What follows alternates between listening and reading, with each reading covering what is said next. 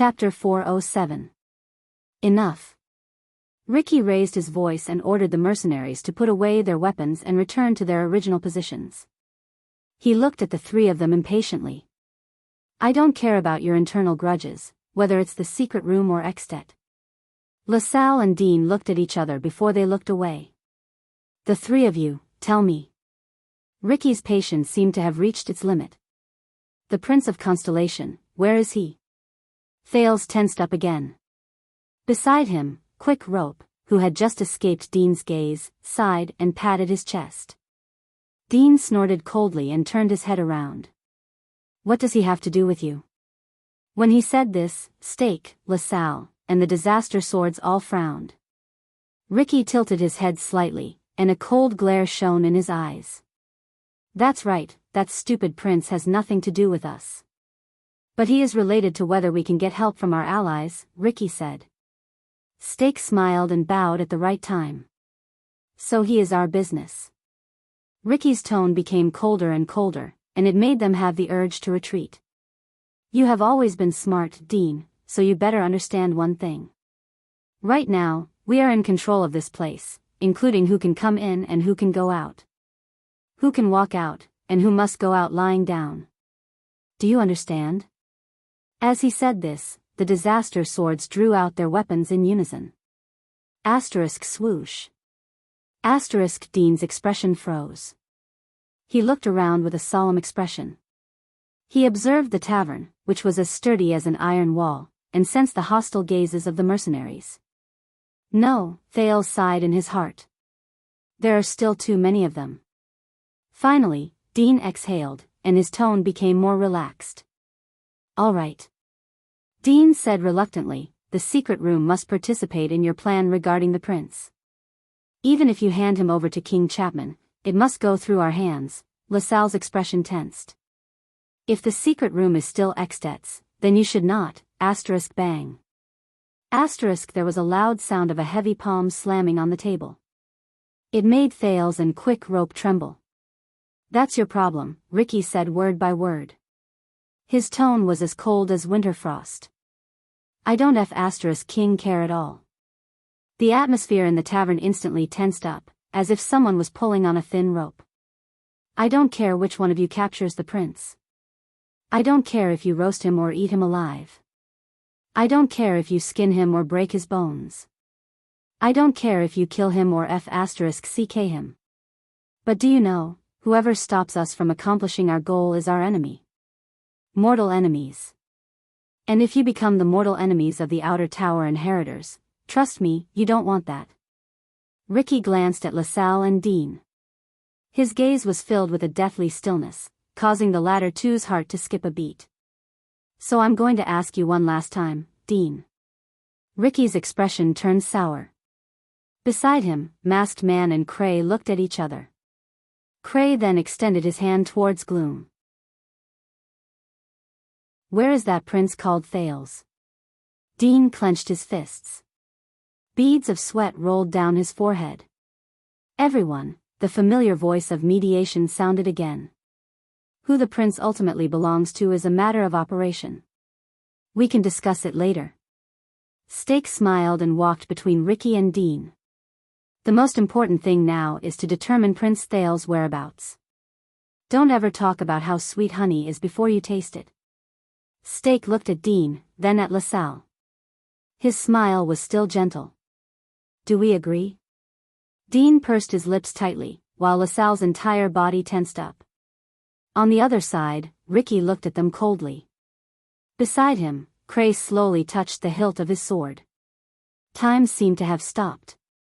Even the sound seemed to have been turned off by someone. Thales could only hear countless heartbeats. As the dead silence continued, they became more rapid. Including himself. Finally, after what felt like a century, Dean took a deep breath and slowly exhaled. I met him in the desert, the prince called Thales. His voice sounded a little tired and hoarse. There were too many variables, and I was alone and without help, so I didn't dare to take action. This time, it was Thales' turn to be nervous.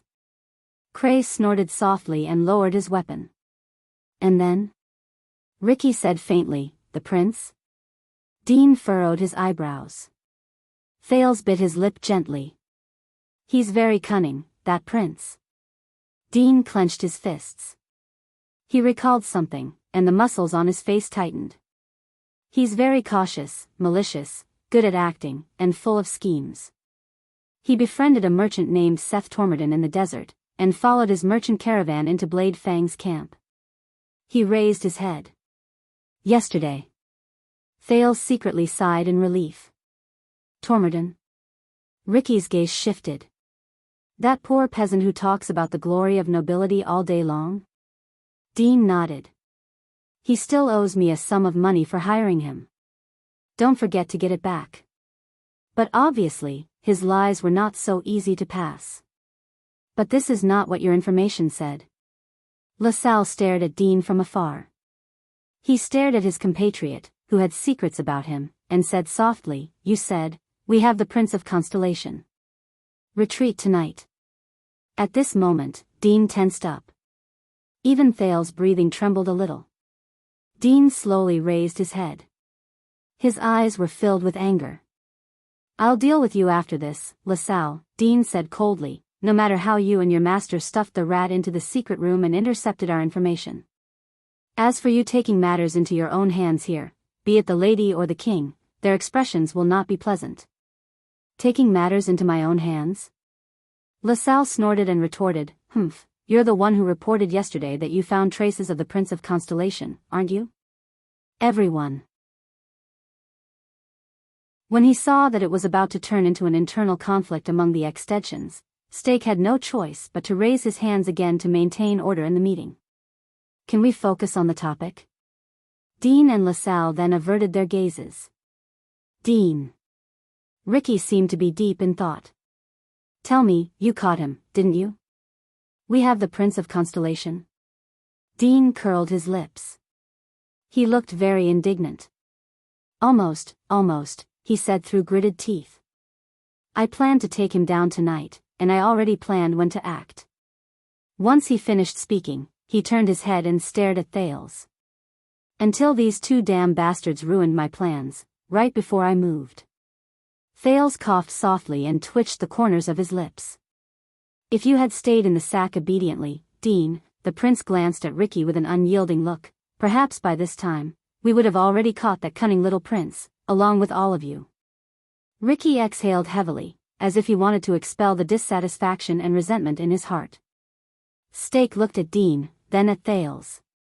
His eyes darted back and forth. Very well, then let's go find that merchant named Tormodon. LaSalle crossed his arms and muttered, have him hand over the prince. Or pay the price. A cold glint flashed in his eyes. Get ready, everyone. We'll start planning now. Ricky knocked on the table and snorted. We must attack Tormodon's house and the prison of bones at the same time, and both must be completed at the same time. Stake, I need you to be in charge. Following his orders, the disaster swords moved. At this moment, Thales and Dean secretly breathed a sigh of relief. Before that, I need to contact the people from the secret room. Dean looked very indignant as he stared at Quick Rope and Thales. These two traitors can forget about, at this moment, wait. A finger was raised in the air. Thales and Dean were both stunned. It was Stake. The spokesperson of Shadow Shield still had a smile on his face. The tavern instantly fell silent. Ricky and the others, who were formulating their plans, raised their heads. This distinguished guest of the secret room, Dean. Stake gestured amiably at Dean, then pointed at Thales. Tell me, did they attack you to replace or take all the credit for your work? Dean's heart froze. Thales also gritted his teeth. It's the same as you, isn't it? Dean said calmly. Stake of Shadow Shield, the person who betrayed the Shadow Master. But Stake ignored his sarcasm. Instead, he continued asking, and you met the prince in the desert. Because you were not confident, and you were alone and without help, you did not dare to take action? Dean snorted softly. I don't want to repeat myself. This time, Ricky felt that something was wrong. He looked at Steak, then at Dean. What's wrong? Steak waved his hand, signaling him to calm down. But look at you, Dean. You don't look like you're alone and without help. Steak's expression was rich. His gaze kept switching between Dean, Thales, and Quick Rope. Even though your two subordinates don't look very reliable. Not only did they wake up halfway through the drug, they even had to come here to ask for help when they wanted to destroy the corpses. Tisk tsk. Steak chuckled. How pitiful. As a spy, no matter how amateurish they are, there should be a limit. Thales and Quick Rope's expressions were very unpleasant. Laugh all you want, Dean retorted calmly. I don't deny that there are good and bad people in the secret room. We are not like the Secret Intelligence Department, where we have a rich royal family that provides endless support for hundreds of years. However, there are too many people in the world who laugh at Madame Calchon and the secret room. You are just one of those ignorant people. Steak let out a soft cry and shook his head apologetically. No, please don't misunderstand. I have never doubted the famous Red Witch. It's just that this made me very interested in your two subordinates. Steak seemed to be really apologetic. He hunched his shoulders, tucked his chin in, and chuckled at Thales. Especially when the mastermind of the conspiracy against you is just a 14 or 15-year-old boy. When he heard this, the muscles on Thales' arms tightened. Everyone turned to look at him. Steak was like a bard, and his voice was full of emotion. Perhaps this teenager, who started his career in the secret room at the age of 10 and has a promising future, is also cunning, vicious, cautious, good at acting, and even very scheming? At that moment, Thales felt a chill in his heart. His pupils, which met Steak's, shrank. sh*t. When he heard these adjectives, Dean clenched his fists. The others did not react as quickly, but they soon thought of something while feeling puzzled. Dean's expression became very unpleasant. But he soon realized that the initiative in this meeting was no longer in his hands. Oh, right. I remember now. LaSalle's voice rose slowly. 6 years ago, when I went on a diplomatic mission to Constellation and brought back Prince Mariah's body, all I heard was news about the second prince. About how mature he was, how quick-witted he was, and how he managed to refute a group of highly respected nobles at the age of 7 or 8. LaSalle's gaze was cold. Dean, I was almost fooled by you. The leader of the Disaster Swords was silent, but he made a gentle gesture to Klein. What are you hinting at? Dean raised his head. His expression was unprecedentedly serious, and he was about to step forward. In the next second, a sword flashed. Move, Dean. The Northland swordsman, Klein, raised his dark light sword. His voice was airy. And you will die. Dean looked at the blade in front of his chest in surprise. But he noticed that at some point in time, Ricky's gaze on him had become cold, and the masked man beside him was smiling coldly. Steak clicked his tongue. I have to say this. He put his hand into his bosom, took out a small scroll, and slowly unfolded it.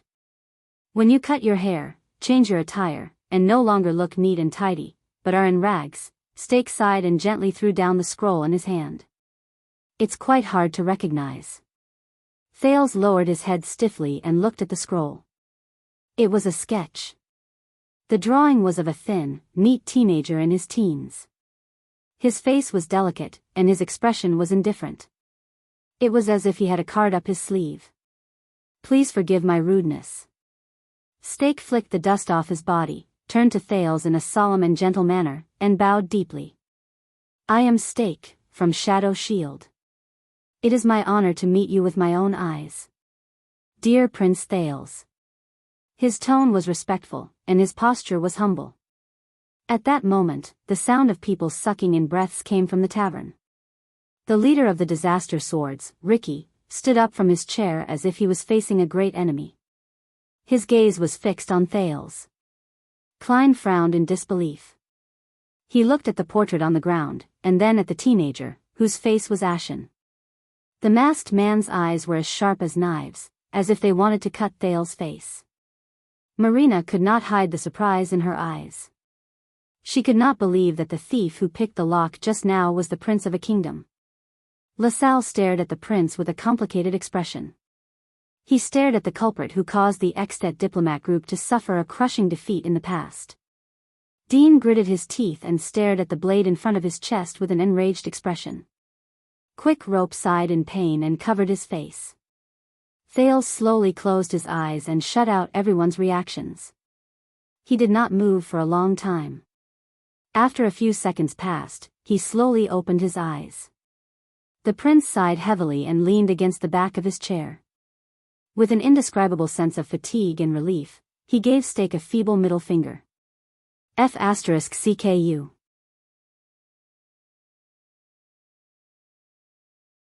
Chapter 408. After an unknown amount of time, the suffocating silence in the tavern dissipated a little when an oil lamp on the wall began to flicker. Damn it, Prince. Tampa sighed in pain. Why am I so unlucky today? Oh no, this isn't a good sign. Quick Rope lowered his head and muttered. You. Marina widened her eyes and stared at Thales with her palm pressed against the hilt of her sword. The mercenaries also began to whisper to each other. Quiet. Klein ordered flatly. His gaze never left Thales, but his long sword was still pressed against Dean's chest. Thales let go of all his worries and leaned against the chair as if a heavy burden had been lifted from his shoulders. He faced everyone's gazes calmly. Things have already progressed to this stage. What else can I do? I might as well think about it. Next. Do you really think you can smuggle the spoils of war out right under our noses, Dean? LaSalle Weeder, the former special envoy of Extet who was no longer a baron, snorted through his nose. He glanced at Thales and said coldly to Dean, especially with such a large portion. Dean pursed his lips in disdain. You're just lucky, the king's lackey. LaSalle gave him a scornful smile. Ricky slowly walked forward and stood in front of Thales. He stared straight into Thales' eyes. Thales Jadestar? Ricky curled up the corners of his lips and sized up Thales with a slightly unfocused gaze. You've really exceeded my expectations. At that moment, his gaze became piercingly cold. Just like the other Jadestars. Thales was a little stunned. Whether it was Nicholas, Monty, Dean, or even Stake and LaSalle just now, when they sized up Thales, most of the time, it was as if they were sizing up a prey or a valuable treasure. But strangely, Ricky's gaze when he looked at Thales did not have that kind of meaning. Instead, it was slightly perplexed. It was as if he was looking at another person through Thales. But Thales, who was in danger, could not think so much. He carefully thought about his own chances. Thales first coughed, then took a deep breath. The same goes for all of you, disaster swords. Choosing the most difficult path is really beyond my expectations. Ricky retracted his gaze, pursed his lips into a smile, and turned around. His shadow on the wall swayed in the light. Looks like you completed your mission ahead of schedule, Stake. Ricky cast a sidelong glance at Stake in the distance. It was easier than I thought, maybe too easy. Stake bowed from afar with a smile on his face. Thanks to everyone. Don't waste any more time, LaSalle interrupted them decisively. This is the enemy's territory. We still have to arrange an evacuation. You guys are intercepting the secret rooms. Dean wanted to say something, but Klein turned his wrist slightly, and the threatening edge of his sword stopped the secret agent's words in his throat. Ricky waved as he walked back. Clay and Masked Man nodded at him. Thales observed their interaction. When he saw Ricky's gesture, he knew that he could no longer remain silent. I don't understand, Ricky. Thales cleared his throat and said loudly to Ricky's back, I heard from an attendant that you are a group of swordsmen who are determined to overthrow the Tower of Eradication, right? Ricky stopped in his tracks. Of course, you've heard of us. Disaster Swords Crassus sneered. But you don't know. Thales snorted softly. Is it worth it? The prince stood up from his chair. The mercenaries beside him subconsciously changed into battle stances until Ricky waved them away. The prison of bones. Is it worth it for you to give up everything and go against all of Constellation? Even to the point where you have to work with these people to kidnap me and turn yourself into Constellation's mortal enemy? Thales said in a low voice. LaSalle frowned in the distance. Don't waste your breath on him. This prince is used to inciting, but Ricky raised a hand and silenced the extension's words. The leader of the disaster swords turned around again and approached Thales step by step. Compared to the others, who were either murderous or had a sharp, unapproachable presence, the leader of the disaster swords had a gentle gaze and a calm demeanor. He was not aggressive, but for some reason, there seemed to be a vortex around him that was slowly accumulating. It slowly built up with each step he took, and wherever he went, Thales could not help but hold his breath. As I said, you don't know. He bent down and looked straight into Thales' eyes. You don't know what we want. Thales clenched his teeth and raised his finger. Listen, no matter what you want, or who you want to save in the prison of bones, I can satisfy you. You just need to give me a small order. The prince took a step forward and said firmly, Don't forget, I am the Prince of Constellation, the heir to the kingdom. This is your best and safest chance, as long as, but Ricky only smiled mysteriously and shook his head. Masked man behind him said in a low voice, You can't. His tone was cold. Unless you are the king.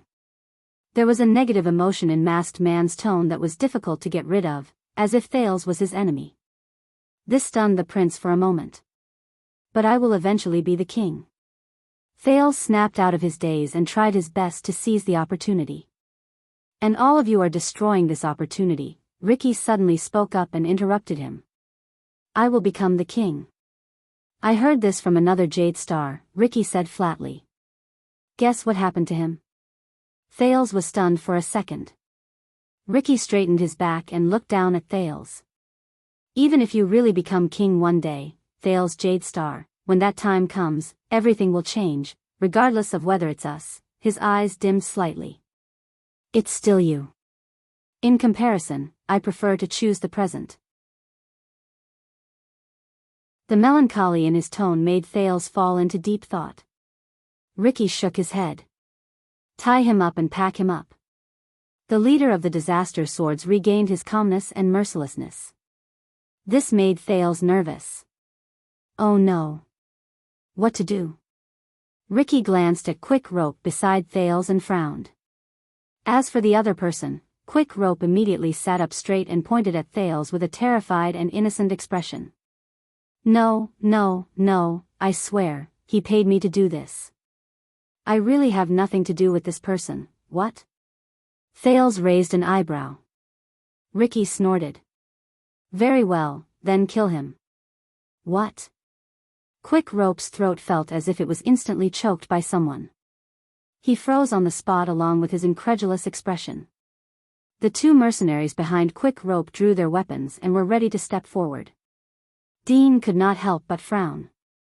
Really have nothing to do with. Quick Rope looked at the mercenaries and forced the word relationship to stay in his mouth. He repeated in shock and in a mechanical manner, really have nothing to do with. In the next second, the dumbfounded Quick Rope seemed to have made up his mind. He gritted his teeth, raised his voice, and instantly finished the words that he was still stuttering, really have no possibility of separating us. Under everyone's strange gazes, Quick Rope flung his arm away and looked like he was filled with righteousness. He stood in front of Thales and shouted resolutely under the latter's dumbfounded gaze, Wyacasso, must stay by Prince Thales' side. Quick Rope bravely raised his arm and pointed at the people around him. His tone was brave and fearless, as if he was facing death with equanimity. I swear in the name of my father, Gilbert Casso, don't even think about separating me from the prince. Dean stared at him in disbelief, as if this was the first time he got to know the newcomer in the group. Thales' face twitched a little. Casso? LaSalle's expression changed a little, and he asked suspiciously, You're the son of the cunning fox of Constellation? Quick Rope, who was originally panicking, was elated when he heard that. But he still kept a straight face and ignored Thales and Dean's strange gazes. He faced everyone's questions and finished speaking. Yes. Quick Rope said with a righteous expression, do you miss him, or do you miss the Fortress Treaty? Are you Northlanders who don't learn from your mistakes? Beside him, Thales could only cover his forehead and sigh deeply. LaSalle stared at Quick Rope for a long time before he flashed a smile. Very good. Then tie this young Master Casso up as well, Extet's former special diplomatic envoy said with a sneer. It will be very useful. Thales noticed that Quick Rope, who was beside him, secretly breathed a huge sigh of relief. Well done, my dear Waya Casso. I can't help but applaud you, Thales said mockingly without moving his lips. What's next?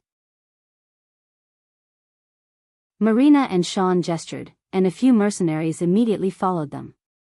Klein sheathed his sword and retreated, allowing these people to approach Thales and the other two. What's next? Quick Rope raised his eyebrows. Dean, do you still have any secret weapons? No matter what weapon I have, Dean said sarcastically in a low voice as he suppressed his anger and watched the enemies get closer and closer. After being strangled by someone and put into a sack, it's useless. Quick Rope's expression was serious. He curled his lips to show that he understood. Thales listened to their conversation and sighed.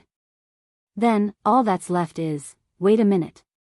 Thales raised his palm and blocked the mercenary's path. The Prince of Constellation raised his head, took a step forward, and said loudly to Ricky, if I'm really that important, Ricky, are you going to hand me over to Shadow Shield or King Chapman? Thales glanced at Stake, then at LaSalle. For the smooth progress of your next operation, perhaps you should curry favor with Shadow Shield, right? To prevent them from making things difficult for you? Ricky frowned at him. LaSalle snorted angrily, but beside him, Stake smiled and shook his head, silencing the former's words. Your Highness, there is no need to worry. We have an agreement a long time ago. Stake spread his hands in the distance, as if he had seen through Thales' sinister intentions. Under our careful protection, you will be a guest in our branch for a period of time. Once we clear up some misunderstandings, we will send you safely back to Extet. Thales' nerves slowly tensed up. But at this moment, no. Ricky looked up and interrupted Stake. He said coldly, we will guard this prince. His words seemed to freeze the atmosphere in the room. Thales exhaled. He achieved his goal. Stake narrowed his eyes. What? Ricky's expression did not change. He calmly faced Stake's rhetorical question, as if the other party had not spoken. Stake put on a puzzled smile. I don't understand. LaSalle also looked surprised and bewildered. He made it clear enough, masked man behind Ricky said to them bluntly, before we complete our goal, the prince must stay in our hands. Stake raised his eyebrows. He seemed a little surprised. But this prince is our goal. He pointed at Thales with a smile on his face. Ricky shook his head. But not ours. Stake and LaSalle looked at each other. Their expressions changed at the same time. That prince is a condition we agreed upon, mercenary. LaSalle maintained his composure, but even Quick Rope could tell that he was trying hard to suppress his emotions. Once we get him, we will help you break into the prison of bones. Ricky, Klein, and Masked Man exchanged glances, and they all smiled. But he is already here now. Your goal is close at hand, but our mission has yet to be completed, Ricky said steadily. A solemn look flashed in his eyes. How do I know that you and the people you placed outside will keep your promise and carry out the agreement? He swept his gaze over Stake and LaSalle. How do I know that you will not burn the bridge after crossing it? How do I know that you will not turn against us, use us as bait to lure the enemy away, and sell us out to the Constellations in the entire camp? LaSalle no longer cared about his image. He strode forward and glared at Ricky. You should not doubt Extet's promise, the extension said coldly. But as if it was prepared for him, Masked Man took a timely step forward and blocked LaSalle's path. The mercenaries became nervous again. They moved secretly to block the two guests' path. Just because of the Kinslayer King's character? Masked Man answered with hostility, "Don't overestimate yourselves, extensions." LaSalle looked around, and his gaze turned cold. "Aha, I smell the stench of constellations." Ricky clapped his hands gently to stop this small conflict. "I do not doubt your promise, Baron Weeder," Ricky said faintly, but he stared straight at Stake, who had a complicated expression on his face. "But I do not trust him. I do not trust Ting's assistant and student. And I do not trust a person who dares to betray Ting." Stake's expression froze for a moment. "So this prince will remain in our hands. We will guard him until you complete the part of the cooperation. Until we get what we want." LaSalle turned his head around and frowned at Stake, who was silent. Stake sucked in a breath and curled up the corners of his lips. "You know, tonight, I gathered so many people at the last minute and took the risk to return to the camp to meet you at all costs. I did not do this to ruin your plan, or to cause both of us to suffer great losses." Stake spread his hands and said with a smile that was filled with profound meaning, "I came here to prevent your plan from clashing with our goal, causing both sides to suffer a loss when both sides clash." Ricky snorted softly. So, Honorable Crassus." Stake lowered his head. His tone slowly became tense, and his gaze gradually turned cold. "When you have our target in your hands, but refuse to let go of it, you are wasting my efforts today and destroying the bridge of our cooperation. And also bringing about the conflict between our goals. You know, we still have a lot of resources in our hands that can help you, such as the guards in the Prison of Bones." Ricky's smile slowly disappeared. "Threat?" Klein sneered and showed his sword hilt. "Very well, this is how you should act, Shadow Shield." The atmosphere in the hall became tense again. "Really? You?" LaSalle gritted his teeth when he saw that the situation was slowly turning against him. He slapped his thigh indignantly. "Oh, please." Thales gritted his teeth and observed the situation. He thought about how he could add fuel to the fire. The alliance between Shadow Shield and Disaster Swords was not that stable. Just as Stake said, they had their own desires, and were wary of each other. That was why they temporarily made peace. In fact, the former was calculating and using the latter's power, while the latter was constantly on guard against the former's retaliation. "As long as I destroy the foundation of their cooperation," Ricky shook his head. "The bridge of our cooperation? On the contrary, Stake. I am strengthening it." Ricky stared at him. "Just waiting for your next brick. To ensure that our cooperation will not collapse because one side of the bridge is too heavy." He slapped the table. In the next second, the mercenaries around them, including those by the railings on the second floor, stood up and stared at Stake coldly. Stake furrowed his eyebrows tightly. He put his hand into his robe and clenched a secret signal whistle. He knew that as long as he blew it, the assassins of Shadow Shield would invade the tavern from the weak spots around it. But Stake looked at the mercenaries standing around him, and his expression grew paler. Damn it. The atmosphere became more and more oppressive. The two leaders of Shadow Shield and Disaster Swords exchanged glances countless times. Finally, in the midst of the indescribable tension, Stake exhaled. "You always like to have the initiative in your hands, don't you?" He put on a friendly smile again and faced Ricky. Ricky snorted softly and did not answer. Stake blinked and waved his hand in a seemingly resigned manner. "I understand, Honorable Crassus." If that's the case, he lowered his head and seemed to hesitate for a second. In the next second, under everyone's worried, wary, puzzled, or fearful gazes, Stake raised his head and smiled brightly. "I can vouch for you." Ricky narrowed his eyes. "Vouch?" Stake nodded with a smile and extended his hand to his chest. "I guarantee that once my people are lucky enough to invite Prince Thales over, they will not ruin your plans." He brought out a short knife. When they saw Stake's actions, the mercenaries nervously pressed down on their weapons to prevent any sudden attacks. At that moment, Thales's heart sank, even though he thought that there was still a chance to turn things around. An ominous feeling rose in his heart. But Ricky raised his hand gently to restrain his nervous subordinates. "What did I say?" Klein said coldly with dark light in his hand. "They can hide a weapon even in their private rooms." Stake smiled and swung his hand backwards. The blade moved inwards and cut a gap in his robe. Thales frowned slightly.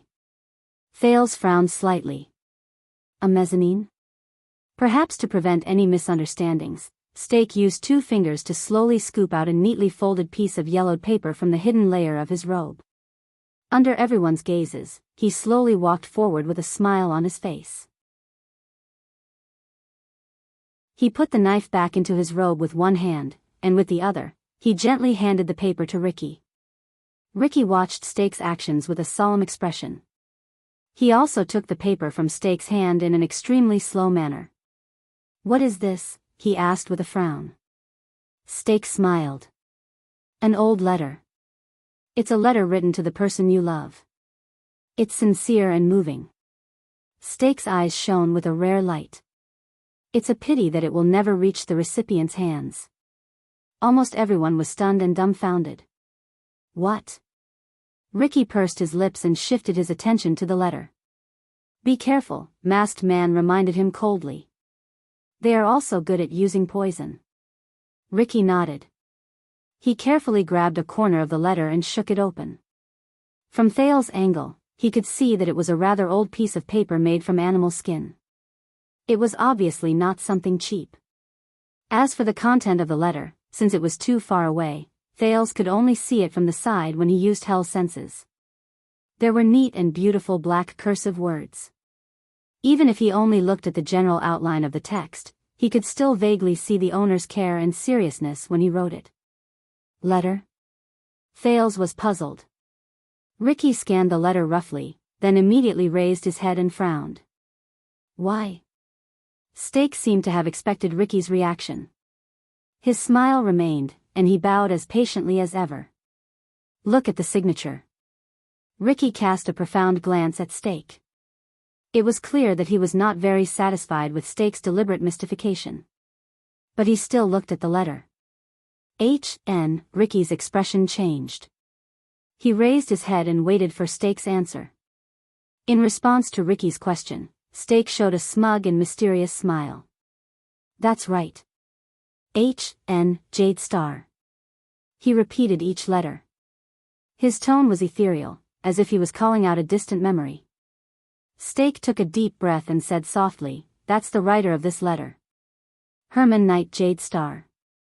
The former 4th Prince of Constellation." At that moment, only 2 people managed to react. Thales sucked in a sharp breath, and Masked Man widened his eyes. But a few seconds later, many people's expressions changed. Stake said darkly, "On that night 18 years ago, I obtained this unmailed letter from him." The assassin from Shadow Shield narrowed his eyes, as if he was savoring a delicacy that he had not tasted for a long time. "Just after I sent Prince Herman from the tallest tower in Blade Fang's camp."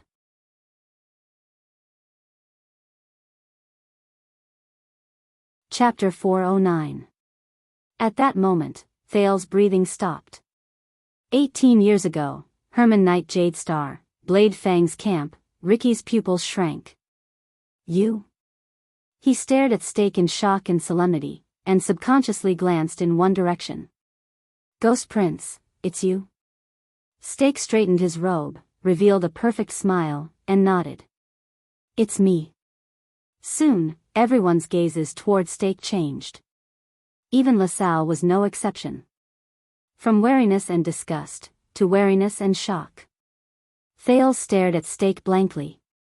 "Let's put it this way. He is. Look, everyone has a past. And the reason why Ting promoted me to one of his assistants and sent me to be the person in charge of Shadow Shield and Dragon Cloud City," Stake said with a smile. He spread his hands and flashed a strange smile. "There's a reason." He turned to Thales, still smiling. But the prince only felt that this man's smile suddenly became chilling. A long time ago, the bloody year was just a label in Thales' mind, a backdrop. Only when he talked to others about it would he occasionally bring up the background of that era in a conversation that had a sense of history and vicissitudes. He was shocked by Gilbert's narration, sentimental in the Jade Star family tomb, and sighed for Willow's fate. He was surprised when he passed by Raymond Pass, angry when he heard King Nuvan's story, puzzled when he listened to the Old Crow's discussion, and melancholy when he passed by Ghost Prince Tower. But Thales had never been in close contact with the bloody year of that era. It even gave him a misconception. That's all in the past. War, assassinations, conspiracies, death, and bloodshed. All these things that happened from year 660 to year 661 of the calendar of eradication seemed to have happened behind a curtain. They were like history, legends, and stories. It was only at this moment, when Thales looked at Stake, at the true culprit of that year, at the curve of his lips and the fanaticism in his eyes, that he suddenly understood. He had been living under the shadow of that bloody year. Damn it. LaSalle could no longer maintain his noble demeanor. He clenched his fists in front of his chest and stared at his companion in shock. Masked Man's eyes bulged. He stared at Stake with bloodshot eyes and trembled slightly. The mercenaries were in an uproar. But Stake did not care about them. Is this guarantee enough? Stake stared at Ricky and the latter's solemn expression. Do you still think that I will betray all of you to Blade Fang's camp, doubt my stand against Constellation, or doubt my integrity? Stake sneered and pointed at the letter in Ricky's hand. If the above happens, then, use it. Send me to the list that Kessel and the Black Prophet missed out on. Send me to the Secret Intelligence Department's endless search and pursuit. The entire tavern fell silent. It felt like a century had passed. Ricky took a deep breath to calm himself down. Not bad. He nodded with difficulty, as if there was a heavy weight hanging on his neck. It is indeed a substantial guarantee. Let your people in. Ricky seemed a little touched. He folded the letter again and carefully tucked it into his bosom. His voice was a little gloomy. After we take the prince away, we still have a lot of things to do. Thales felt a chill in his heart. Stake smiled sincerely. He bowed respectfully. It is my pleasure. At that moment, Thales watched in a daze as Ricky waved at his subordinates. He watched Stake take out a whistle in a pleased manner and blow it silently. Under Ricky's orders, Marina and Sean walked towards the three of them with furrowed brows. The prince's shock and fear still lingered in his heart. Herman. The fourth prince. The ghost prince, he suddenly remembered old Hammer's sigh. He landed face first, but soon, the sin of Hell's river surged through his body. With a shudder, the absent-minded Thales immediately snapped out of his daze. No, he raised his head in a daze. Ricky's sternness, Stake's smile, and LaSalle's solemnity were all in his eyes at that moment. Thales panted as he watched the people from Disaster Swords hand over his ownership to Shadow Shield. His heart tensed up. No, it's not over yet. Shadow Shield, I can't go with them. Thales thought and gritted his teeth. He turned his head and observed his surroundings. Then, with a firm expression, Thales whispered to Dean and Quick Rope behind him. Cover me. Quick Rope, who was also panicking, frowned. What?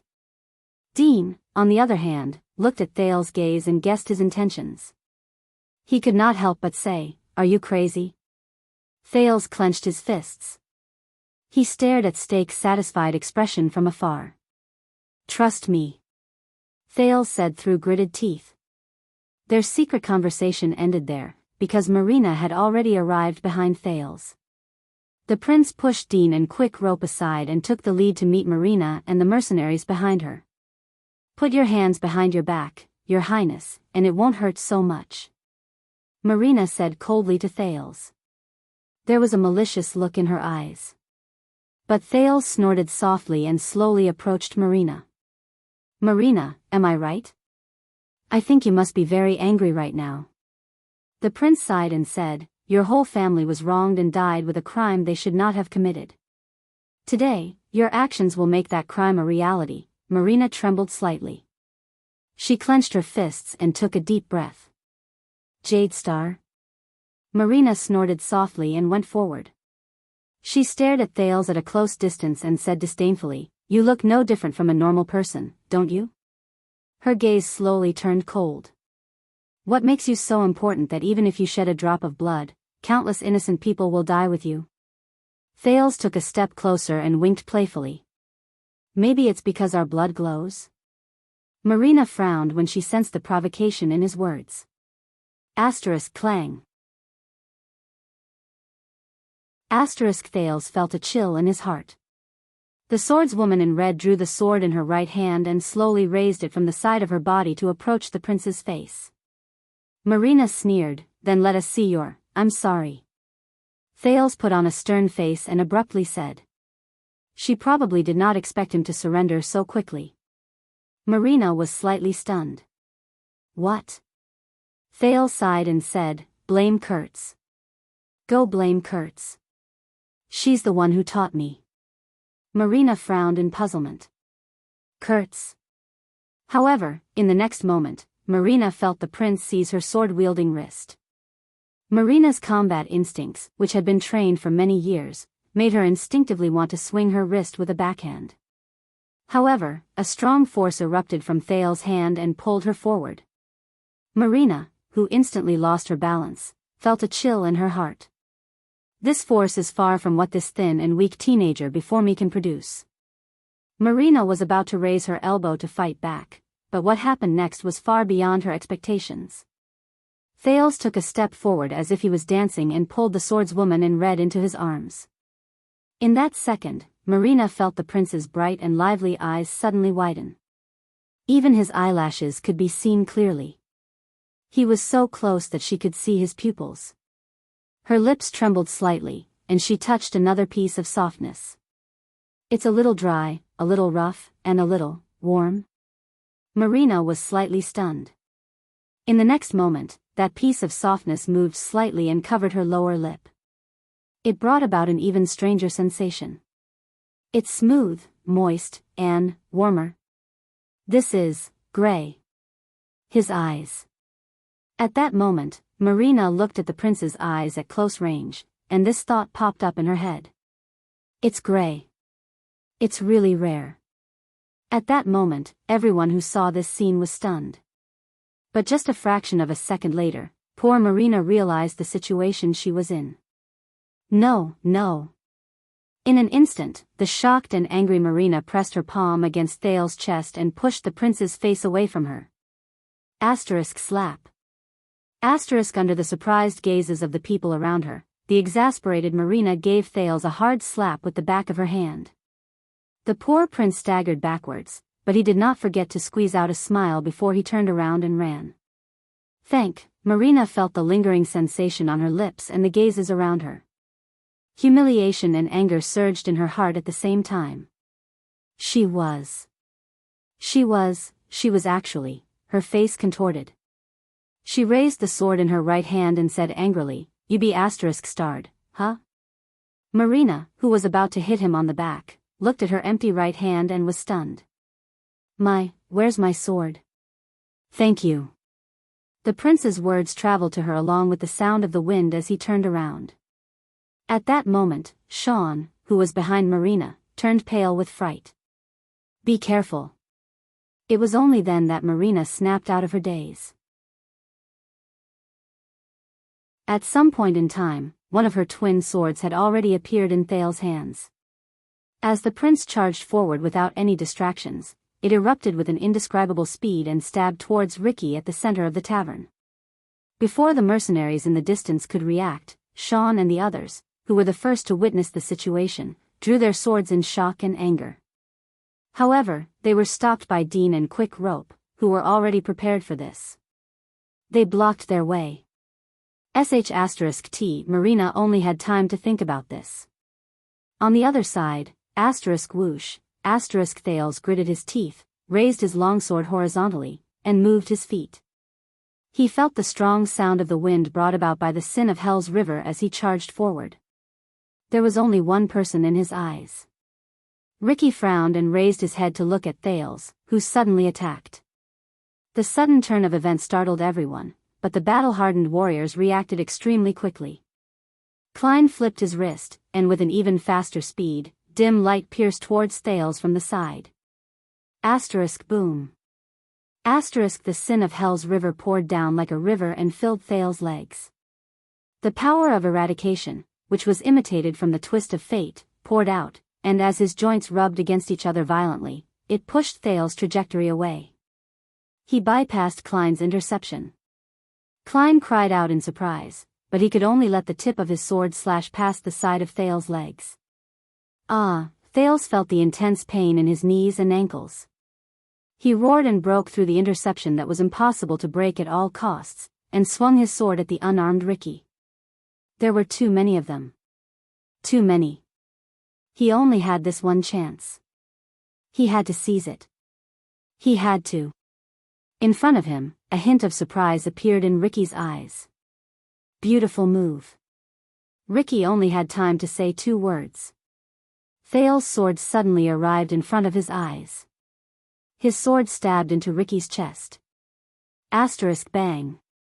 Asterisk in the next moment, Thales felt as if he had crashed into a huge vortex.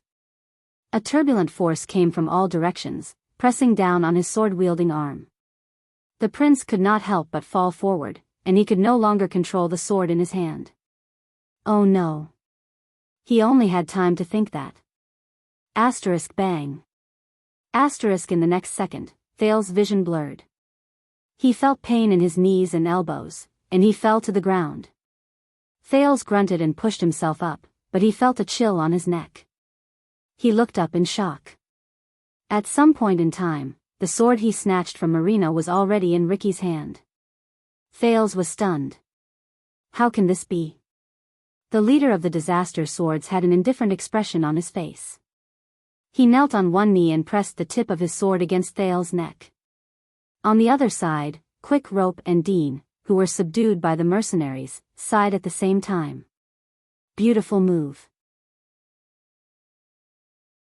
Ricky, who had defeated Thales with one move, sneered and finished the second half of his sentence. Stupid idea.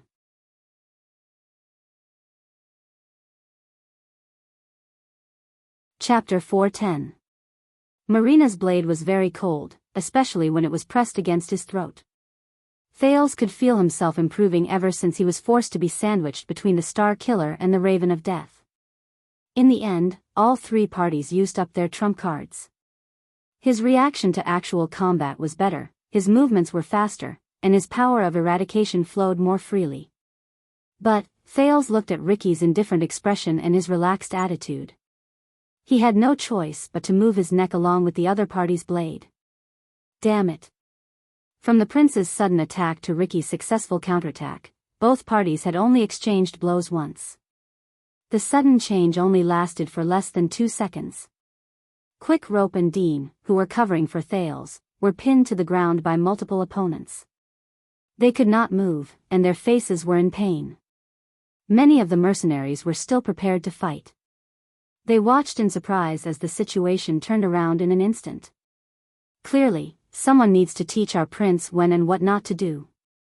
Klein snorted in disdain from the side. He sheathed dim light, which was as fast as lightning. I told you. The former Baron LaSalle, who had calmed down after the shock, looked at the disaster swords around him in dissatisfaction. This prince is very troublesome. Stake frowned at Thales, who had failed in his counterattack. Restless little fellow, isn't he? Bastard. Marina gritted her teeth. Her face was red as she held her sword and walked forward. She was prepared to take down the bold prince and teach him a lesson. But at that moment, asterisk slap. Asterisk the prince turned over without a care. He stretched out his right arm and firmly grasped his enemy's sword hand. Ricky's expression changed. He looked at Thales in surprise. Even Marina's footsteps paused. Hey, disaster swords. Thales' arm muscles tensed. He pushed the sword away from his throat with all his might. His voice trembled slightly as he wrestled with Ricky. It's not over yet, however, at that moment, the prince felt that Ricky's wrist was like a 1,000-year-old tree that had taken root, or a huge rock that weighed 10,000 pounds. It could not be pushed away, nor could it be shaken. I heard that you're very interested in Black Sword, right? Thales tried his best not to think about the cold sword on his neck. He forced a smile. Unfortunately, I'm also very interested in him. Ricky watched Thales struggle like a cornered beast and frowned. He seemed very dissatisfied. A smart person should know when to give up. Following Ricky's words, a strange power flowed out from his wrist. Thales' expression suddenly changed.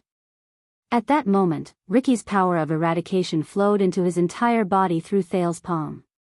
Thales felt as if he had been thrown into a cauldron, covered with a lid, and set on a flame. Scalding hot. It stung. It was heavy. In a trance, his blood emitted an uneasy muffled sound. His skin was slightly irritated, and the bones in his body couldn't move at all. It was as if someone was tightly clamping him down and putting him under great pressure.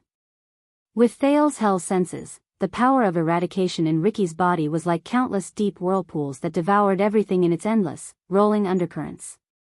Once one fell into it, there was no way to escape or leave. What is this? Thales thought in agony. At that moment, Ricky's cold voice slowly traveled into Thales' ears. Such as you. Ricky watched with satisfaction as Thales' face turned from red to white. His breathing froze, and he watched as Thales' eyes lost focus under his terrifying power. Thales trembled slightly, and his grip loosened. Every time. Ricky pursed his lips and thought in a bored and indifferent manner. It's the same every time. When their power of eradication surged into their opponent's body. He shook his head in disdain. But just as Ricky was about to push away the powerless Thales, the prey under his sword suddenly trembled slightly. Thud.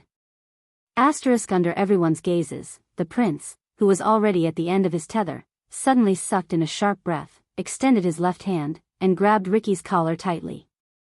Ricky's pupils instantly shrank. Thales gritted his teeth and exerted force in his hand to close the distance between them. Ricky stared at Thales in a daze and asked in slight doubt, You can still move? As a leader, you are indeed very special, Ricky. Thales' breathing became more rapid. Sweat broke out on his forehead, but his face was flushed, and his words were smooth. They are all cold and violent, but you, Ricky shuddered violently. What? Yours is scorching, oppressive, heavy, and blots out the sun. It's like a terrifying whirlpool that you can't escape from. Thales smiled with his forehead drenched in sweat. He felt the power of eradication in his body surge inch by inch, as if it had a mind of its own, expelling and clearing the foreign power that invaded his body. But that ominous energy is still the same. The disaster swords. The power of eradication began to spread in Thales' mind. It was boiling and excited. When he heard Thales' words, Ricky widened his eyes in shock. You. How did you? Thales gripped Ricky's wrist and collar tightly. He resisted the influence of the power of eradication on him, and suppressed the urge and desire to immediately counterattack. Damn it. Not enough. Not enough. I still don't believe it. I need more. As he thought, Thales grunted with his forehead drenched in sweat. He observed the characteristics of Ricky's power of eradication. Just like how he imitated the twist of fate not too long ago, he urged the power in his body to change. Scorching. As Thales thought about this, the sin of hell's river in his body began to flow on its own. It emitted a terrifyingly high temperature in his senses. Oppressive. The power of eradication roared and covered his blood vessels, muscles, bones, and almost all his tissues. It was like a dark cloud blotting out the sun, leaving not a single gap. Heavy. An inexplicable pressure descended on Thales' body. As the power changed, it became more obvious, as if it had substance. It blotted out the sun. Soon, the sin of hell's river spun around a center, as if it wanted to tear him apart, but also as if it wanted to devour everything. At that moment, Thales had the illusion that no matter what kind of attack it was, as long as he was still immersed in the vortex formed by the power of eradication, he could easily withstand it. Thales exhaled in pain. He could vaguely hear his body protesting against the chilling sounds of friction, as if it was a machine that could not bear the weight of a heavy load. No one knew that in less than a second, he had experienced the terrifying ups and downs from the peak of a mountain to a deep valley, and then from the depths of the earth to the clouds. Compared to the twist of fate, which he was almost familiar with, this time, the transformation of the sin of Hell's River gave him a greater burden and cost than he imagined. But, Thales tried his best to pull himself together and looked at the enemy in front of him. The teenager took a deep breath and tightened his grip on Ricky's wrist. He smiled as if he had been relieved of a burden. Just like this? Soon, the newborn sin of Hell's River, which had completed the transformation in his days, poured into Ricky's body.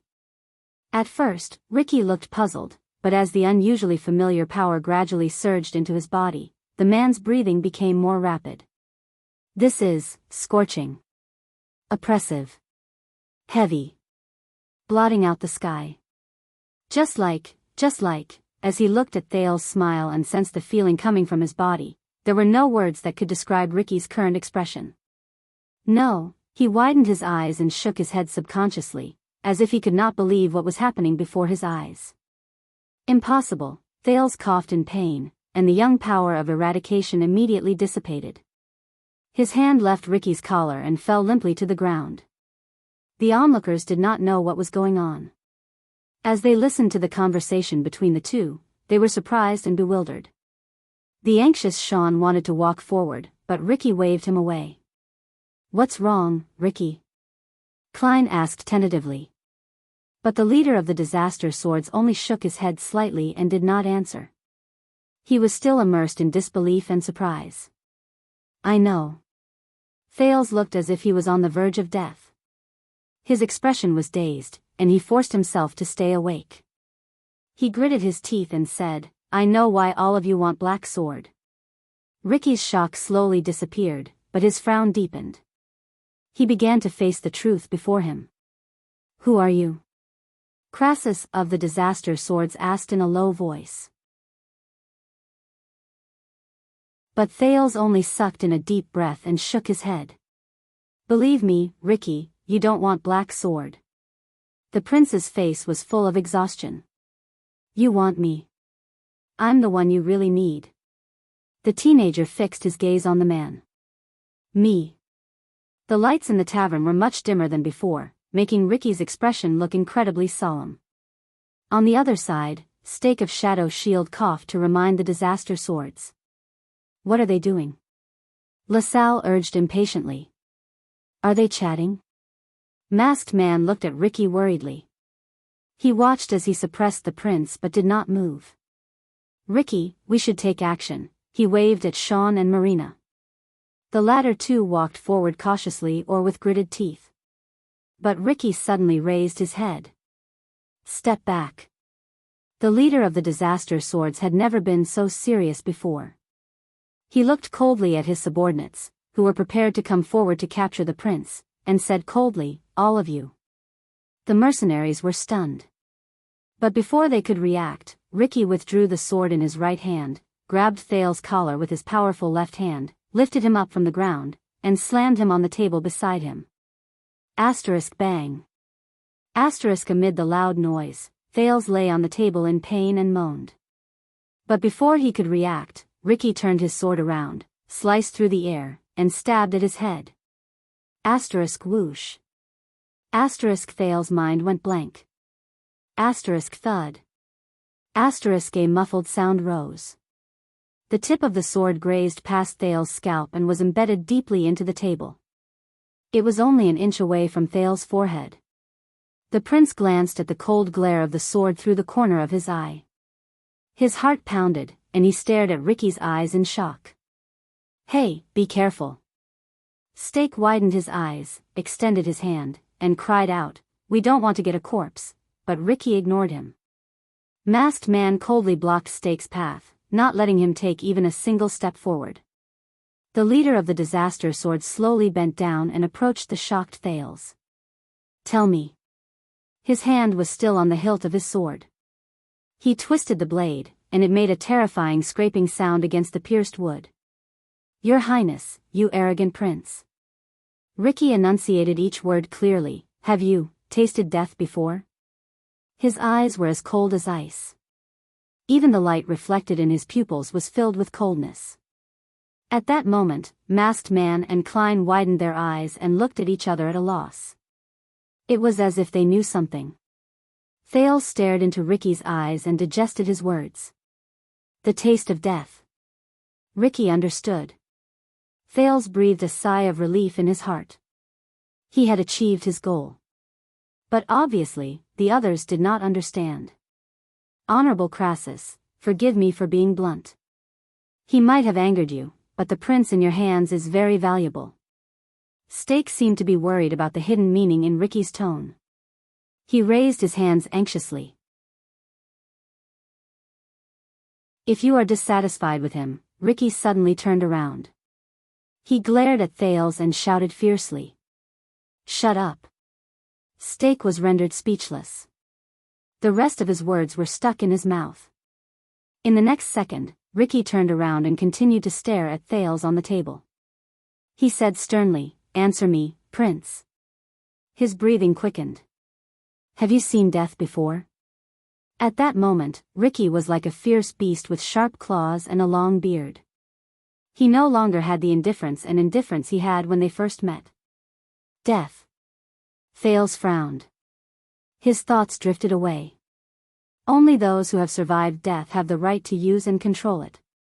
At the moment it fused with you, you wandered between life and death, and the boundary between life and death became blurred. As he mulled over the past, the prince recovered the energy he had used just now and clenched his fists. And Ricky still held him hostage. He did not relax in the slightest. The whispers in the tavern slowly disappeared. Although the mercenaries were puzzled, they still stayed in their positions and waited for their leader's decision. A few seconds passed. Of course. The prince gritted his teeth. His breathing was chaotic. I have seen it before. More than you can imagine. Ricky's frown slowly disappeared. But you're alive, he said slowly. His anger and shock slowly disappeared. It was not a question. Yes. Thales repeated his words. His smile was forced. Although I can't remember clearly, but... Thales took a deep breath and did not look at the blade of the sword that stopped next to his forehead. Yes, I'm back. I'm back every time. He raised his trembling right hand and pointed at his chest. Together with it. Ricky's frown disappeared completely.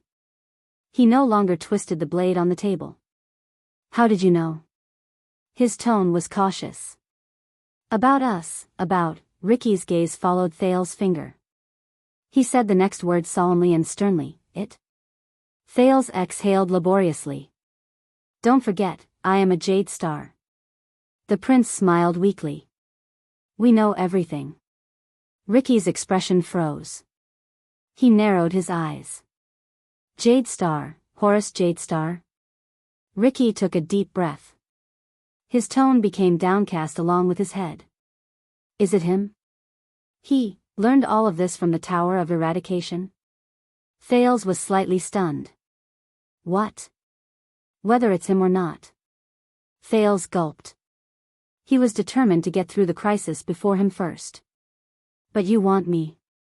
He stared straight at the slightly confused Ricky. You want me more than anything else. Because I represent the miracle and opportunity that all of you have been dreaming of, Thales repeated their words in a low voice. The end of the old era, and the beginning of the new era. As Thales spoke, the confusion on Ricky's face slowly faded.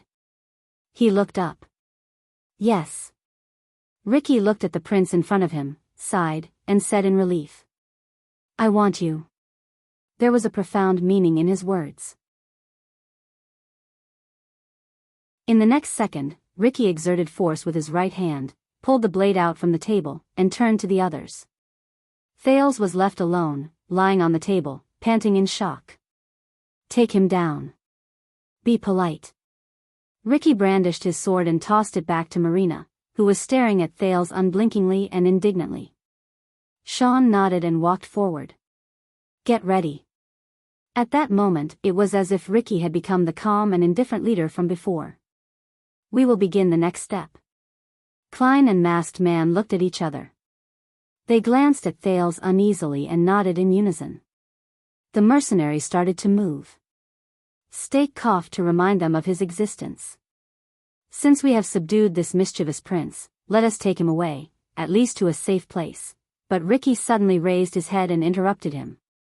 The prince must stay in our hands as a pledge. Stake could not help but be stunned by his firm words.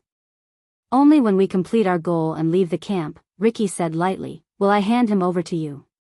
When he said this, both Stake and LaSalle widened their eyes.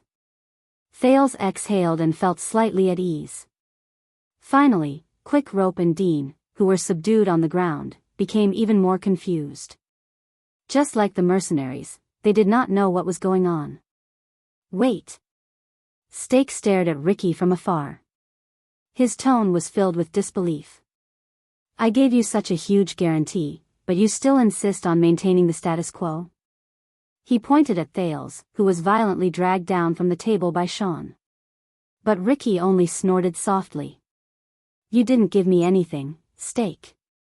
Shadow Shield has always been Constellation's enemy, the leader of the Disaster Sword said coldly. Even if that letter is exposed, it will only push your name forward on the Secret Intelligence Department's enemy list. Stake's expression turned cold. The veins on his hand could be vaguely seen. So, the letter I gave you is equivalent to throwing away my money? Stake's tone slowly tightened along with his expression. This is not the way to do business. He put his hands in his robe and slowly paced forward. Masked Man consciously stood in front of him. The mercenaries sensed the barely discernible tension. They did not need to be reminded to be prepared for battle. They stood in formation and were wary of the enemies hiding outside the eaves. We, mercenaries, have our own way of doing business. Ricky said nonchalantly, accept it, or screw it up. It's your choice. Stake's gaze became extremely cold. Screw it up. The guest of Shadow Shield gritted his teeth. His words were cold. Everyone. When LaSalle saw that the situation was about to reach a stalemate again, he quickly said, this camp is filled with Constellation's army. If we drag each other down, no one will be able to walk out of here safely, and we won't be able to achieve our goal. Ricky smiled in response. We did what we promised you. The prince is here. I think you don't mind us temporarily detaining the goods, Ricky said loudly, but intentionally or not, he glanced at a few corners at the top of the tavern. Until you pay the rest of the money? Stake stiffened. He knew that the places Ricky looked at just now were the places where the assassins of Shadow Shield had been hiding outside the tavern for a long time and were ready to attack at any moment. But, Stake clenched his fists in indignation. You don't think I'm blind, do you? Stake gritted his teeth and said, just now, you and the prince whispered in each other's ears for a long time. Sean had just roughly tied Thales up. He noticed that Sean was carrying Thales' luggage on his back. When he heard this, he was stunned. Stake glared at Ricky, who looked calm and composed. You weren't really tempted by the prince's words and reached some kind of deal with him, right? Such as, some kind of deal between you and Constellation, such as the prison of bones?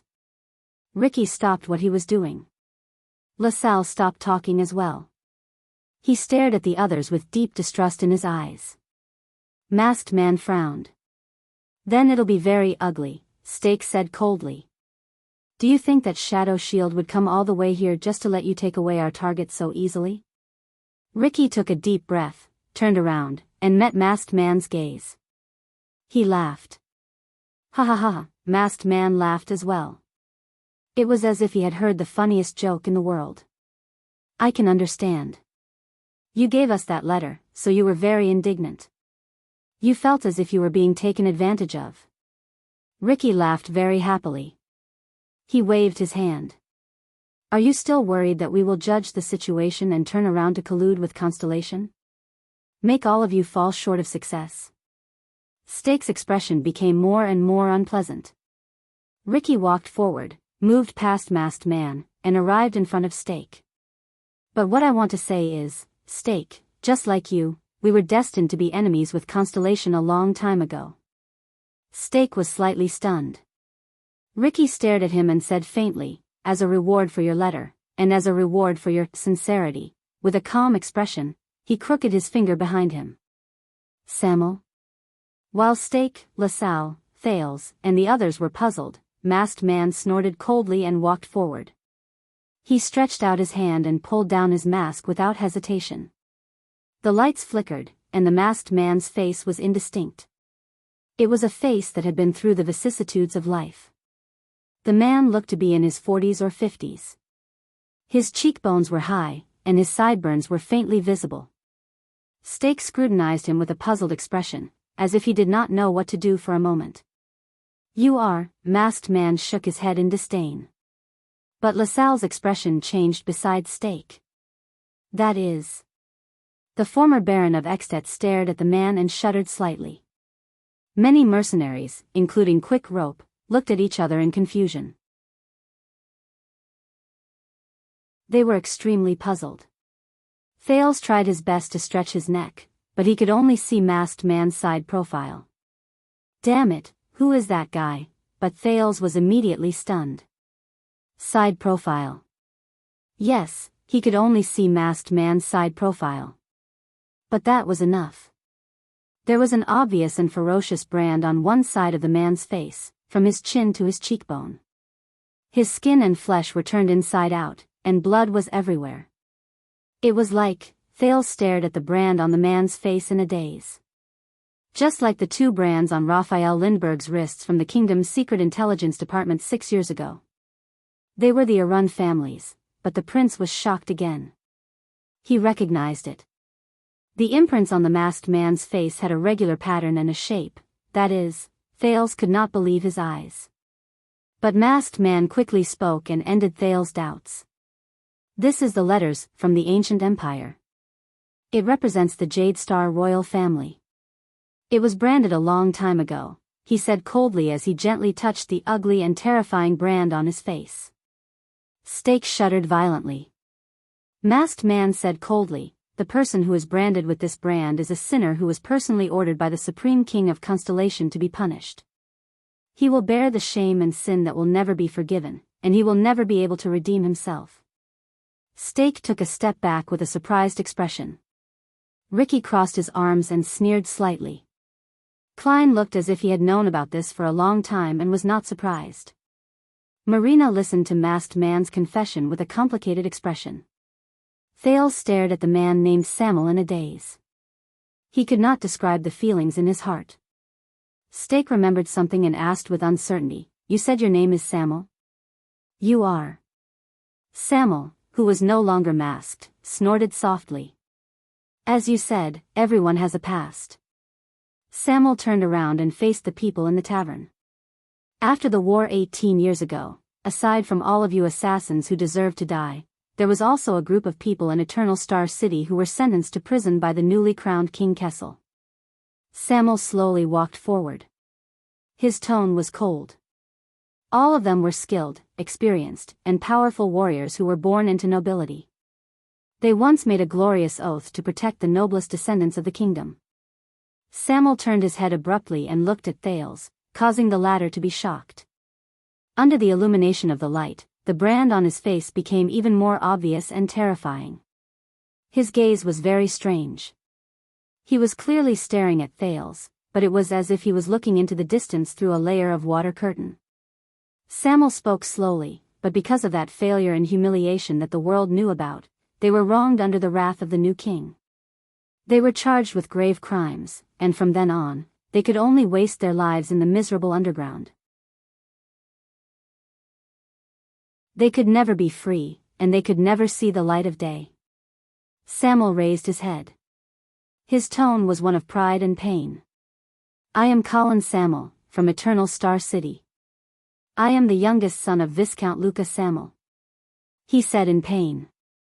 I was once the vice flag bearer of the Royal Guards of Constellation. I was the personal guard of the late King 82nd. I was the glorious Emperor's Praetorian Guard. He stared at Thales with a complicated gaze. I was also a member of the royal guards who guarded Renaissance Palace during the Bloody Year. Thales stared back at him in a daze. His emotions were in a mess. Royal guards? Isn't that? Samuel gritted his teeth and clenched his fists. In the almost suffocating atmosphere, he said angrily, after the unfair trial, he was also the only one among the 46 royal guards who refused to plead guilty and were sentenced to life imprisonment in the prison of bones. He was the only one who managed to escape. They are felons who have no place in the whole of Constellation. Stake did not speak anymore. He only looked at Samuel with a profound gaze. The tavern was silent. Then, Ricky spoke again. Compared to your letter, which was more of a gimmick than a practical one, this is our guarantee, Stake. It is impossible for us to work with Constellation. So the prince will stay in our hands, and even act with us, Ricky said coldly. His safety, and whether he can be handed over to you smoothly, all depends on the success of our next operation. And here I am, thanking both of you for your generous help in advance. Ricky's words were filled with hints. Stake and LaSalle frowned. Ricky snorted softly, turned his head around, and ignored them. Now. The leader of the Disaster Swords swept his gaze over the solemn mercenaries. His gaze swept past Thales' face, whose emotions were complicated. Let's go.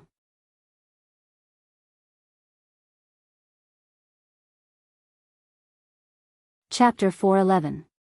The west slanting moon shone faintly on an alley. Thales leaned against the wall in the alley and watched the blood whistle mercenaries, or rather, the Disaster Swords, skillfully lurking in the alley.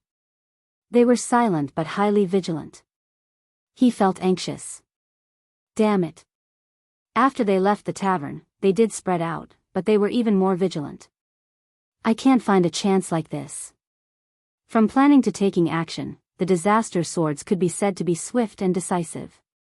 The Prince of Constellation, Quick Rope, and the others were escorted out of the tavern in a few minutes. They approached the prison of bones in an efficient and low-key manner. The efficiency of Shadow Shield, Disaster Swords, and LaSalle working together was not to be underestimated.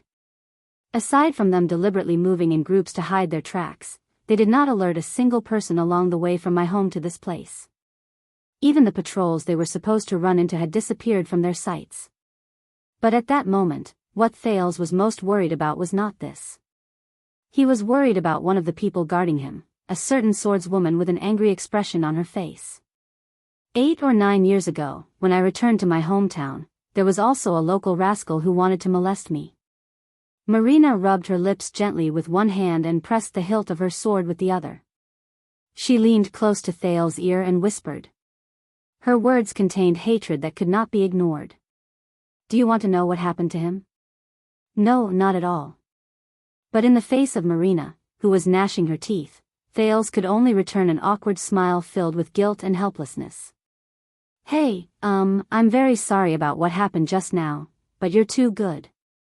That was the only way I could. Before he could finish speaking, a cold glare flashed in Marina's eyes. It made Thales, who was already in the wrong, freeze. His flattery did not work at all. God take pity on him. Be it in this life or his previous life, which had blurry memories, he had never done something like sexual harassment, which he despised and despised. However, just now, Thales lowered his head sorrowfully and avoided Marina's fierce gaze. His reputation in 2 lives was destroyed in one night. Marina snorted coldly and gently pulled out her sword. At that time, I placed the sword between that bastard's legs just like this. As goosebumps rose all over Thales' body, Marina lowered her weapon with a cold expression. Then, with a twist of my wrist. Fortunately, when Thales felt a chill at his crotch and was about to cry for help, a steady and gentle voice stopped him. Marina. I asked you to keep an eye on him, not to find a chance to kill him. Ricky's figure appeared at the entrance of the heavily guarded alley. He nodded slightly at his subordinates in the alley, his expression solemn. Restrain yourself. Marina frowned, but she still put away her sword under Thales' hopeful gaze. Of course. She put away the unwillingness on her face and said lightly. However, Marina's next sentence made Thales feel bitter in his heart again. We should gag his mouth and remove one of his arms or one of his legs. If he's in the middle of our operation, but Ricky shook his head. Our esteemed guest is not a stupid person. Crassus of the Disaster Swords narrowed his eyes and stared at the prince, who was forcing himself to remain calm. He knows when to negotiate and when to resist. He also knows who is his greatest support at this moment. Thales' heart instantly became heavy. He knew that the people from Shadow Shield were secretly hiding in the periphery. Compared to those people, falling into the hands of the Disaster Swords was not such a bad choice. Isn't it? Ricky tilted his head behind him. There, the three pitiful hostages, Quick Rope, Dean, and Tampa, were tied up and gagged. They were unceremoniously escorted by more than 10 fierce Disaster Swordsmen. From time to time, they would cast pitiful or indignant glances at Thales. When he saw them, the prince could only sigh sadly. Of course. Compared to them, Thales was very lucky to only have his weapons and luggage taken away. He glanced at the crossbow of time on Marina's back and the JC dagger tied to her waist. He could not help but gulp. This action made Marina's gaze even more disgusted. Under Ricky's signal, the mercenaries, including Marina, obediently moved a little further away. Ricky stood in front of the prince. His gaze was burning, and it made Thales feel uneasy. So, what you want to do in the prison of bones is... The prince coughed and wanted to ask for some information, but he was interrupted by Ricky. Not enough, the leader of the Disaster Sword said softly. Thales was stunned. What? The sin of Hell's River. Ricky stared at him with a strange gaze. You haven't experienced enough, and you haven't fused with it deeply enough. You can't even touch the threshold. The sin of Hell's River. This sudden topic made Thales nervous. What do you mean? Can't even touch the threshold, the prince's body stiffened. So, what you need is someone like Black Sword?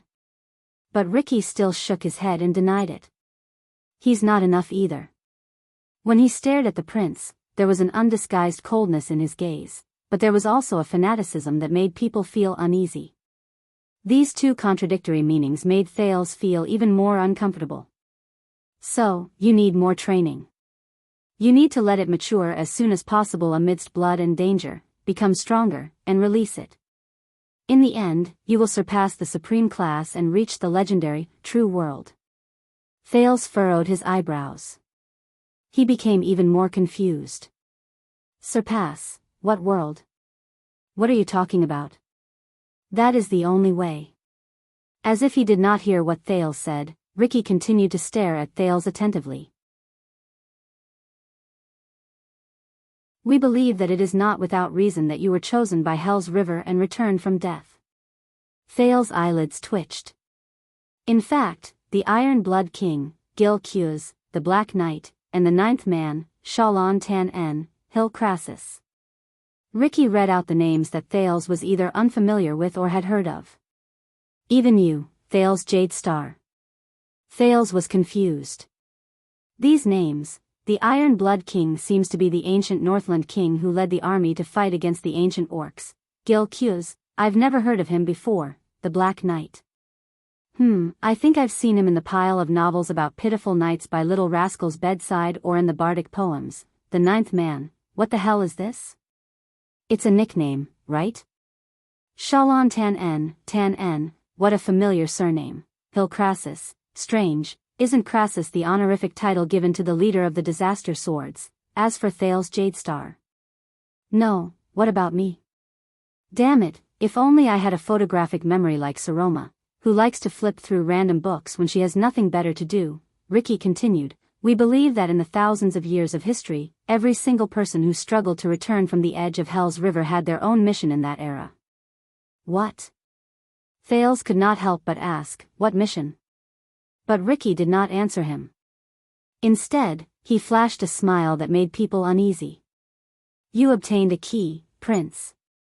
It can open a door that we have been waiting for more than 100 years, the leader of the Disaster Sword said with a smile.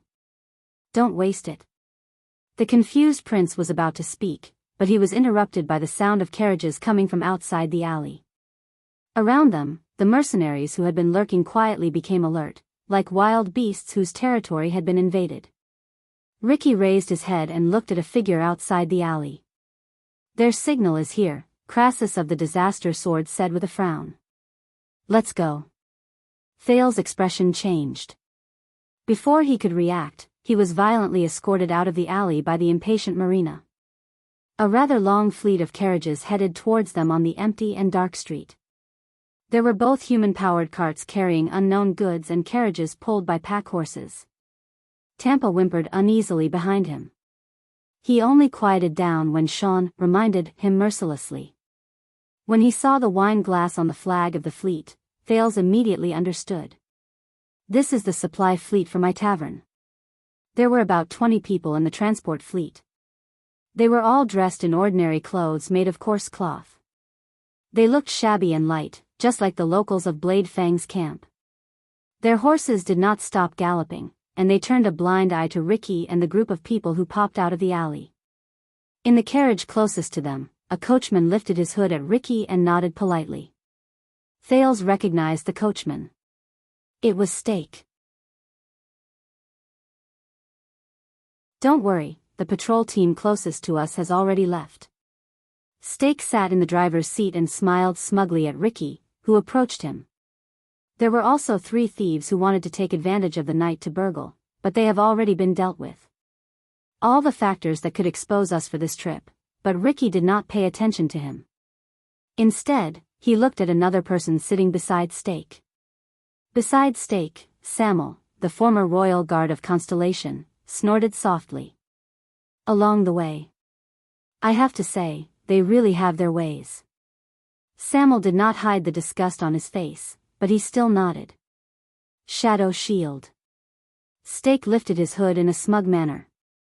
"Just like what we promised." He looked past Ricky at Thales, who was in front of Marina, and smiled as well.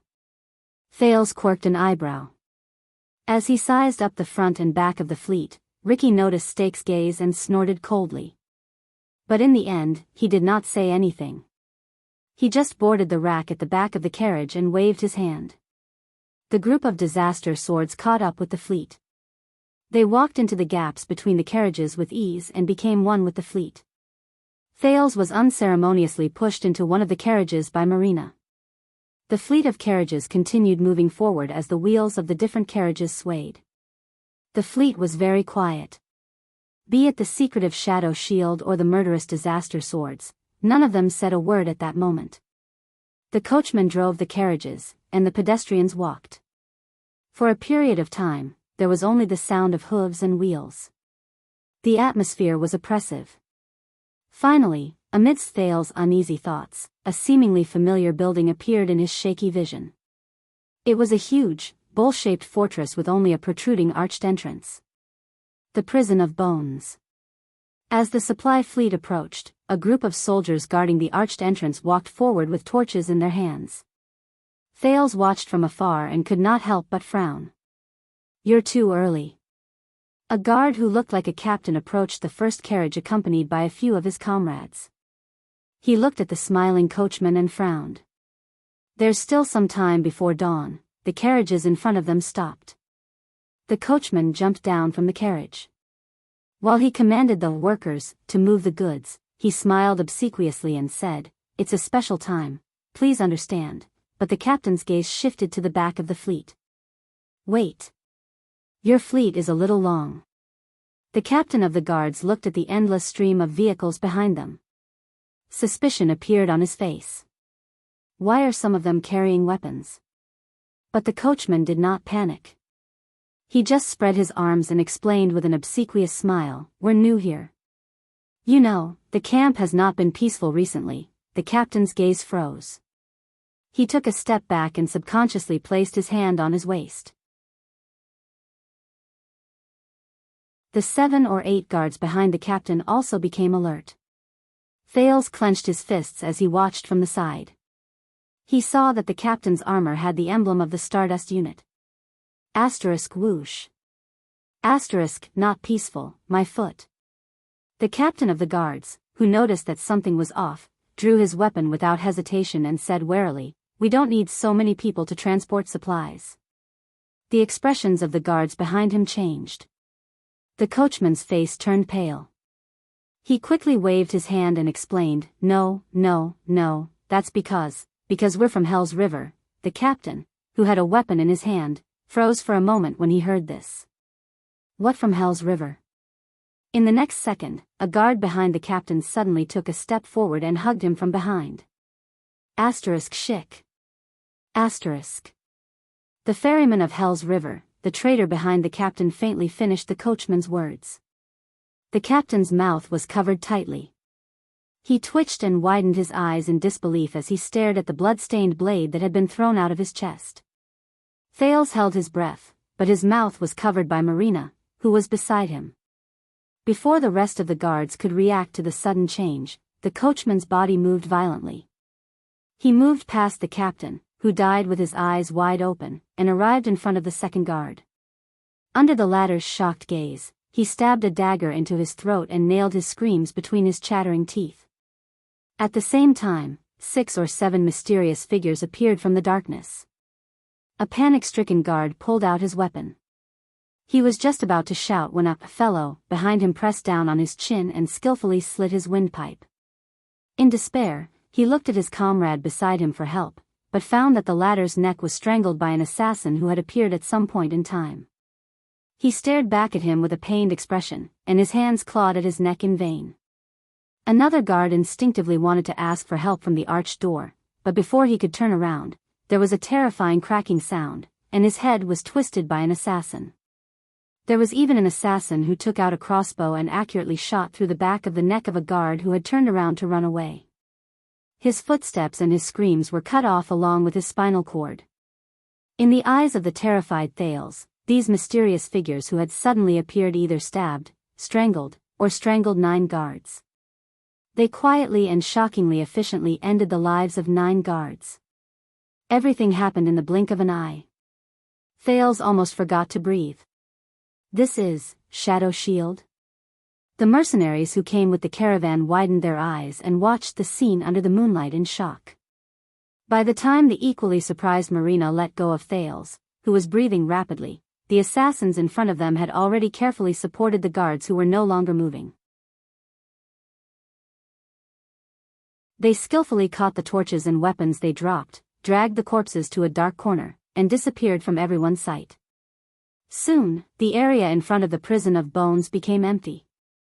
The last trace of the Constellatiate soldiers also disappeared from the street. Only the barely discernible bloodstains on the ground told of what had just happened. Ricky's eyebrows were furrowed tighter than ever. William's subordinates are indeed vigilant. Stake clicked his tongue as he watched the scene in front of him. He did not care at all. They're very different from those recruits. If it weren't for the fact that we were well prepared and you were alone, Ricky nodded slightly and got off the carriage. He did not bat an eyelid. He knew in his heart that this was Stake's demonstration to him. It was all for the goods they seized. Damn it. Klein, the Northlander swordsman, had walked to Ricky's side at some point in time. His expression was unpleasant as he commented on the silent and bloody massacre. "I've killed quite a lot of people, but this is too." He looked at the bloodstains on the street and could not continue speaking. But Thales understood what he meant. Ricky patted Klein's shoulder and made a gesture. The mercenaries, who had been stunned by the scene just now, snapped out of their daze. The disguised caravan continued forward. They stepped through the arched door and entered the deep tunnel leading to the prison of bones. Thales was among them. His expression was solemn. "As you can see, the guards on the ground outside the prison of bones have been quietly dealt with. We've arranged for people to take over their sentry posts." While on the carriage, Stake acted as if nothing had happened as he moved past the torches and the bloodstains on the ground. He smiled at Ricky and said, "The patrols during curfew will pass by in 15 minutes. But they are all recruits sent by the great clans to fill in the gaps. They're full of complaints, their morale is low, and their efficiency is low. They can't compare to William's regular army. They can't see through us. We'll have at least 4 hours until the shift at the prison of bones. Thales felt a chill in his heart as he listened to their conversation. Ricky nodded. Is there anything else I should know? Stake said with a smile, even if there's an emergency on the way, the patrols in charge of the two areas nearby belong to Brave Souls Fort and New Offering Land. The two clans they belong to have a grudge against each other. We can try to delay them from coming over to inspect the area and leave enough time for us to evacuate. The former envoy of Extet, LaSalle Weeder, appeared in the group. He frowned. As far as I know, Running Horse Frank is still in the camp. He's a ruthless character. The Stardust unit he commands is the elite regular army under Williams. Their reactions are fast, their combat abilities are astonishing, and they know the camp like the back of their hand. Stake nodded with a smile. That's right. But right now, there are many nobles in Blade Fang's camp who are nobler than the bumpkin Frank. Don't expect a group of counts and viscounts to listen to his orders. It'll be good enough if they don't drag him down. Stake smiled slyly and said, and with some of our efforts, the recruits and regular army, the local nobles and the royal family, and the Blade Fang's camp, which is not under full command, will take much longer than usual for them to realize the problem, gather their forces, and rush over to provide reinforcements. LaSalle understood and nodded in approval. The Constellations gathered their forces and marched westward on a large scale.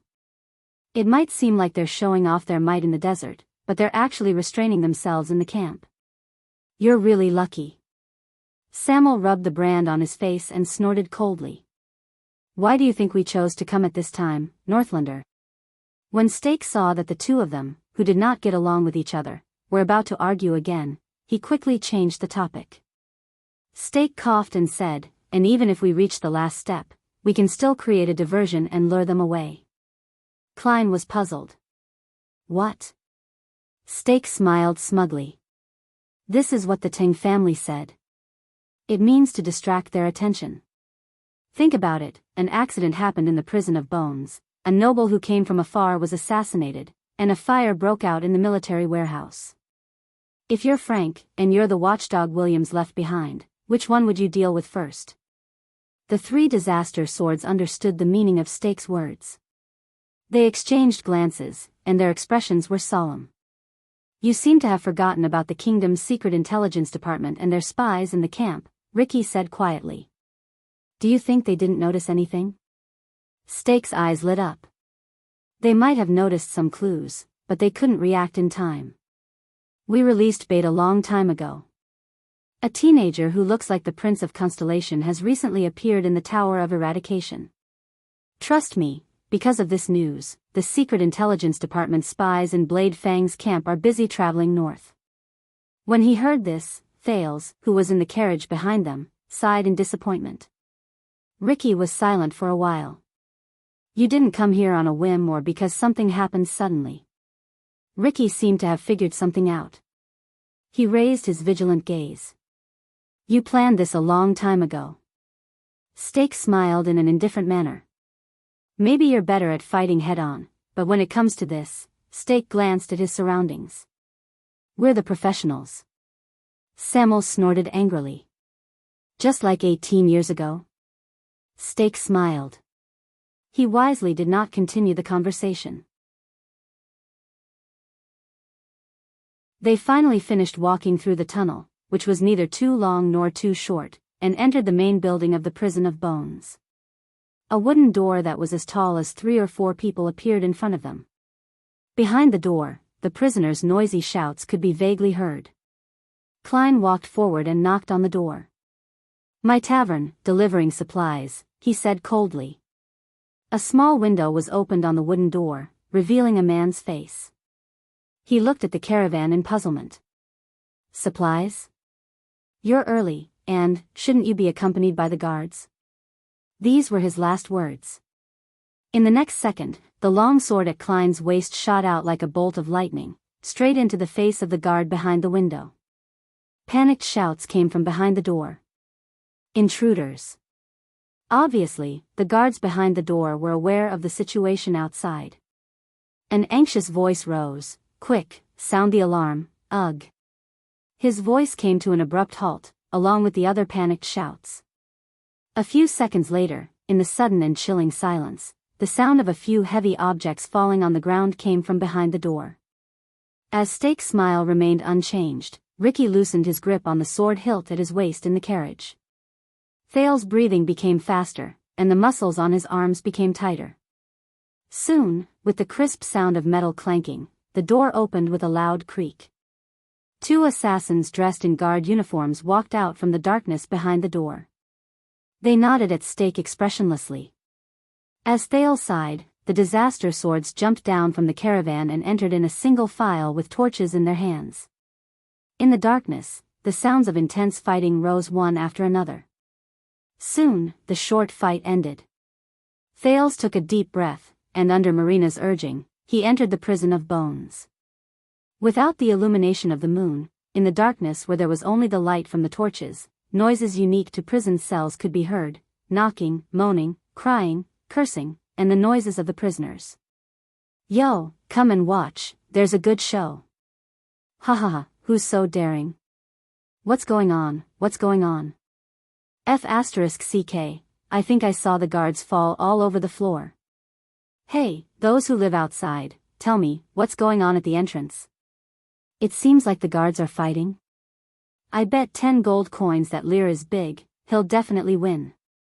20 gold coins, I bet all my money on Morpheus. He trained in the Tower of Eradication. You two smugglers, you don't have any gold coins." Thales moved his gaze away from the dead guard on the floor and sized up the place before him. Even though the prison of bones looked like a rough, circular coliseum from the outside, the layout of the buildings inside was rather complicated. Clearly, they had only entered one of the floors. The first thing that entered Thales' eyes was the ground made of hard stone. It was hard and rough, and there were a few torches stuck in the walls made of huge rocks for illumination.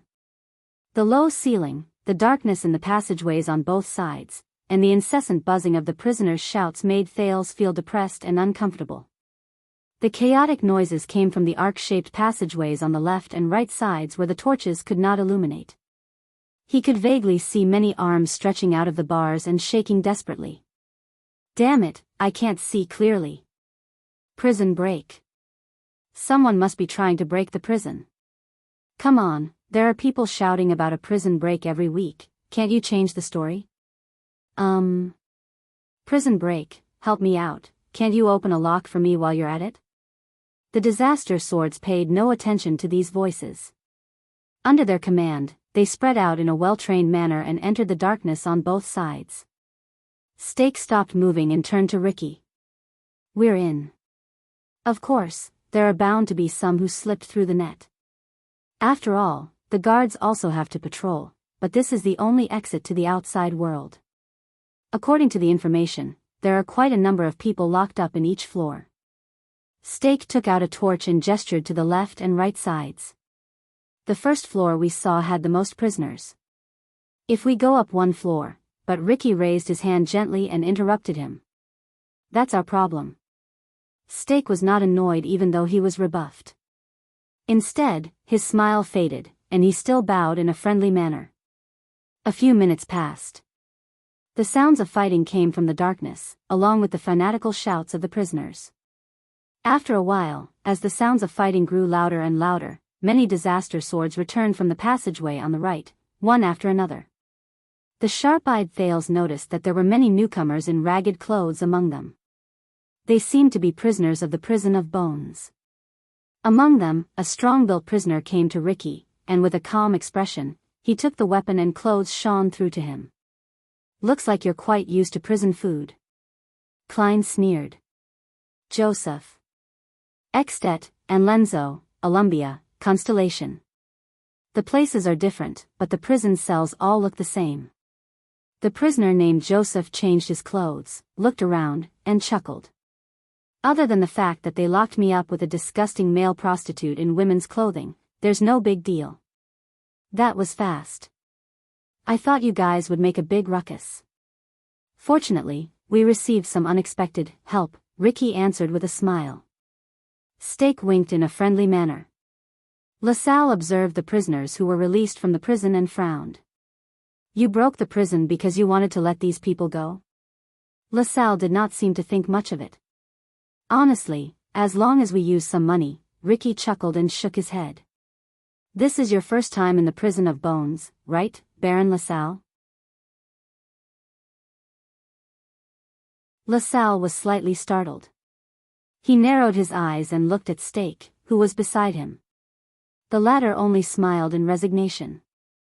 In fact, the prison of bones has two parts. Ricky patted Joseph, who had just escaped from prison. He turned around and said to LaSalle, Baron, what you saw was only one of them, the so-called white prison. And the place we are going to. He looked at Joseph. Tell me, you found it. Joseph shrugged. He put away the weapon he had just obtained, took a torch, and walked into the darkness. Of course.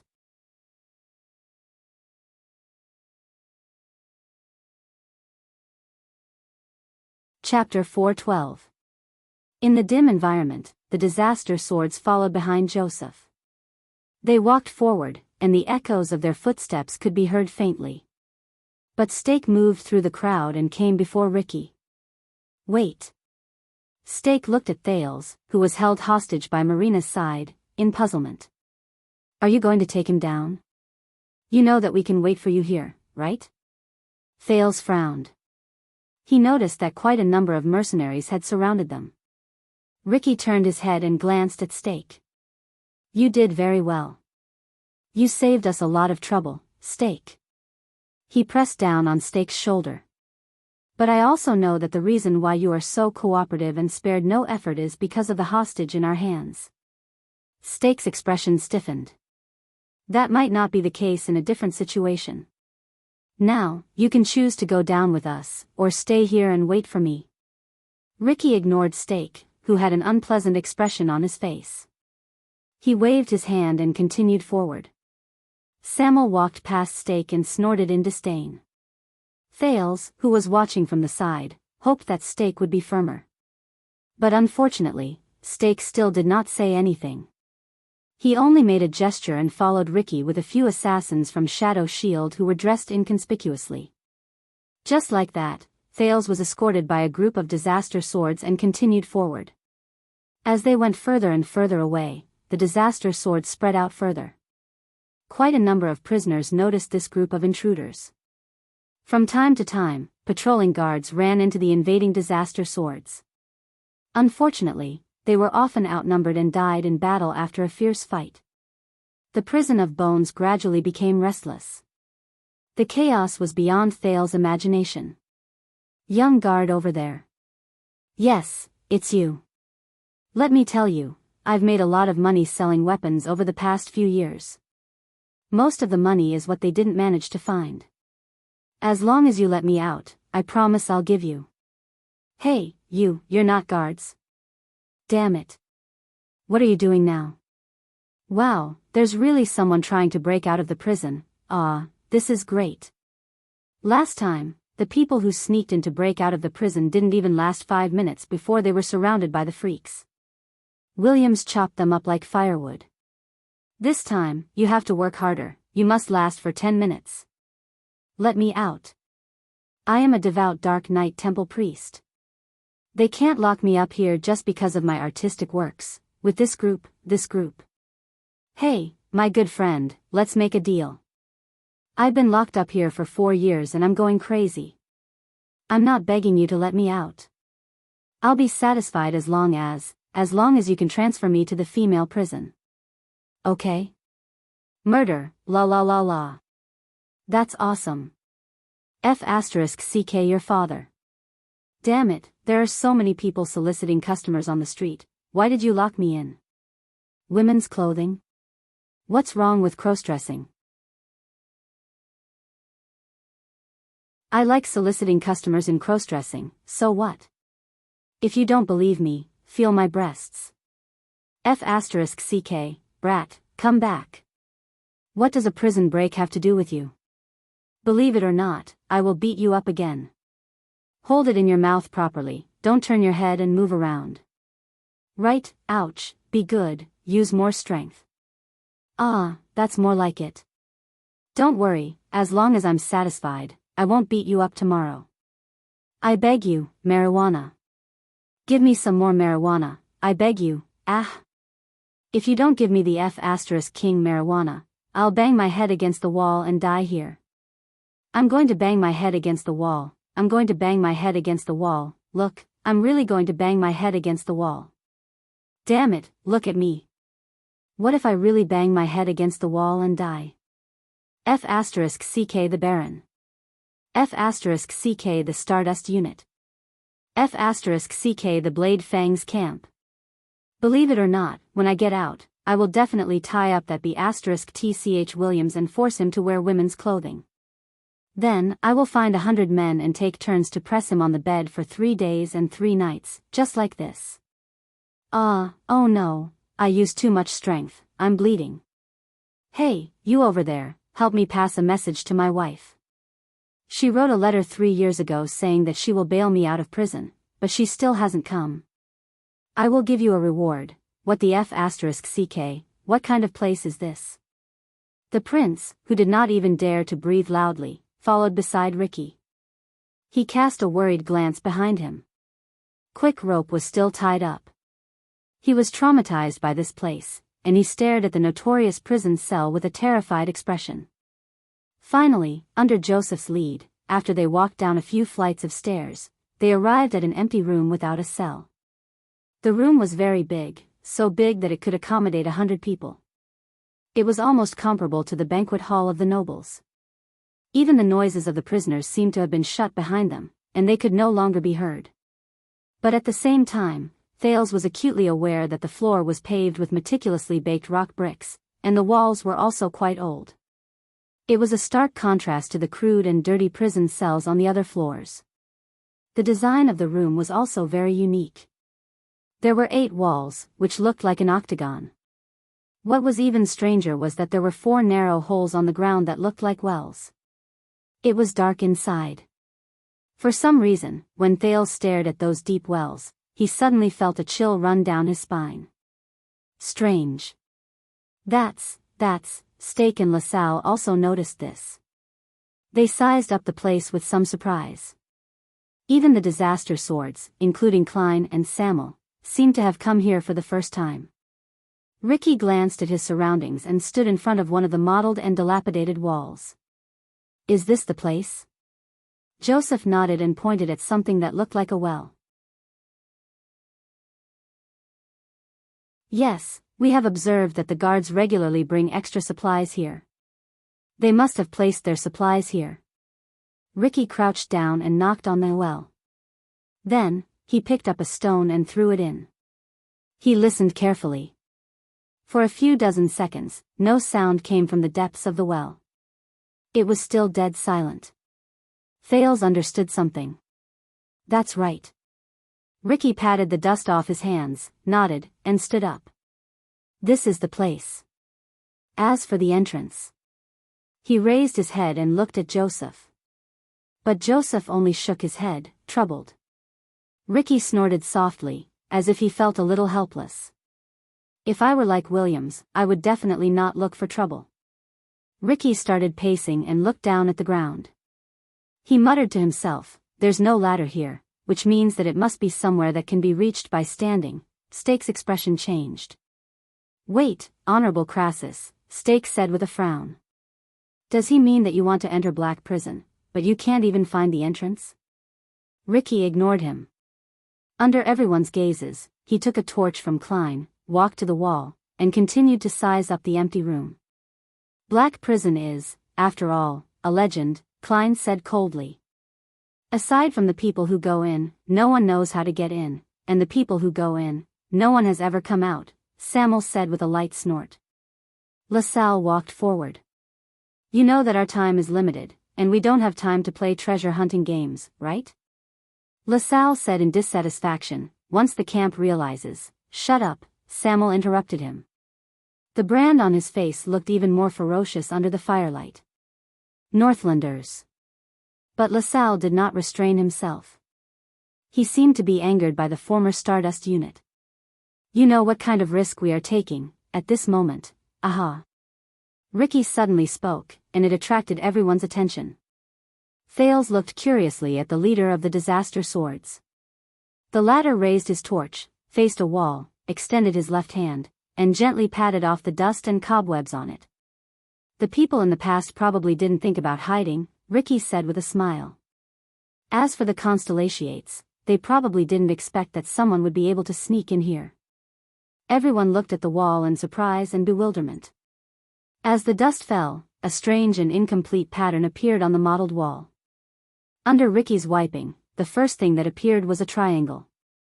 One of its corners pointed to the left, and the corresponding side was concave toward the center of the triangle. Soon, Ricky wiped out a circle on the right side of the triangle. At the center of the circle was a circular hole that was concave into the wall. Ricky smiled. He continued wiping. On the right side of the circle, a new triangle that was symmetrical to the previous triangle appeared. However, the corner of this triangle pointed to the right, and the concave side was on the left. Ricky stood back and looked at the pattern in front of him with satisfaction, two irregular symmetrical triangles sandwiched between a circle. We found it. But many people, including LaSalle, were puzzled. What is this? An eye? Ricky pursed his lips. Thales stared at the pattern in a daze while he stood among the puzzled crowd. No one knew that the moment this pattern was wiped out, Thales' entire body froze. At that moment, he even forgot that he was in danger. That's, Stake also stared at the pattern in puzzlement, but with his outstanding eyesight, he saw something else. Below this. Stake walked forward, extended his hand, and brushed away a line of dust at the bottom of the circle. It seems to be a sentence. Sure enough, under his palm, a line of strange words engraved on the wall appeared. But whether it was Stake, LaSalle, Klein, or Joseph, all of them looked at this line of words in confusion. I don't understand this sentence. LaSalle frowned. This emblem is strange enough. I've read about the coats of arms of the nobles in Constellation, but none of them match. And the words below are not even in the lingua franca. They don't seem like the language of the empire that I know either. LaSalle, who felt uneasy, looked at Ricky with a solemn expression. Crassus, what is this place, the prison of bones? Ricky did not answer. Another voice sounded abruptly. The language of the ancient empire. Everyone turned their heads and looked at Samuel, who stood on the other side. The man with the brand on his face looked at the words under the pattern with a complicated expression. This is the purest language of the ancient empire. It is a language passed down from the ancient chauvinistic kingdom, not the modern language of the empire mixed with the lingua franca. It is said that it was created by the first group of ancient humans under the guidance of the ancient elves. The grammar is complicated and difficult to understand. Samuel walked forward slowly. The disaster swords beside him made way for him. No one uses it now. Even among the nobles of Constellation, there are few who know it. LaSalle and Stake turned their heads in surprise and looked at the unfamiliar words again. Samuel extended his hand with a dazed expression, as if he was reminiscing about something. Aside from the elves of all races, only a few archaeologists and historians in Dragon Kiss Academy understand it. I don't know these words, but I remember the root of the word. He touched one of the words with his finger. When I was young, my father asked the old scholar to introduce me to some of the words so that I could enter Renaissance Palace and be selected as the royal guards. Samuel's expression became gloomy. The root of the word is probably in total or all. Everyone listened quietly to the words of the former flag bearer of the royal guards. Except for one person. Omniscient. A teenager's voice rose faintly in the crowd. Stake turned his head in surprise. Together with the unhappy LaSalle, they looked at the person who surprised them the most. Klein and Joseph cast their leader a questioning look, but Ricky also raised his eyebrows. Even Quick Rope, who was tied up, widened his eyes. Omniscient, or omniscient? Thales sighed and walked past Marina, who was staring at him with a frown. He walked forward slowly and stared at the words in a daze. This is the meaning of the word. At that moment, Samuel looked at Thales with an incredibly complicated gaze. A second later, Samuel sighed, lowered his head, and said, "Of course, as a descendant of the imperial family, the Jade Star royal family must learn the ancient language of the empire." Thales shook his head. "I didn't learn it very well. Except for the first few months, I basically learned it by myself." The Prince of Constellation looked at the words with a solemn expression. "But if I only look at the words, I think the meaning of this sentence is probably," Thales said softly, "towards omniscience." Everyone quieted down and mulled over the meaning of this sentence. Towards omniscience. Thales slowly raised his head in the quiet environment and stared at the pattern that resembled an eye. He felt as if he was staring into another person's eyes. This made him very uneasy. But Thales did not expect that the thing he had searched for in books for many years would be here. Prison of bones. This is, very well, if that's the case, Ricky said with a smile, interrupting everyone's thoughts. Then let us. Towards omniscience. As he spoke, he took out a long, angular, dark green stone from his bosom. What is this? Stake narrowed his eyes and sized up the stone that was only the length of a palm and as thick as 2 fingers. He seemed to feel that something was off. And this time, Ricky did not intend to hide it. To open Black Prison, we need a key that can open locks. Ricky stared at the thing in his hand. His gaze was complicated. And the only key in the camp hung on the Baron of Blade Fang's camp all year round. Ricky gently raised the long, dark green strip in his hand. Until we discovered the second key outside the camp. LaSalle asked in puzzlement, "Key?" Ricky did not speak anymore. He turned around without hesitation and pressed the key in his hand into the small circle at the center of the eye, which resembled a pupil. Asterisk thud. Asterisk a muffled sound rose. Thales was startled. Under everyone's nervous gazes, the pupil, together with the key in the middle, suddenly protruded into a cylinder. Duh. Ricky smiled. Bull-si. He faced everyone. Black Prison must be underground. Perhaps you want to move back a little and leave an empty space? In the empty room, everyone quickly moved back until they were against the wall behind them. In the next second, Ricky tentatively grabbed the protruding cylinder and slowly twisted it. Then, they heard the clicking sound of a machine. Everyone held their breaths and looked around curiously. The first person to feel that something was wrong was Thales. With hell senses, he saw that the 4 wells on the ground were sucking air. No, it's the air that's moving inside. This is, while Thales was still in shock and bewilderment, a barely discernible sound came from underground. Asterisk rumble, asterisk it trembled slightly. Everyone was shocked. They stared at the floor tiles in the room. Asterisk rumble, asterisk but they were wrong. It was not the ground that changed. It was the wall. Asterisk rumble, asterisk no. Samuel turned around and shouted angrily, "The wall. The wall is moving back." Thales subconsciously took a step forward and looked behind him anxiously like the others. Asterisk rumble, asterisk, as expected. It's the wall. The 8 walls were moving back at the same time. It looked as if the ground was expanding. Asterisk rumble, asterisk under everyone's dumbfounded expressions, the walls in the room were moving back at the same time. Gaps were exposed between different walls, and they kept growing. Fortunately, the unusual movement only lasted for about 10 seconds before it quieted down. The walls were no longer moving back. Thales looked at the walls moving back inexplicably in shock. He looked at the hollow gaps that were several meters long on the ground where they moved. Looking down from above, it looked as if the octagonal room had suddenly been pulled outwards. And the part that was pulled apart, Thales saw it. Those were not gaps, but layers of spiral stone stairs. With the center of the room as the center, they went downwards. He did not know where they led. When he thought of this, Thales subconsciously glanced at the sentence under the picture again. My God, LaSalle stared at the spiral stairs that suddenly appeared under his feet, dumbfounded. I might have heard that Constellation and Steel City are on good terms, and that their forging skills are excellent, but this is still. Stake stared at the sudden change in disbelief. He warily sized up the room that had become much larger. What is this place? Ricky smiled.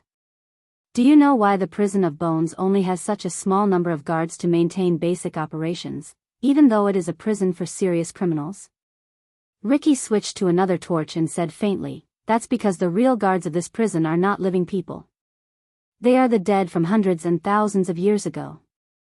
He took the lead, stepped into the gap, and walked down the spiral stone stairs. The Prison of Bones is not just a prison cell. It does not only lock up criminals. As he moved forward, Ricky's voice came from underground. What it really locks up is the past.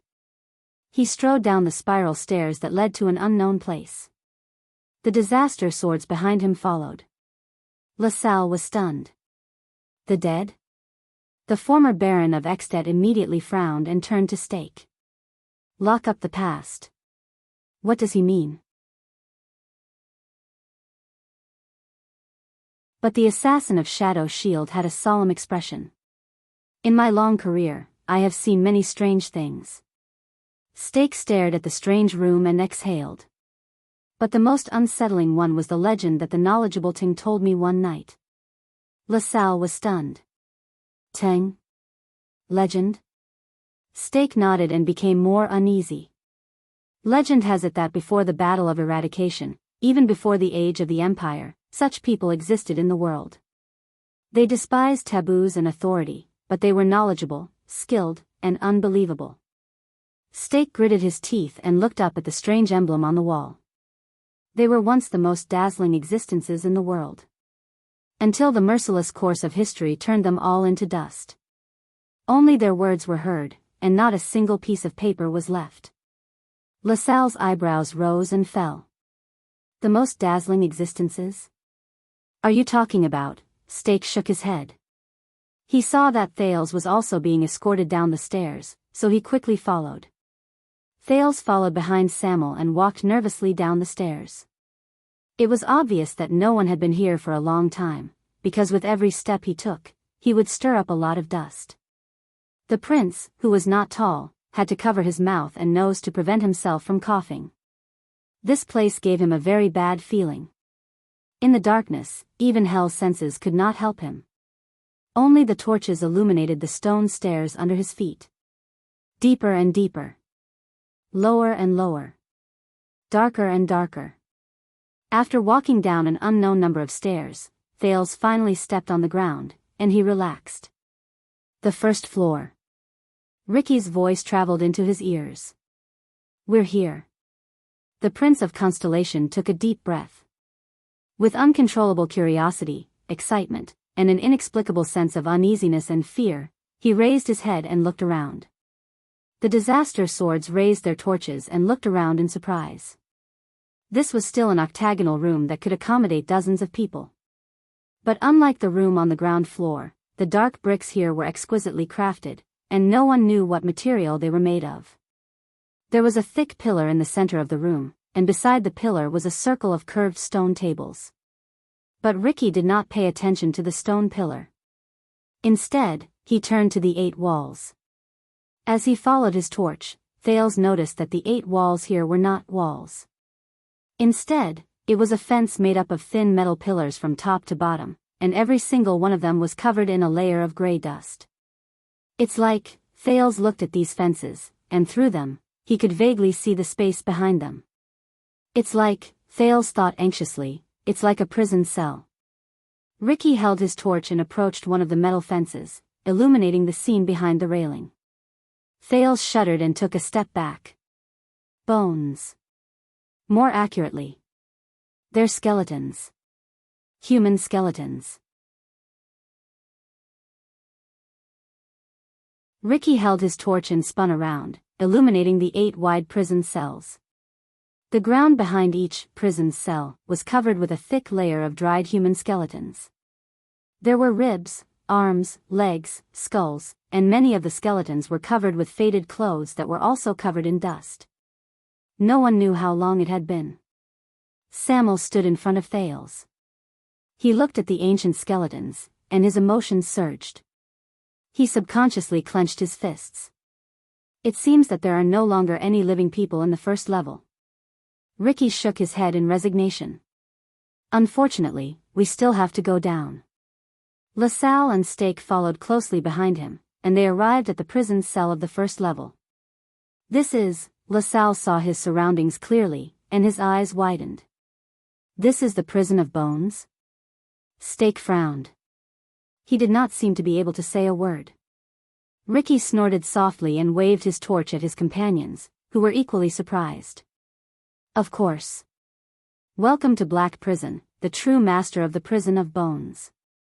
Ricky walked to the pillar in the middle of the room, raised his torch, and illuminated the pattern on the pillar. It was another eye. It was the same emblem as the room on the ground. There was also a sentence in the language of the ancient empire under the eye. Towards omniscience. 1,000 years ago, this place had another name. The leader of the disaster swords looked at the emblem and sighed. The 4th Division of the Alchemy Tower, Confinement Research Institute. At that moment, Thales subconsciously gritted his teeth. Ricky turned around and looked at the skeletons in the 8 prison cells with a solemn expression. It is also in an unknown history. His next sentence made Thales widen his eyes. The first batch of anti-mystic equipment.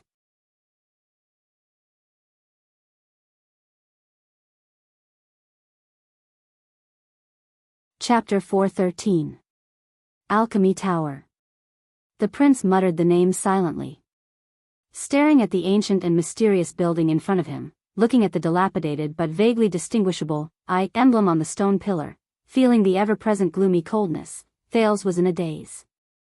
It was as if he had returned to that icy and snowy night 6 years ago. In the murderous military camp of the Archduke of Black Sand region, that neurotic big-nosed doctor drew those 3 unfamiliar patterns by the bonfire. The 3 great magic towers. Thales stared blankly at the emblem representing the alchemy tower and sighed softly. Memories of the past slowly surged into his mind. Since the night of Dragon's Blood 6 years ago, the former Brotherhood's unscrupulous doctor, Ramon, died tragically in the hands of the blood mystic. When he thought of this, Thales could not help but recall the carefree expression of the seamstress, Kurtz Ramon, when she mentioned her long-lost father. Thales lost an important channel to investigate the legendary magic and wizards. Asda might be another source of information, but whether it was his long-term uncertain whereabouts or his reservations when he taught, they could not satisfy the knowledgeable prince. Over the past 6 years, Thales could only spend as much time as possible in Rikuru's library. With Saroma's help, he searched for the long-lost taboos from books. At the same time, he had to do everything he could to avoid Nicholas, Leespan, and the others spying and surveillance to avoid attracting trouble.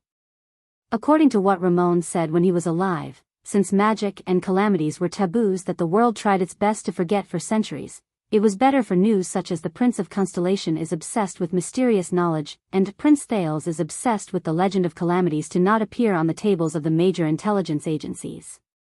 Alchemy Tower? Just as Thales was immersed in his own memories in a daze, LaSalle could not help but ask, alchemy? What is that? What does it have to do with the alchemy ball? No one paid attention to him. Of course, it might be because no one knew the answer. Samuel kicked a pile of gravel under his feet and frowned. You're saying that this is the legendary alchemy tower? The source of those alchemy balls, anti-mystic equipment, and various gadgets from the Secret Intelligence Department? Ricky shook his head. Of course it's not the headquarters. Ricky raised his torch and looked around. Looking at the barren floor, he seemed to sigh. Legend has it that there are more than 100 magic towers in the headquarters of the Alchemy Tower. They occupy a vast area and are incomparably magnificent. How can this simple and crude underground building compare? More than 100 towers. Thales looked around, deep in thought. Simple. Samuel snorted softly. He used the torch to illuminate the stone stairs behind them and looked at the bottomless path ahead. You call this simple? Ricky smiled strangely and didn't reply. He turned around and walked down the spiral staircase. Let's go to the next floor. The mercenaries who were still in shock came back to their senses. It's true. When he passed by Stake, Thales noticed that the assassin from Shadow Shield could not hide his surprise as he sized up his surroundings. He gently stroked the stone pillar that had been sealed for a long time and mumbled to himself. Wizards, magic, those legends and stories. Stake lowered his head and looked at Ricky. So it's all true. Stake's eyes moved. Maybe we can find more valuable things. Alchemy balls, anti-mystic equipment, even. Stop daydreaming. Samuel walked past him and interrupted him. I don't know how long ago, but Constellation turned this place into the Black Prison of the Prison of Bones, dedicated to detaining their felons, the former flag bearer of the Royal Guard said coldly. Whether it's reconstruction or demolition, do you think the kingdom's secret intelligence department will leave anything valuable for someone like you? Stake fell silent. The group of people continued to move down. In the face of the unfamiliar unknown, the group's whispers rose quietly in the darkness. I remember now, wizard. LaSalle's voice came from behind the narrow passage. It was mentioned in some random books, but I always thought, do you think that's just nonsense? Stake chuckled and answered. LaSalle stopped talking. Thales listened to their conversation, but his mind was elsewhere. Even though he was a hostage, the prince did not come up empty-handed after 6 years of searching. However, magic and wizards left Thales with more and more questions. Obviously, all the books that existed before the Battle of Eradication would more or less mention magic and wizards. For example, the biography of Knight Joseph Needham from the Age of Kings mentioned that the wise wizard Laven blocked the path of 6 knights and prevented them from robbing the execution field. He gave them advice in a barn. The Martyrs of Northland mentioned that, in the face of a grim situation, the wizard's consultant suggested that they retreat, but King Anzac sternly refused. He decided to lead his troops to stay at the 6th outpost and use the terrain to stop the main force of the Ashbone clan. The Union of Kings mentioned that the temple guards, the priests of the Bright God, and the wizards' representatives tried their best to mediate so that the irascible King Nalgi and the arrogant King Peren, who had feuded with each other for generations, could sit in the seats furthest away from each other. The long bardic poem, Talega, mentioned that even the wizards in the court were helpless when faced with the princess' illness. In fact, in the heroic biographies and bardic poems from the Age of Kings, regardless of whether it was fighting against the orcs or the elves, wizards were often seen as wise men in the background of battles against other races. Many of them were even important strategists by the nobles' side. However, during the Age of the Empire, the records about wizards and magic began to decrease, and their image became more mysterious, evil, and terrifying. Many books related to religion mentioned some faithless people, but they were usually described in a negative light. The Travels of Saint Lothona from the Ancient Empire era mentioned that Saint Lothona was treated horribly in the land of wizards. His eyes lost their light and his limbs trembled, making it difficult for him to walk. Even though these faithless people betrayed the bright god's teachings and mocked his faith, the determined Lothona remained as pious as ever. The extermination of bandits in the Northland province mentioned an illegal expedition. Duke Arun sent a letter to the people behind the wizards' expedition, sternly reprimanding them for trespassing into the Forbidden Land as violating the convention, and that it would bring disaster to mankind. As one of the ancient books of the Temple of Knights, the Encyclopedia of the Temple of Knights described a great battle between the knights and the cultists. One of the knights once lamented that their enemy was even stranger and more evil than the wizards.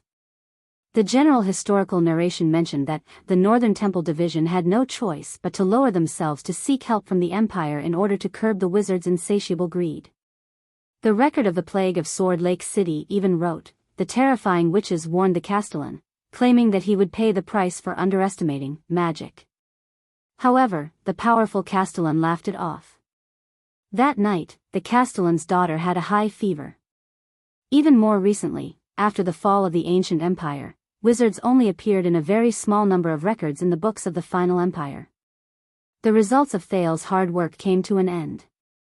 There were only a few bits and pieces of information about wizards' magic. Logically speaking, these few words should prove that wizards existed as a group. However, even after the Battle of Eradication, King Rikuru of Extet gathered the resources of the entire kingdom to search for a large number of ancient books in order to win the favor of the Queen of the Sky. Thales could not find any positive records about magic and wizards. From the changes in the descriptions of wizards, to the gradual reduction of their figures, to their complete disappearance, and then to their complete disappearance. This feeling is just like, Thales sighed. He stroked the dusty wall and followed the person in front of him down the stone staircase. It's like having a person everywhere in your life. His footprints, the things he used, the records he wrote, the information he saved, and the pictures he took. However, when you really want to go back and look for this person, everyone around you will tell you in unison that there was never such a person. He did not exist. Even in a group photo, there was only a blank image of a person. This is a wizard. Thales could not help but feel a strange sense of fear. Even when he sat alone in the library, he could not help but feel a chill run down his spine. And today, Thales could not help but raise his head. He looked past the shoulders of the people in front of him and at Ricky's figure. Today, he really stepped into the legendary magic tower, even though it was just a branch. According to him, it might even be the birthplace of anti-mystic equipment. At this moment, Stake spoke again and interrupted Thales' thoughts. How did you find that key, Crassus? I don't think the Constellations would keep a lock that can be opened with 2 keys and use it as a prison for felons. This question piqued Thales' interest. Ricky, who was walking in front, paused. The Constellations thought that they controlled this place, just like how they thought that they covered up history and sent magic and wizards to their graves. Ricky's laughter rose slowly. A grave that only gravediggers know about. The problem is, they are not the only gravediggers. The records in the Tower of Eradication are no less than theirs. Stake's voice suddenly rose in the darkness. So, you used to be a member of the Tower of Eradication? Ricky did not speak, as if he had suddenly realized that he had said something wrong. Thales' expression froze. That explains it. Stake's laughter traveled into his ears. Thales could imagine the way his lips curled up in the darkness.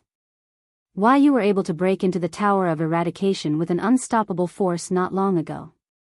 As time passed, the cold around them became more and more unbearable. Through the torch's illumination, there were still only stairs. Thales' feet touched flat ground again. They arrived at the next floor. Ricky kicked away a piece of wood that blocked their way and raised his torch. What appeared in front of them was still the central stone pillar with the emblem of the Alchemy Tower, the familiar architectural layout, and the 9 pitiful skeletons of the prison cells. Wait, 9?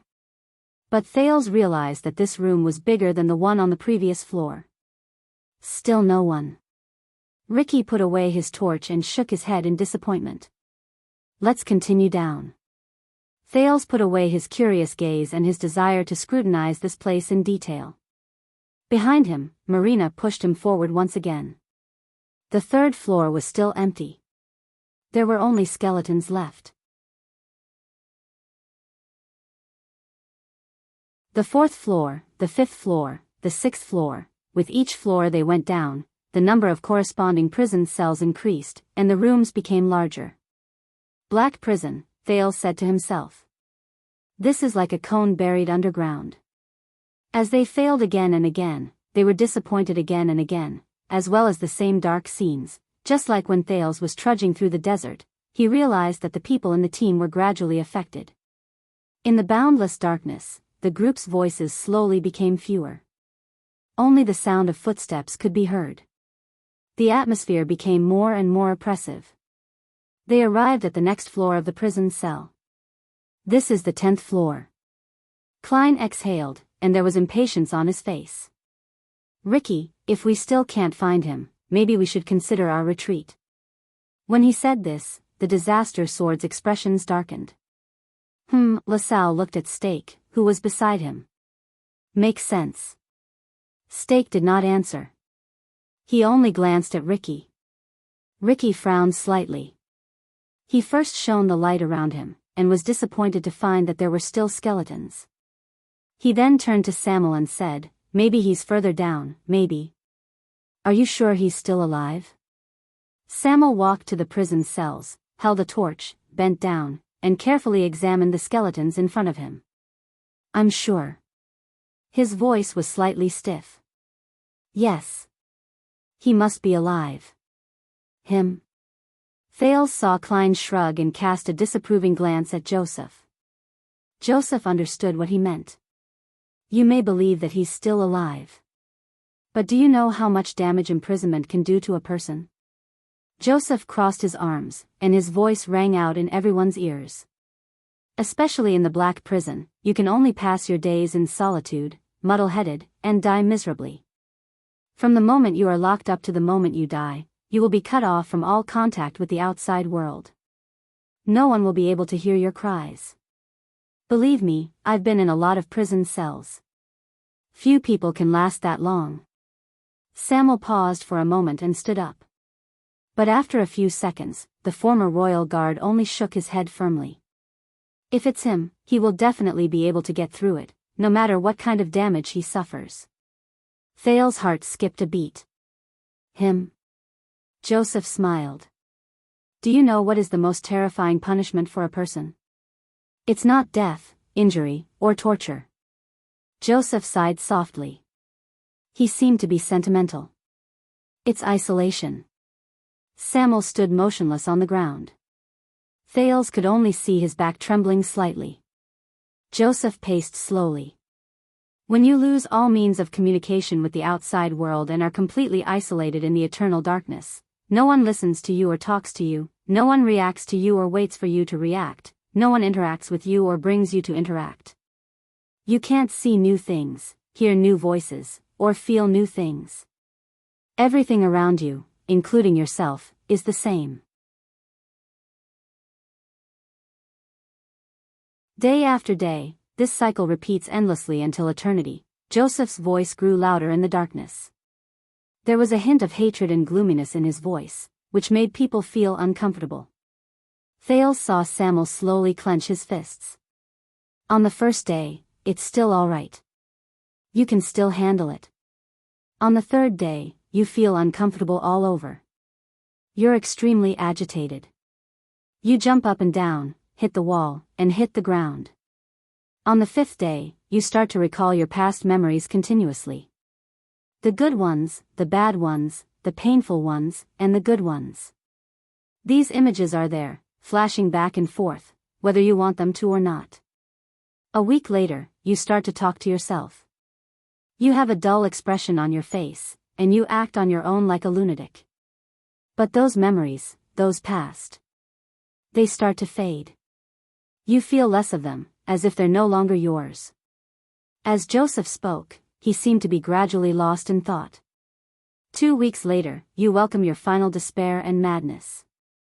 You do all the things you wouldn't even think about after you were born, because you can't even tell what is the present, what is the past, what is you, and what is the you in your memories. Joseph chuckled softly. His gaze wavered, as if he had remembered something. "And when a month has passed, most people will become inarticulate, and their senses will be in a mess. They usually lack emotions, their intelligence will degenerate, and they will break down into beasts. Even if you release them at this time, it's useless." Joseph's voice was gloomy, as if he was telling a story with a bad ending. "They are forever lost in a lonely void, and they can never return. This is what imprisonment can do to a person, especially solitary confinement, no matter who you are, no matter how strong you are. Once you exceed a certain time, you will not be able to return." Joseph's voice slowly faded away. The atmosphere among the group also reached its peak. Samuel was silent for a long time. Ricky did not rush him. He just watched quietly. A few seconds later, Samuel took a deep breath. No. He must still be there. Samuel turned around abruptly. He is the most valiant warrior, the noblest knight, and the noblest role model. He taught me how to fight, how to persevere, he can definitely do it. Samuel's knuckles cracked, and his eyes burst into flames. Moreover, only he knows what it is. Only he. Ricky nodded slowly and did not speak. Josh shrugged at Clay and made an expression that said, "I can't do anything about it." The prince frowned. Who is the person they are looking for? What does that person know? He was not the only one who had this question. Who are you looking for?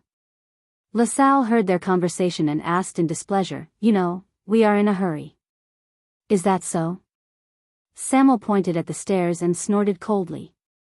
If you want to go first, no one will stop you. LaSalle was speechless for a moment. Ricky looked at the group and sighed. Let's continue. And so, they began the cycle of moving downwards. Darkness. Serene. Underground. Past. Mysterious. A few words flashed in Thale's mind, one after another. Step by step, floor by floor. Finally, after passing through an unknown number of empty cells, they arrived at a room with more than 10 cells on the first floor. No, this room was so big that it could already be called a hall. Ricky stood still in the hall. What's wrong? Klein walked forward in disgust. He raised his torch and shone it around. It also illuminated many cells and a land of skeletons. It's still the same. There's nothing but dead people. But Thales noticed something different.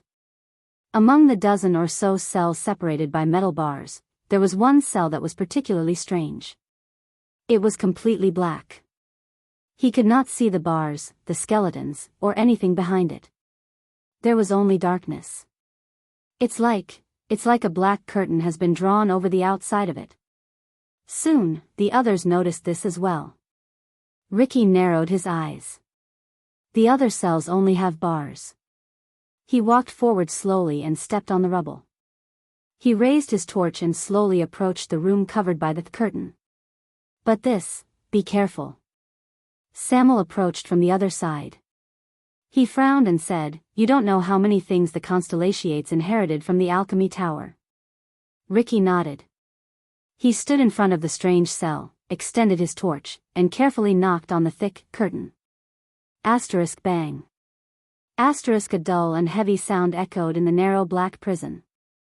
Everyone subconsciously pressed down on their weapons, vigilant of any possible accidents. But a few seconds passed. Nothing happened. The cell was still silent. Everyone breathed a sigh of relief. It's made of iron. It rises or falls from the crack in the ground outside the bars. Ricky squatted down and carefully observed the point of contact between the iron curtain and the ground. It's at least some kind of metal. I think this thing separates this cell from the hall outside. He raised his head and asked Samuel, who was on the other side. Is it this one? Samuel was standing next to the iron curtain, looking at an iron plate made of an unknown material hanging on the wall. No. Samuel scrutinized the words on it and said calmly, "It's written on this plate. The person locked here is a lone bandit who roamed the south of the kingdom more than 20 years ago." LaSalle narrowed his eyes. Bandit? However, the iron curtain suddenly trembled. Asterisk thud. Thud. Thud. Asterisk everyone jolted and took a step back at the same time. In the incomparably oppressive darkness, a frightening, dull sound suddenly came. Asterisk thud. Thud. Thud. Asterisk calm down. Ricky instantly drew his sword and watched the iron curtain, which trembled continuously along with the dull sound. Klein's face turned pale. The fearful group looked at each other.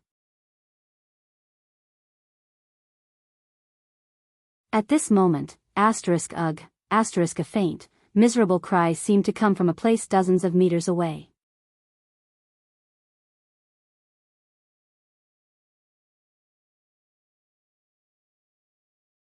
Chapter 4:14.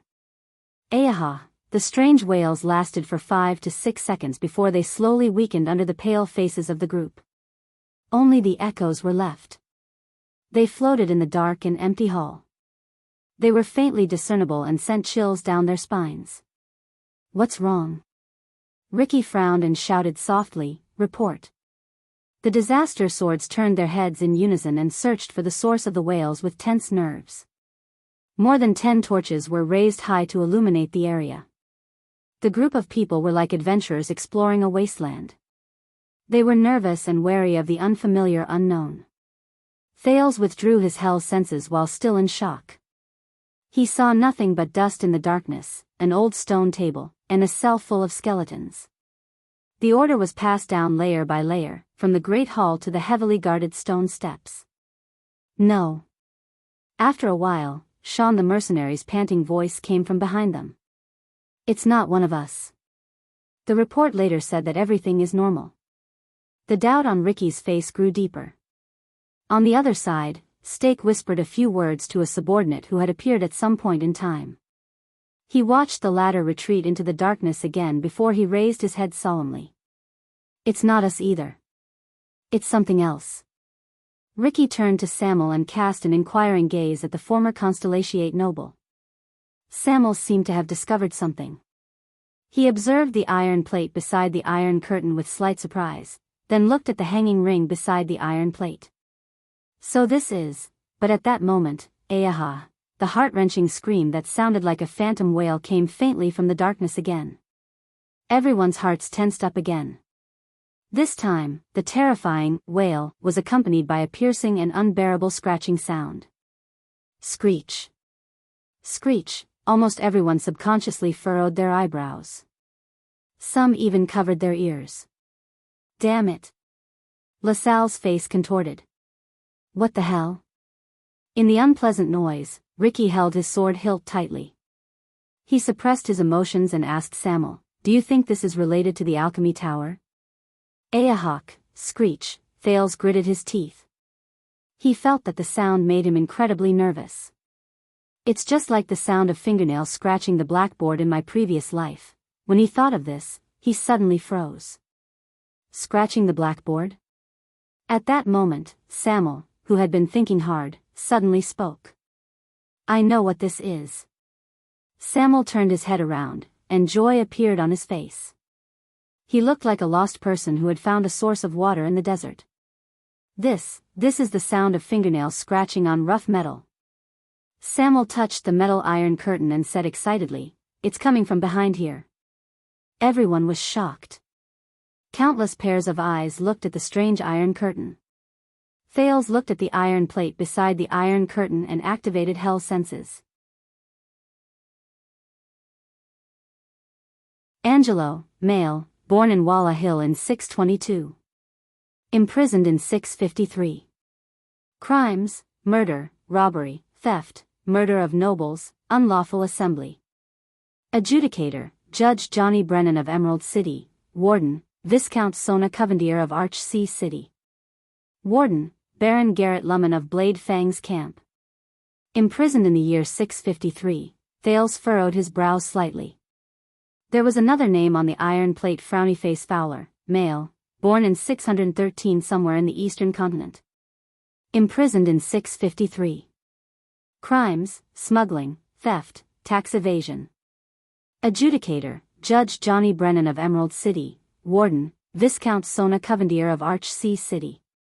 Warden: Baron Garrett Lummen of Blade Fang's Camp. Note: died in 672. He looked at the iron curtain, and then at the iron plate beside it. Surprise appeared on his face. "So, the prisoner mentioned on the plate, the lone thief, he's still alive?" The pained wails and scratching sounds gradually weakened, turning into a low drawn-out sound. Sob, this time, Thales recognized it. It was a person sobbing, and its pitch changed after it passed through the thick iron plate. Everyone's gazes were focused on the iron curtain and the thing behind it. "I understand now." Samuel walked to the center of the iron curtain under everyone's gaze. He sized up the special room shrouded by the iron curtain under the firelight. "This is the mechanism of Black Prison. I don't know if it was originally in the Alchemy Tower, or if it was modified by the Constellatiates later on. The cells we saw earlier were filled with skeletons, but those were actually empty cells. And these cells with iron curtains, are the cells with occupants. Samuel stared at the hanging rings on the wall carefully. His voice was slightly grave. This hanging ring is the switch that controls this iron curtain. Behind the iron curtain, the deformed sobbing sounds continued faintly. As he listened to Samuel's words, Thale surveyed everything in the hall with complicated emotions. His gaze swept past the thick layer of dust, and the seemingly inconspicuous but unique workmanship that might have been made 1,000 years ago. Belden, a veteran of the Royal Guards, and the chief penal officer who succeeded Zacriel after he was promoted. He was in charge of escorting the royal family's criminals to the prison of bones. He told me many years ago that the criminals in black prisons suffer from the pain of death and survival. I never understood it, and I only understood it today. Samuel's hand gently stroked the hanging ring, and a layer of dust fell on it. His voice was ethereal. When the living prisoners are locked inside, the iron curtain rises, isolating them from the light and the hall. The supplies that are dropped from the holes on the ground will only fall behind the iron curtain, into the prisons where there are still living people. He looked around at the other empty cells in disbelief. His gaze swept past the dried skeletons behind the bars. On one hand, it exaggerates the despair of being isolated from the world, and on the other hand, it gives them the hope of prolonging their lives. Two kinds of pain, Samuel said in a daze. Samuel said in a daze. His expression was ugly. The group fell silent. The former Baron LaSalle's expression was solemn. Why doesn't this prisoner behind the iron curtain speak or call for help? Why does he only scream and scratch? Stake arched his shoulders, but did not speak.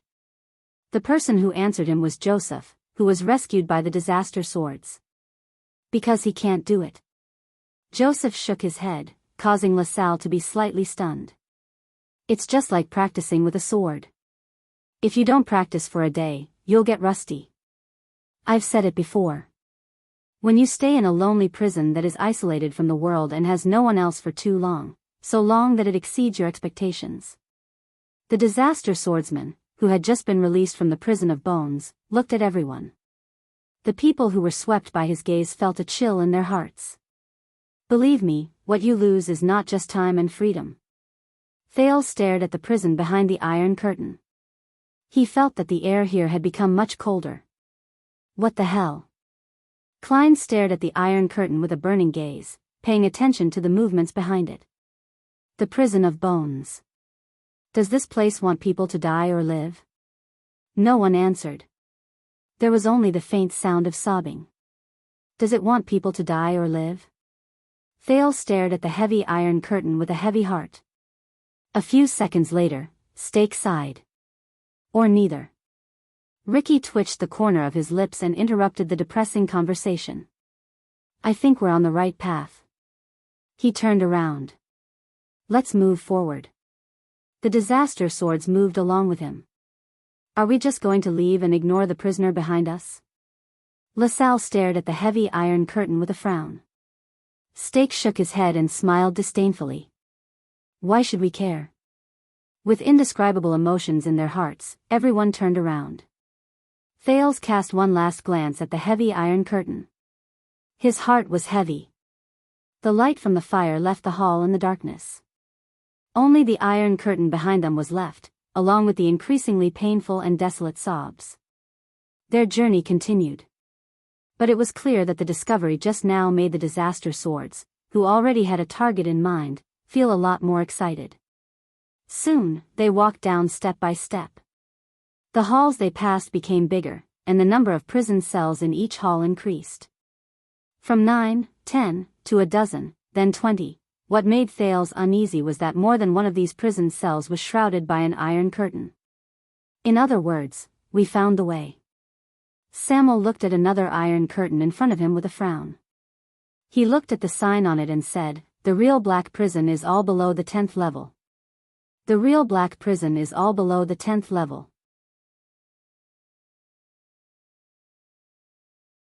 Klein nodded and ignored the crazy slapping sounds behind the black curtain. Looks like that's the case. Ricky straightened his back from the other iron sign with the prisoner's profile written on it. Tucker Peng, male, born in Zodra in the year 630. Imprisoned in year 661. Crime, robbery, rebellion. Adjudicator, Supreme King Kessel Jadestar. Warden, Honorary Baron, Claus Chatham. Warden, Baron of Blade Fang's Camp, Roman Williams. Thales looked at these iron signs with a depressed heart. Aside from the lone bandit at the beginning, they walked down the levels. Along the way, they saw cells where real living people were imprisoned everywhere. Without exception, these cells were all shrouded by heavy iron curtains. Some were filled with cries of pain, and some could barely make out one or two human cries for help. There was only dead silence. According to the vague iron signs and Samuel's words, in these cells, there were female dukes who murdered their husbands and children, great pirates who plundered merchant ships without permission, frustrated nobles who rebelled on their own, and blood avengers who killed 34 people in one night. But Ricky did not care about these prisoners. He just continued walking. And the further down they went, the more serious and terrifying the crimes of the serious criminals became. They became more complicated, difficult to understand, and treacherous. Thales walked through layer after layer, past cell after cell, and layer after layer of iron curtains. Among the prisoners, he saw the heroes of the forest who plundered military resources and saved the people during the War of the Bloody Year. He also saw the generals who killed incompetent superiors in the war, led their troops to kill the enemy, and won in the end. There were even great nobles who were generous, kind, noble, and had a high reputation who helped the suffering without asking for anything. Why did you lock him up? The Northland swordsman Klein stood in the cell where the noble and his subordinates were imprisoned. He frowned as he looked at the iron curtains and iron signs. According to what you said, he is generous, kind, charitable, and has an outstanding reputation. Is this also wrong? Of course it is wrong, LaSalle said coldly as he stood by the side.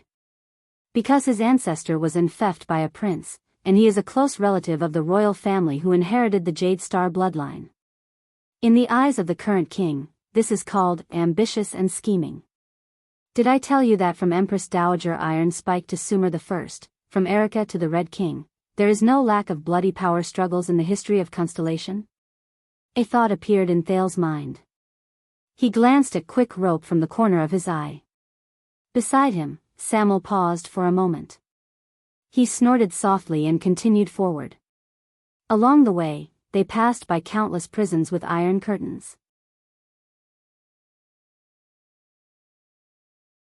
They met embezzlers who had made great contributions to the kingdom, but also made great mistakes, temple priests who preached the theory of the unity of the gods and the theory of mortal destiny, historians who insisted on going back to the era of the Red King and reopening old taboos.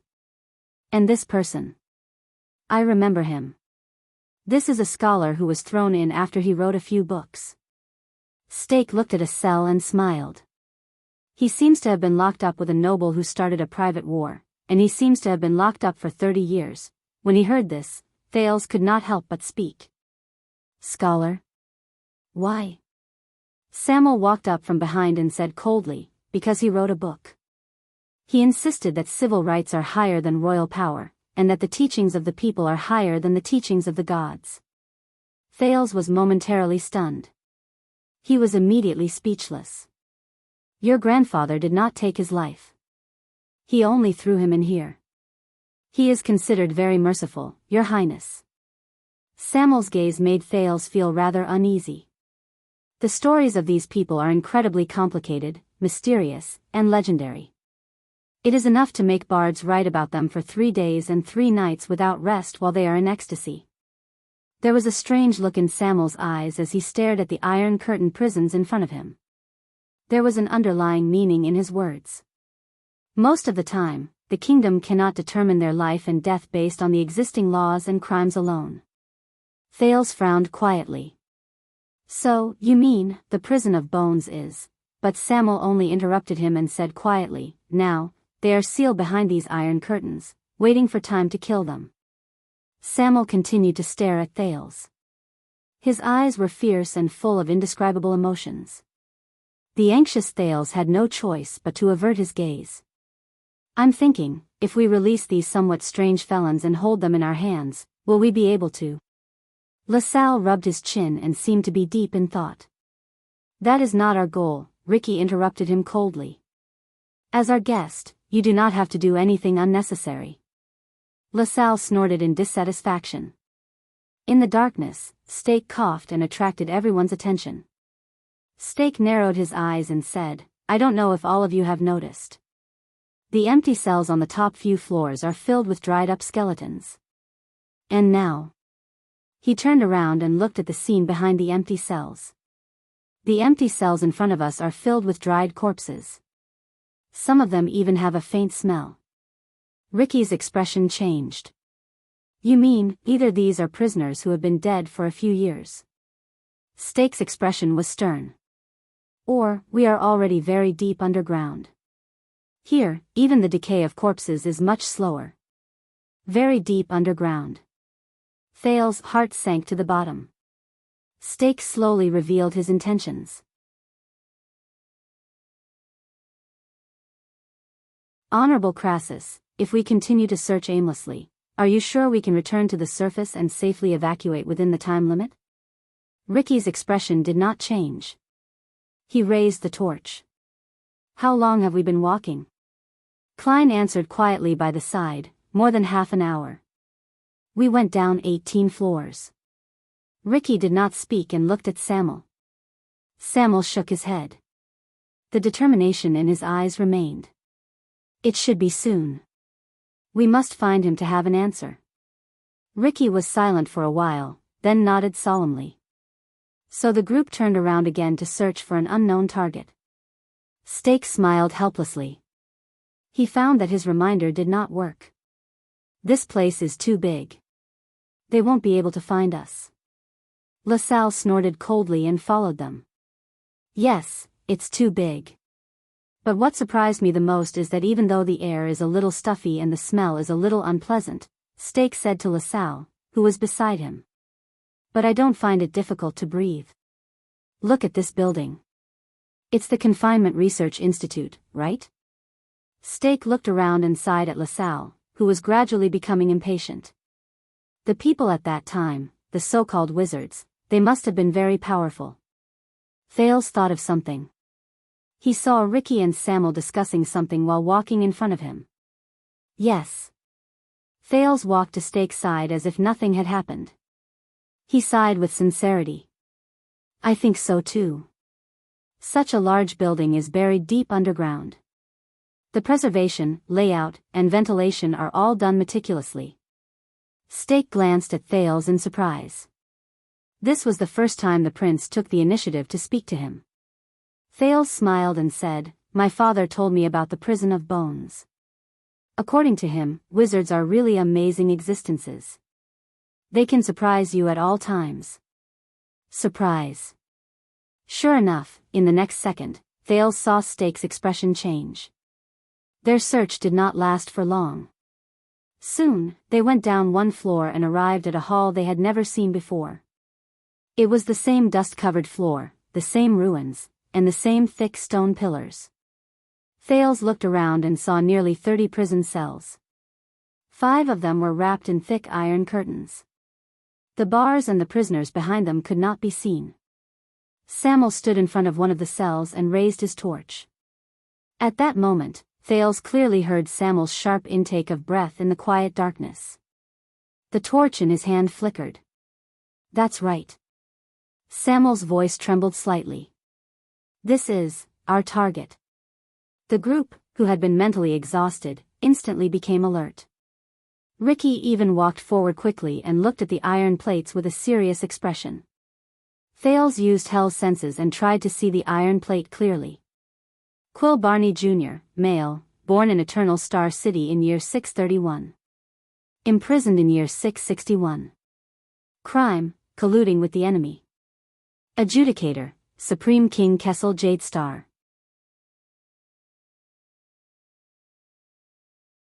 Warden, City Master of the Ruins, Guardian Duke of Western Desert, Cyril Fakenhaz. Warden, City Master of Splendid Port City, Guardian Duke of Eastern Sea, Bob Cullen. Warden, City Master of Jade City, Guardian Duke of South Coast, Leinster Covendier. Warden, City Master of Cold Castle, Guardian Duke of Northern Territory, Val Arund. Warden, Suzerain of Brave Souls Fort, appointed Count Louis Bosdorf. Warden, Suzerain of Wing Fort, appointed Count Devon Chroma. Warden, Chief of Intelligence, Honorary Lord Murat Hansen. Warden, Honorary Lord Araka Murch. Warden, Honorary Lord Roman Williams. Warden, Sonia Cecere. Quill Barney Jr., who is this? When he saw the iron plate, the time he was imprisoned, and the unusual names of the adjudicator and the warden on it, Thales became even more puzzled. There are so many wardens with prominent identities or extraordinary skills, and his crime is colluding with the enemy? Wow. Stake's voice rose from the side. He seemed to have understood something. This is that Barney Jr., Samuel took a deep breath. He knocked on one of the iron curtains and tried to pull the hanging ring next to the prison cell, but found that it did not budge. He was slightly disappointed. He turned around in front of the last iron plate. Is there a way to open the iron curtains? 5 prison cells, all of them. Ricky smiled. He took out the long key again and walked to the stone pillar in the center of the hall. The dust was blown away, and the emblem of the alchemy tower was revealed under the firelight. Just like before, Ricky put the key into the round hole in the center. When it protruded, he nodded at Samuel. Samuel took a deep breath and gestured to the others. The 5 of them walked together to the 5 prison cells, pressed their hands on the dusty hanging rings, and pulled hard. Asterisk clack. Asterisk 5 unpleasant mechanical sounds rang out.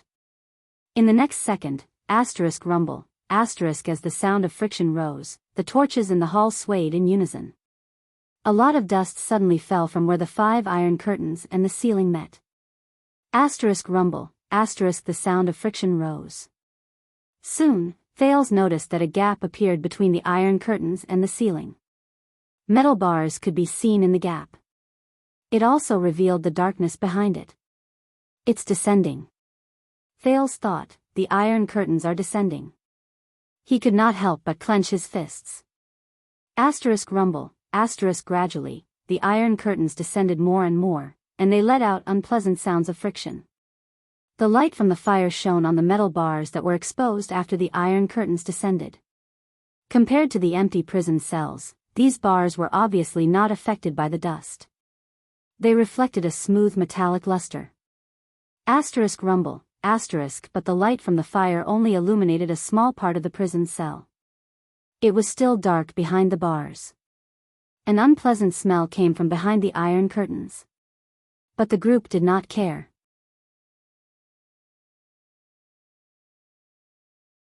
They focused their attention and stared at the 5 prison cells under the iron curtains with great anticipation.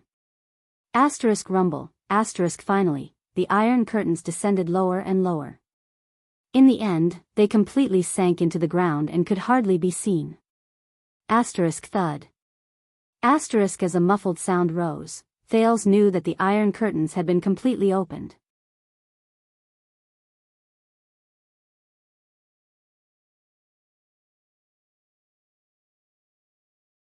Chapter 4:15.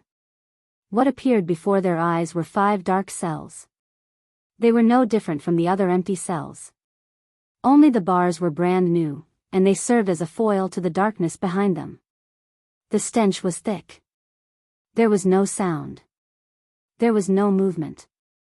No, people. Everyone looked at each other, and their gazes were puzzled.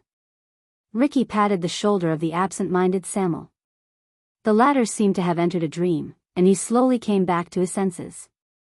At this moment, a deep and long sigh came from the darkness of one of the cells. There was a hint of laziness in the voice. "Bruley, are you snoring again?" The lazy voice chewed a few times, as if it had just woken up. Damn it, it's louder than thunder. When he heard this voice, Samuel shuddered. The sound of a human body turning over came from the darkness. Everyone looked at each other, and they held their breaths. It's a person. A living person. Samuel's raised foot stopped. He seemed to be hesitating for a long time between moving forward and stopping. He stared at the darkness in front of him in a daze, and the torch in his hand swayed slightly. When they saw Samuel's unusual behavior, Ricky and Klein looked at each other. Stake frowned, while LaSalle was puzzled. Soon, a muffled sound came from another cell, as if someone had punched the wall. Everyone could not help but turn their gazes to look at the darkness in another cell. The bleak voice of a man rang out. "Ha ha ha, you speak as if you can hear thunder in here." When he heard this somewhat indifferent voice, Samuel shuddered again, and his whole body began to tremble. The prisoners in the darkness and stench were silent for a while. The first lazy voice rang out again. "Speaking of which, do you still remember what thunder sounds like?" The desolate voice snorted and dragged out a long nasal sound. He seemed to be contemplating. "Of course. Listen up, Nalji, the sound of thunder is like this." The desolate voice began to swallow his breath, and he began to imitate it vividly. Asterisk slap. Slap. Slap. Slap. Slap. Pa, asterisk aside from the two cells, a few different sounds of laughter came from the darkness in the other 3 cells. Thales could sense that there were about 5 to 6 people there. Some of these laughs were mournful, some were oppressive, and some were heavy. But without exception, all of them caused one's heart to feel oppressed. "Go to hell, Tardin." A lazy voice laughed. The prisoner named Nalji mocked him. "This is obviously the sound of you and Bree secretly fucking the wall at night." The desolate voice seemed to be amused by itself and laughed wildly. "F*ck the wall, ha ha ha, F*ck the wall, ha ha ha ha ha." Tardin's laughter was long and strange, but Thales could sense an inexplicable mania in it. And desolation. At that moment, a third voice sounded from the third cell. "Aya. You are very pleased with yourselves, aren't you, Nalji, Tardin?" Thales furrowed his eyebrows. This sounds like the low growl of a dissatisfied beast. Nalji and Tardin's laughter slowly faded. Compared to the laziness of the first voice and the desolation of the second voice, the third voice was sharp and harsh, and somewhat sinister. It reminded people of a predator lurking in the dark and grinding its claws. "But I know, you can't hide it from me, I know." The person who spoke gritted his teeth, as if he had seen something unbearable. There was silence. "Ah." Tardin, who had been laughing wildly just now, snorted softly. He seemed to be rather disdainful. "Oh, here we go again, Nair, our logistics officer." In the next second, the sinister voice suddenly erupted in a high pitch. "Yes. I know, Nalji, Tardin, you two chatterboxes. The boring dialogue you say every day is actually a secret code, right? What are you planning?" Asterisk thud. Asterisk the sound of a fist pounding on the wall came from the darkness. Thales quirked his eyebrows in surprise. "What's wrong with this person?" The man named Nair punched the wall and said hysterically, "You must be planning something in secret. You must be planning something in the dark. You want to kill me. Yes, that must be it. Yes, you want to annoy me to death with your endless trash talk. Then you can monopolize the supplies, and you can live until that day. It must be like this. It must be." Asterisk thud, thud, thud. Asterisk the sound of Nair punching the wall grew louder, and he seemed to be ready to risk everything. "I'm telling you, this is a delusion. No one can take away my rights, no one can." "Delusion, ah. I'm going to kill you, I'm going to kill you before you do anything, ah." Nair's crazed roar echoed in the hall. It was filled with sorrow and hatred. Klein scratched his ear awkwardly outside the prison cell. Everyone looked at each other nervously, but Ricky raised his hand and stopped them from moving. He stared at Samuel's back. Samuel just listened quietly and did not move. Amidst the repeated curses, the lackadaisical Nalji laughed and whistled rhythmically. Nair's curses stopped for a moment. Then, a melodious song rose in the darkness. A young man rides a horse, a young lady carries a basket. They meet by the roadside, and love is born at first sight. At that time, the stars are bright in the night sky. At that time, the breeze is soft. The young man murmurs in a low voice, when I am rich, I shall return your deep love. Unknowingly, the curses became softer. Nalji had a good sense of rhythm. This little song traveled faintly in the dark prison cell. It was mixed with Nair's curses. His voice was clear and could be said to be a clear stream. The king is old, and the woman carries a cane. He meets again in the next year, and time is merciless.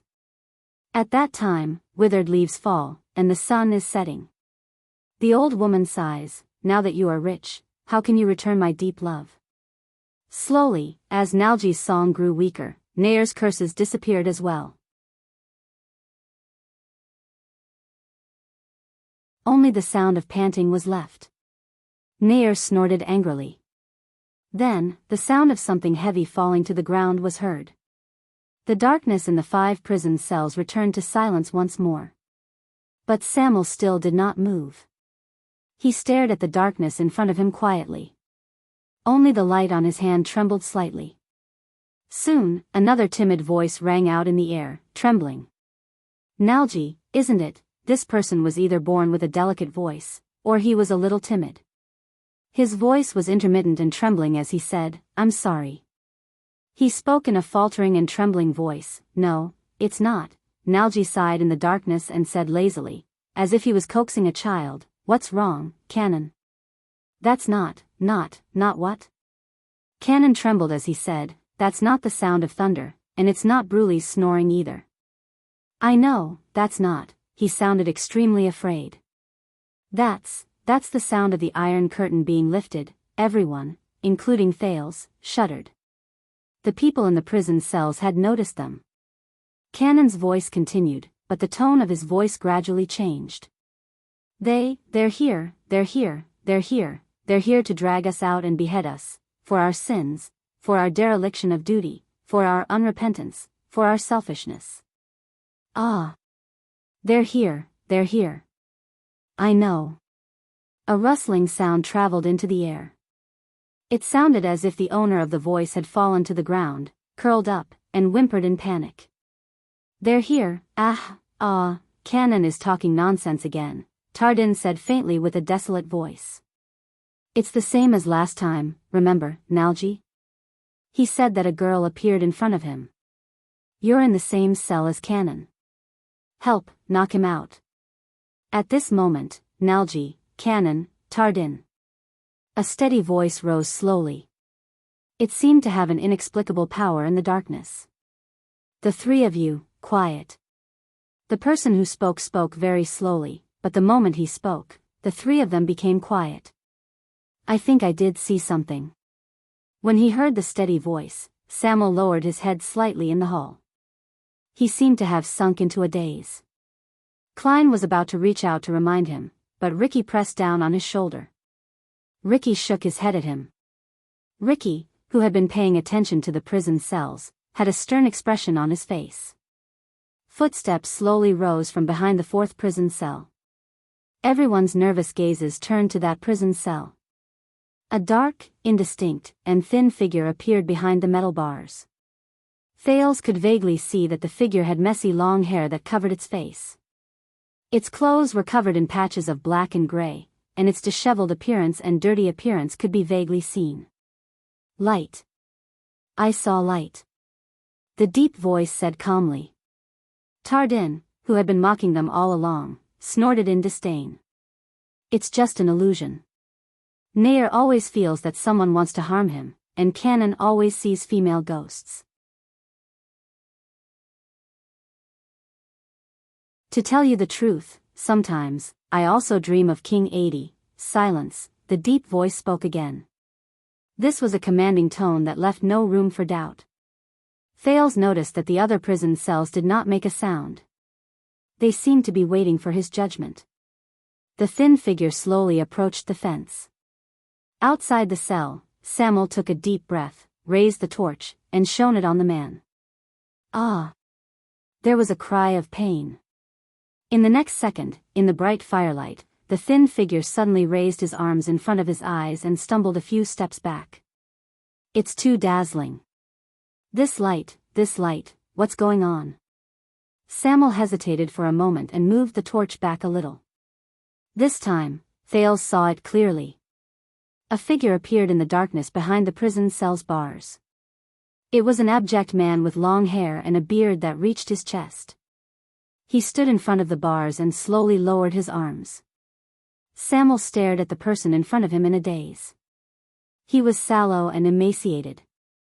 His eyes were lifeless, and he looked old and dispirited. Based on his appearance alone, he looked to be in his 50s or 60s. Samuel felt a dull pain in his heart. He remembered that the person in front of him was once handsome and had a strong physique. But now, Thales saw something else. The prince watched as the man parted his long hair to reveal a thin, wrinkled face, and a brand that stretched from the right side of his face to his chin. Thales was stunned. The one who was like Samuel, the one with the letters, from the ancient empire, the brand of a sinner. Samuel's lips moved, and he said in a quivering voice, "Barney Jr.?" The prisoner in the prison shuddered. "Chief Vanguard." Samuel looked at the disheveled prisoner in front of him and said laboriously, "Quill Barney Jr.?" Across him, Barney Jr.'s bloodshot eyes were fixed on Samuel, who was separated by a door and outside the prison cell. He did not move, as if he had been petrified. The other voices in the prison cell also fell silent. Only the sound of panting slowly became louder. In the darkness on the other side, the man called Cannon spoke again with a trembling voice. "Wait, this voice, it's like, after the noise of someone getting up from the floor, a second figure appeared in another prison cell." Samuel turned around gently and illuminated the other person. "Cannon?" Thales saw the prisoner. He was hunched over and leaning against the wall. He inched closer to the bars bit by bit. He covered his face tightly with his hands, revealing only his eyes, as if he was afraid that something would hurt him. Soon, Cannon slowly put down his hands and revealed his extremely filthy face. You are." No. The prisoner stared at the fire outside in a daze. His face was filled with terror, and he trembled more violently. And on his right cheek, there was also an S branded in the ancient empire's language. Thales suddenly understood something. Samuel stared at the person in front of him. There was an unknown bitterness in his words. Jonah Cannon. He was once the bravest man, and he dared to fight against wild beasts. But, something's not right. In the same prison cell, a languid voice rose from behind Cannon. I think I'm hallucinating too. I actually saw the iron curtain really open, and I even saw Samuel." In the flickering light from the fire, a person who was also covered in filth appeared beside Cannon. His hair was untidy, his beard was unkempt, his eyes were lifeless, his face was old, and he had a foul stench about him. He looked like a hairy savage. Samuel took a deep breath and turned his gaze, unable to hide the bitterness in his voice. "Nalji. It's indeed me." Nalji's filthy face froze. There was a commotion in the other 3 prison cells as well. A few figures appeared one after another from the darkness where the light from the fire could not reach. Samuel slowly turned around and looked at the other 2 people in the 3rd prison cell. He slowly called out their names. "Gyuri Tardin." The prisoner tilted his head and stared at Samuel. He widened his eyes, and the corners of his mouth slowly curled up to reveal a terrifying smile. "Sol Bruley." The man was rather robust, and he did not say a word. The remaining 2 people were in separate cells. When Samuel called out their names, his tone was exceptionally different. "Second Logistics Officer, Cecil Nair." This was a savage whose entire body was tense. He stared at the torches outside the bars with a gaze filled with suspicion. "And you, Chief Penal Officer, Luton Belden." Samuel looked at the last person and slowly exhaled. "Long time no see." The other party only stared at him coldly. Thales looked at these prisoners who were unkempt, did not look well, and were not young. It was obvious that they had suffered for a long time. He noticed that, without exception, all of them had the brand of Anne's on different parts of their faces. So, they're all, however, the people in the 5 cells reacted in a surprising way. What's going on? In the end, Belden lowered his head indifferently and muttered to himself. Who's the crazy one this time? Maybe they don't have enough supplies? Or have they really seen a ghost? Nothing, Barney Jr. interrupted him coldly. Barney Jr. cut him off coldly. His gaze passed through Samuel as if he was looking at air. It's impossible for him to be real. Disgust appeared on his filthy face. He turned around. Everyone, go back to sleep. Everything will be fine when you wake up. It's just another illusion.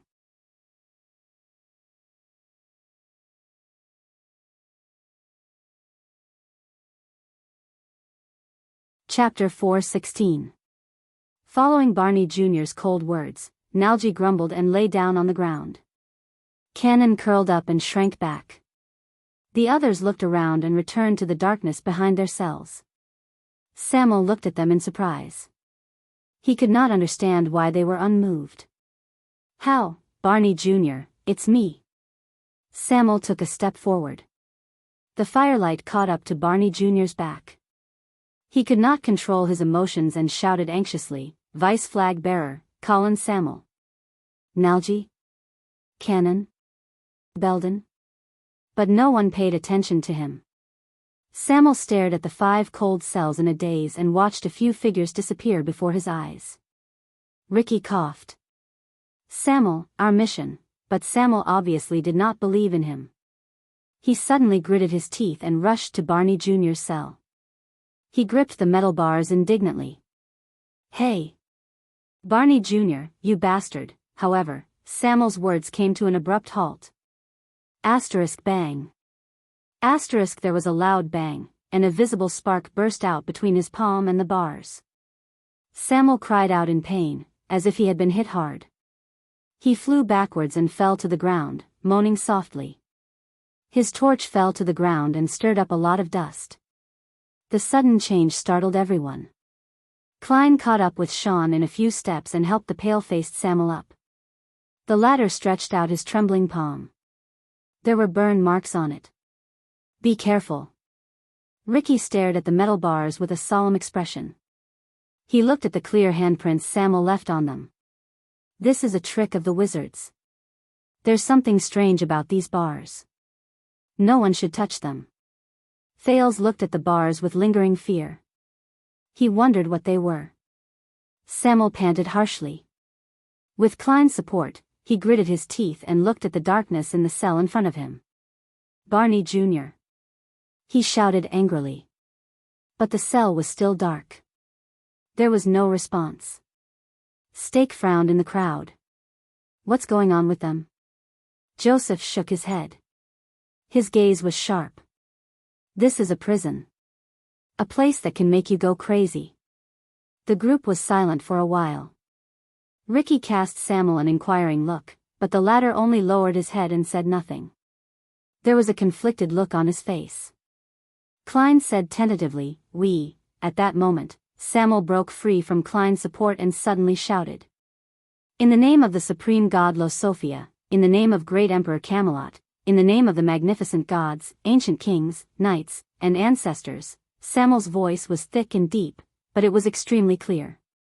It was as if there was a power that could pierce through people's hearts and reverberated in the hall. Today, I engrave this oath. Thales was stunned. Almighty God, great Emperor Camelot, Samuel panted and looked up at the 5 cells in front of him. In the darkness, a few panting sounds could be heard. Soon, Barney Jr.'s voice came from the prison cell. There was a hint of hesitation and confusion in his voice.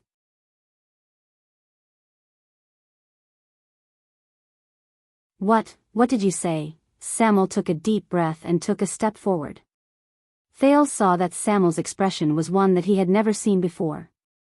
The light from the flames swept past the brand on his face and reflected the determination on his face. Samuel said, "That's right. I vow to dedicate my life to the throne, to serve the imperial power, and to serve no other master." He gritted his teeth and did not continue speaking. His voice echoed in the hall. The former flag bearer continued to stare at the darkness in the prison cell, as if he was waiting for something. 1 second, 2 seconds, he was not disappointed. A voice that sounded like it had just woken up from a nightmare suddenly rose. I vow that this sword will only be brandished for the Emperor, and will only be broken for the Emperor. There is no other use for it. As the voice rose, a figure appeared in front of the bars. Thales recognized it. It was the lackadaisical Nalji. But his voice was no longer lackadaisical. A complicated, pained expression appeared on Samuel's face. A third voice rose faintly and continued their words. I vow that this body will either be buried in the resting place of the throne, or be buried in the midst of the imperial life. There is no other end. In the prison cell, Tardan's confused expression left the darkness and entered the illumination of the flames. There was no need for anyone to remind him. The fourth and fifth voices rose and continued the oath. I vow that this soul will not go to hell, will not enter heaven, and will not care about the world. It will only be forged into the mighty empire. There is no other place for it to belong. A brilliant light flashed in Samuel's eyes. He opened his mouth slightly and chanted the unusual words together with the prisoners. The Emperor has arrived, and the knights have gathered. The prisoners who had disappeared previously appeared under the light of the flames. They joined the chant through the bars. Where the iron hooves go, the villains will all perish. Bitterness, excitement, dullness, confusion, absent-mindedness. Thales read many different emotions on the prisoners' faces. Where the sword points, chaos will come to an end. Finally, the stern-looking Barney Jr. walked out of the darkness and stood behind the bars. The legacy shall not be destroyed. He met Samuel's gaze and chanted the last sentence together. The empire shall be eternal. There was silence. The empire shall be eternal. The muscles in Thales' hands tightened slightly. At that moment, be it Stake, LaSalle, the disaster swords, or the captives, Quick Rope, Dean, and Tampa, all of them stared at these special prisoners in surprise. They stared at their interaction with Samuel. As the flames swayed, Samuel sighed softly. I still remember that day. Your father, Quill Barney Sr., specifically mentioned this before he took the oath. He revealed a bitter smile.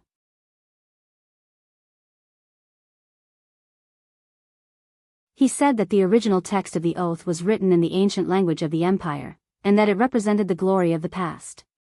He also said, Barney Jr. shook his head in the prison cell and finished Samuel's sentence.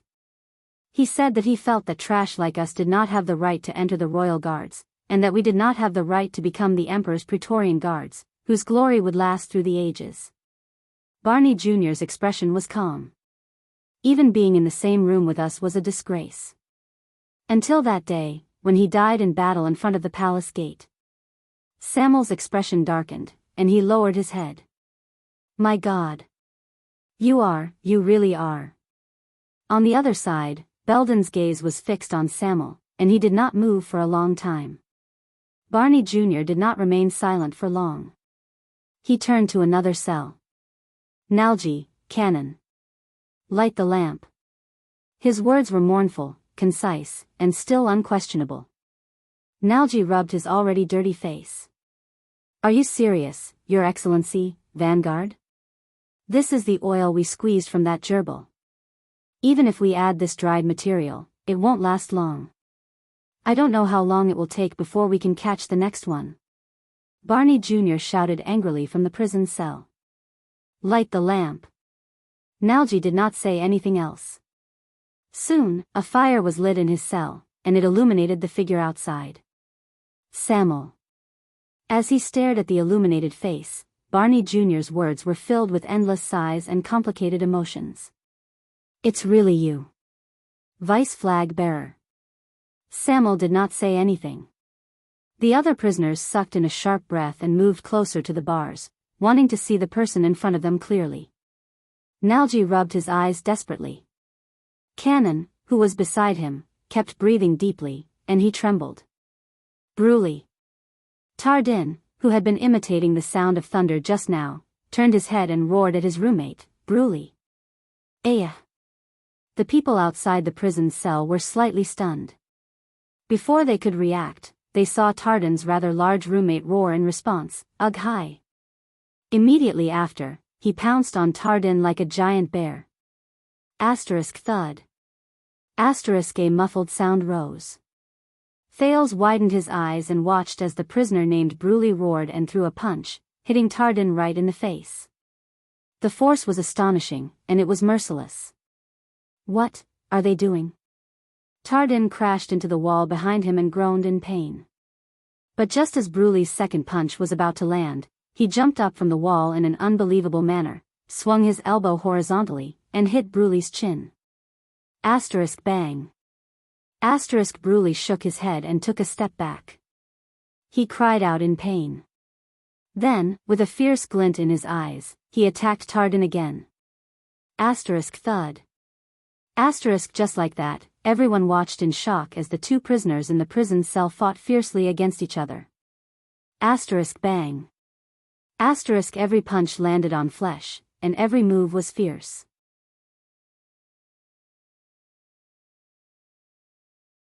But regardless of whether it was Barney Jr., Nair, Nalji, Cannon, or Belden, they turned a blind eye to the internal conflict between their cellmates.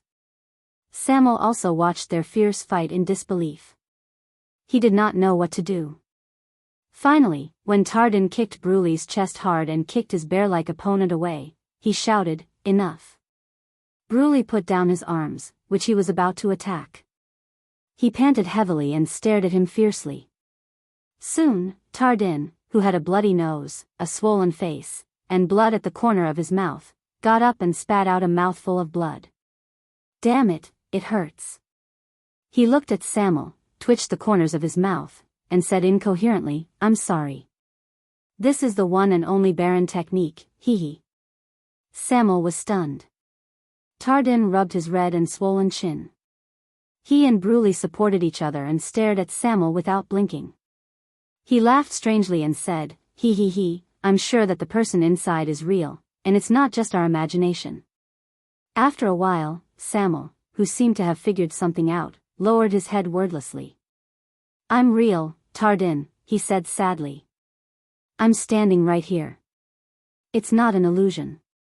It's not." Thales sensed a lot of emotions from his words. On the other side, Nair stared at Samuel. "What's wrong, Samuel? They still captured you? Am I right? What are they plotting? Who do they want to kill this time?" Samuel shook his head. Cannon trembled slightly. He hid behind Nalji and said in a nervous manner, "What? Are they going to be beheaded? Or hanged? Are we in there too?" Samuel stared at them with an indescribable gaze. He still shook his head. "You've lost a lot of weight, and you've aged a lot." Nalji sneered in the prison. "Of course, at least you don't need a stone knife to shave." "Something's not right." Belden, whose long hair hung over his face and beard reached his chest, crossed his arms. He asked warily and maliciously, "Why are you here, you coward? Who are those people outside?" Samuel was silent. He let them size him up and listened to their strange questions. Until Barney Jr. asked, "Now, Samuel." Barney Jr. sucked in a deep breath and asked an unexpected but thought-provoking question. "What year is it now?" Once he said this, the prisoners in the prison became quiet. They stared at Samuel quietly. After a long while, Samuel exhaled. "Calendar of Eradication, year 679. Barney Jr. was slightly stunned. Then, his face turned pale and he took a few steps back. The prisoners were also stunned. "My mind is not clear. Help me do some math." Nalji nudged Cannon. He anxiously turned his head around and looked around. He grabbed his hair and said in distress, 679,679. "So, 679 minus 677. No, 650, no, 660. When did we get here?" Cannon did not answer him. He just curled up and sat down. Fear was written all over his face. How? 18 years. Barney Jr. looked around in a daze.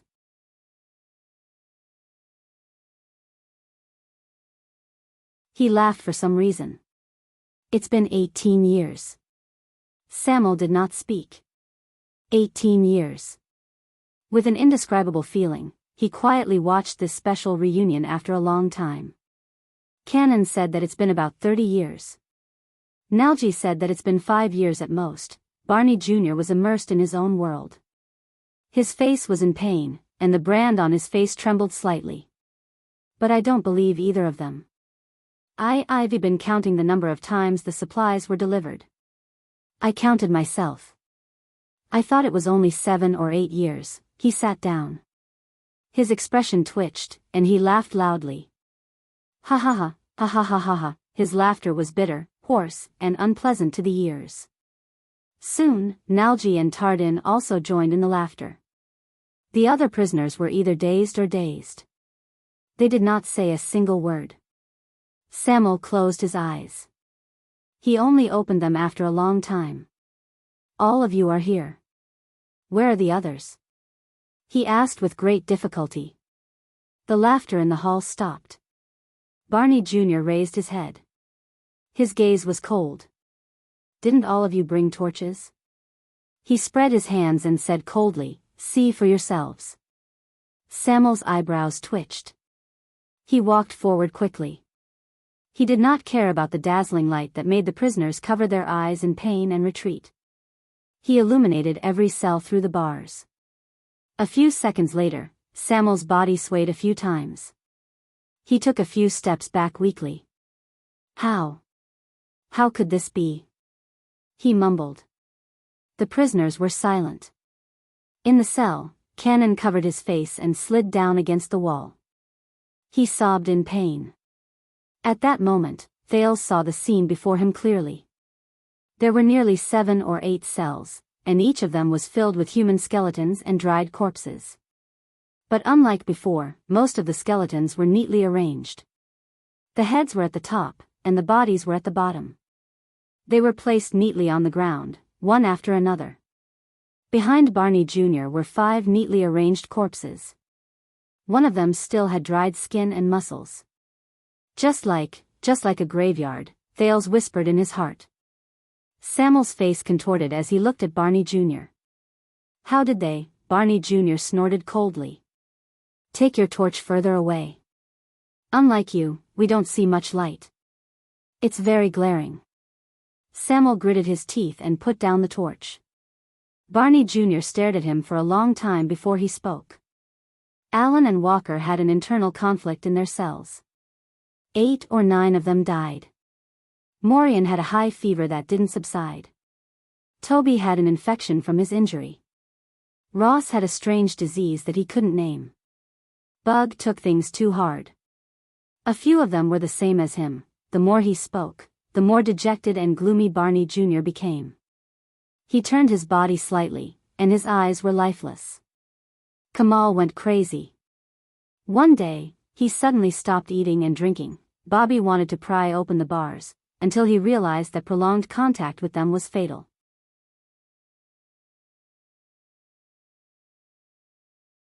The hall was silent for a while. It was very depressing. Myro mysteriously couldn't wake up. Barney Jr.'s expression tensed. He clenched his fists in pain. As for Big Lore, he became a little abnormal. Before he killed the third person, the people in their cell had to do something, so he took a deep breath and forced his emotions back into his body. Gold and Skeleton left together. They were the last 2 people in the same cell. They agreed to cut each other's wrists. One day, Rogo suddenly screamed like a madman. He cried and laughed for a day and a night. Then, he went silent. Samuel listened quietly. Every time he heard a new name, the torch in his hand would tremble a little. Cox died peacefully. He even left behind some last words. Kulaimen just had a common cold, but we didn't have any medicine. We could only watch him day by day. In the end, he couldn't take it anymore. I was the one who did it. Barney Jr. laughed dryly. The cells were not connected. We could only hear sounds. What happened over the past few years was like King show. Those who died early in the same prison cell can still have a dignified funeral. Barney Jr. looked at his own hands, then glanced at the 5 skeletons behind him. An indescribable emotion flashed in his eyes. As for the last ones, they can just lie down and wait. Barney Jr. said absent-mindedly. Thales stared at the unkempt prisoner in a daze. He stared at the dark cell and the glowing bars. He remembered the skeletons and corpses on the upper floors. He could not describe the feelings in his heart. Thud. Samuel knelt on one knee. His face was pale. So, Barney Jr. raised his head and snorted coldly at him outside the cell. Yes, Vice Flag Bearer, Sir Colin Samir. It's been 18 years. 45 people in their prime, 45 men, 45 noble knights. The smile on Barney Jr.'s lips grew wider until he pulled out a smile that was filled with hatred, bitterness, sarcasm, and bitterness. 45 royal guards who were imprisoned in the prison of bones. He raised his head and looked at the skeletons around him in a daze. He stared at the other 6 prisoners in silence. Probably.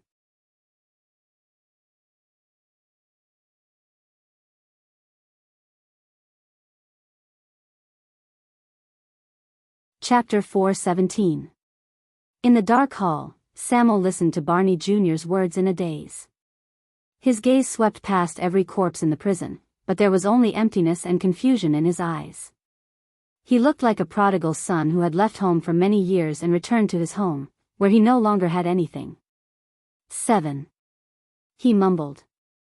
For some reason, as he listened to their conversation, Thales also felt empty in his heart, and he felt incredibly uncomfortable. In the crowd, Steak coughed softly. He quickly walked to Ricky's side and pointed above his head. My people can't control the people above for too long. We also have to prevent any possible accidents. Ricky ignored him, but Steak attracted the prisoner's attention.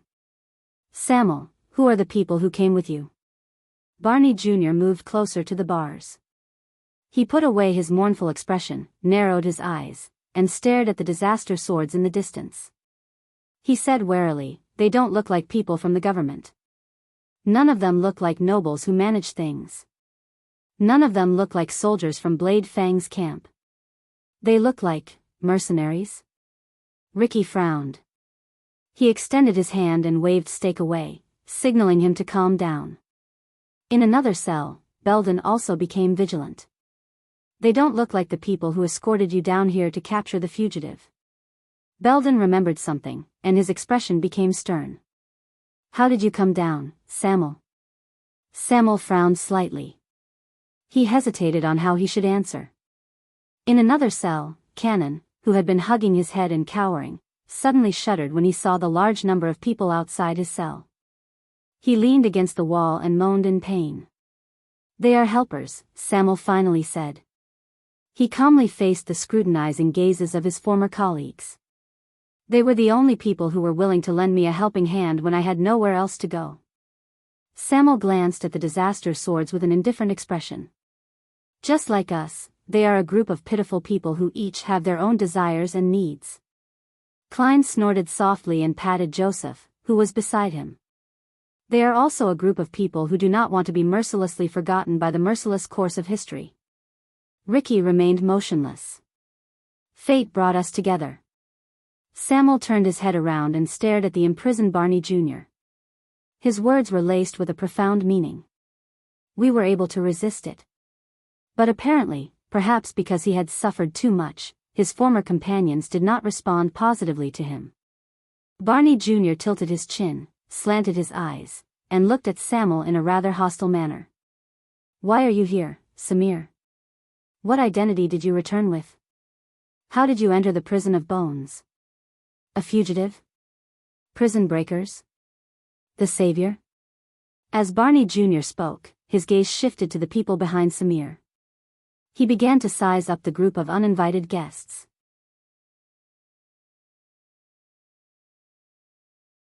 I don't see much light, and my eyesight has deteriorated a lot, but I can at least see a group of ferocious monsters with all kinds of weapons. They don't look like they came with invitations. As for the few who aren't armed, they're the ones they kidnapped, right? While Samuel was at a loss for words, Barney Jr. spoke faintly, and his tone became increasingly suspicious. Moreover, who is that young man? Why did you put so many people around him? Why did the people around the man in the hood and the man in the gown subconsciously look at him? Barney Jr. suddenly gestured with his chin and looked at Thales indifferently, causing the prince to tense up. Stake and LaSalle, who were mentioned, were slightly stunned. Under Ricky's gaze, they had no choice but to move their subordinates further away from Thales. But just when Thales thought of something, he suddenly felt a weight on his shoulder, and a chill ran down his spine. Don't you dare say anything unnecessary, brat. Marina pressed down on the back of his shoulder. The blade of her sword rubbed against Thales' pants. She said coldly, you won't have anything down there. Thales only felt a chill invade his spine. He did not dare speak again. No, it doesn't look like protection. Belden also stared at Thales from the other side of the cell. His frown deepened. I can tell.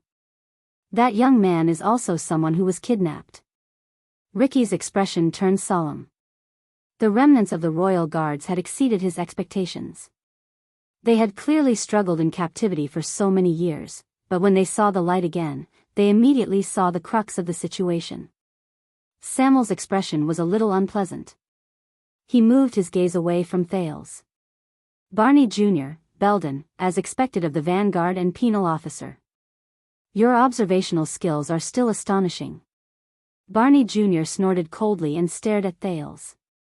Just who is he? Oh, right. At this moment, Stake suddenly interrupted their conversation. Honorable Crassus, is your plan to help this former royal guard catch up? Ricky's eyebrows twitched slightly. Stake and his two subordinates walked forward with smiles on their faces.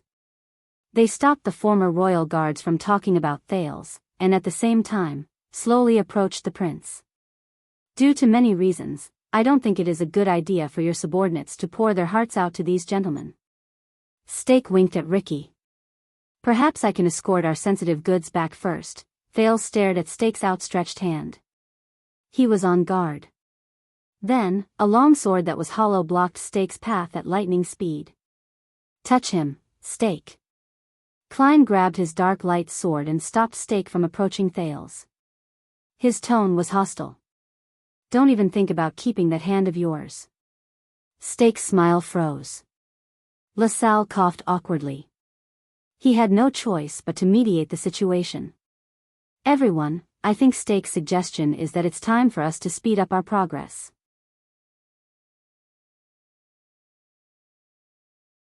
The Northlander silently pushed Stake back and gestured for the two assassins beside Stake to put away the weapons they had brought out at some point in time. He reminded them solemnly. Accidents can happen at any time. Don't forget our situation. Ricky shifted his gaze from them and snorted. Of course. Samuel, the leader of the disaster sword, said softly. Focus on the mission. Samuel nodded. As for you, Ricky looked at Stake and said in dissatisfaction, we need time. Stake raised his eyebrows slightly, as if he was thinking about something. But in the end, he still smiled and slowly stepped back. Very well, of course. Then I will wait for you outside. Anyway, I am very concerned about the situation above. I need to confirm it. Stake raised his hands and took 2 steps back. Then, he walked out of the hall with his subordinates while the disaster swords glared at him with hostility. LaSalle gave Ricky an apologetic smile. They can be impatient sometimes. The mercenaries who had surrounded Shadow Shield unknowingly let go of their sword hilts and put away their murderous gazes. On the other side of the hall, the prisoners and Samuel watched the small conflict in silence. Samuel inhaled, as if he was adjusting his emotions. Barney Jr., I am very happy to see. But Barney Jr. rolled his eyes. Who is that? The prisoner in the cell stared at Stakes back from a distance. That hooded man? He doesn't give me a good feeling. And that man with the nose so high. In another cell, Nair stared straight at LaSalle and gritted his teeth. That damn Northland accent. It's definitely not from Cold Castle, but from further north, from Extet. LaSalle instantly froze. As he looked at his two doubtful colleagues, Samuel sighed. That's not important, but a panicked shout suddenly broke the oppressive atmosphere. No. Everyone tensed up. Their first reaction was to grip their weapons, and then, they snapped out of their daze. The person in the cell was shouting. No, no, no. Barney Jr. Barney Jr. frowned and turned his head. In another cell, Cannon, who had previously reminded the prisoners that the iron curtains had been lifted, was still hugging his head and curling up on the ground. He could not stop trembling. As he twitched, he shouted in pain. Barney Jr., I can hear it, just like how I see it in my dreams every day. His roommate, Nalji, who had been acting lazily just now, quickly walked forward in a very experienced manner. He put his arm around Cannon's shoulder and comforted him in a low voice. It's okay, Cannon, it's all over, it's all over. Everything is fine, everything will be fine. Those terrifying things in the past don't exist anymore. We're fine, that's all. As Nalji spoke, he became absent-minded as well. He stared at the ground with a dazed expression. But Cannon still struggled desperately.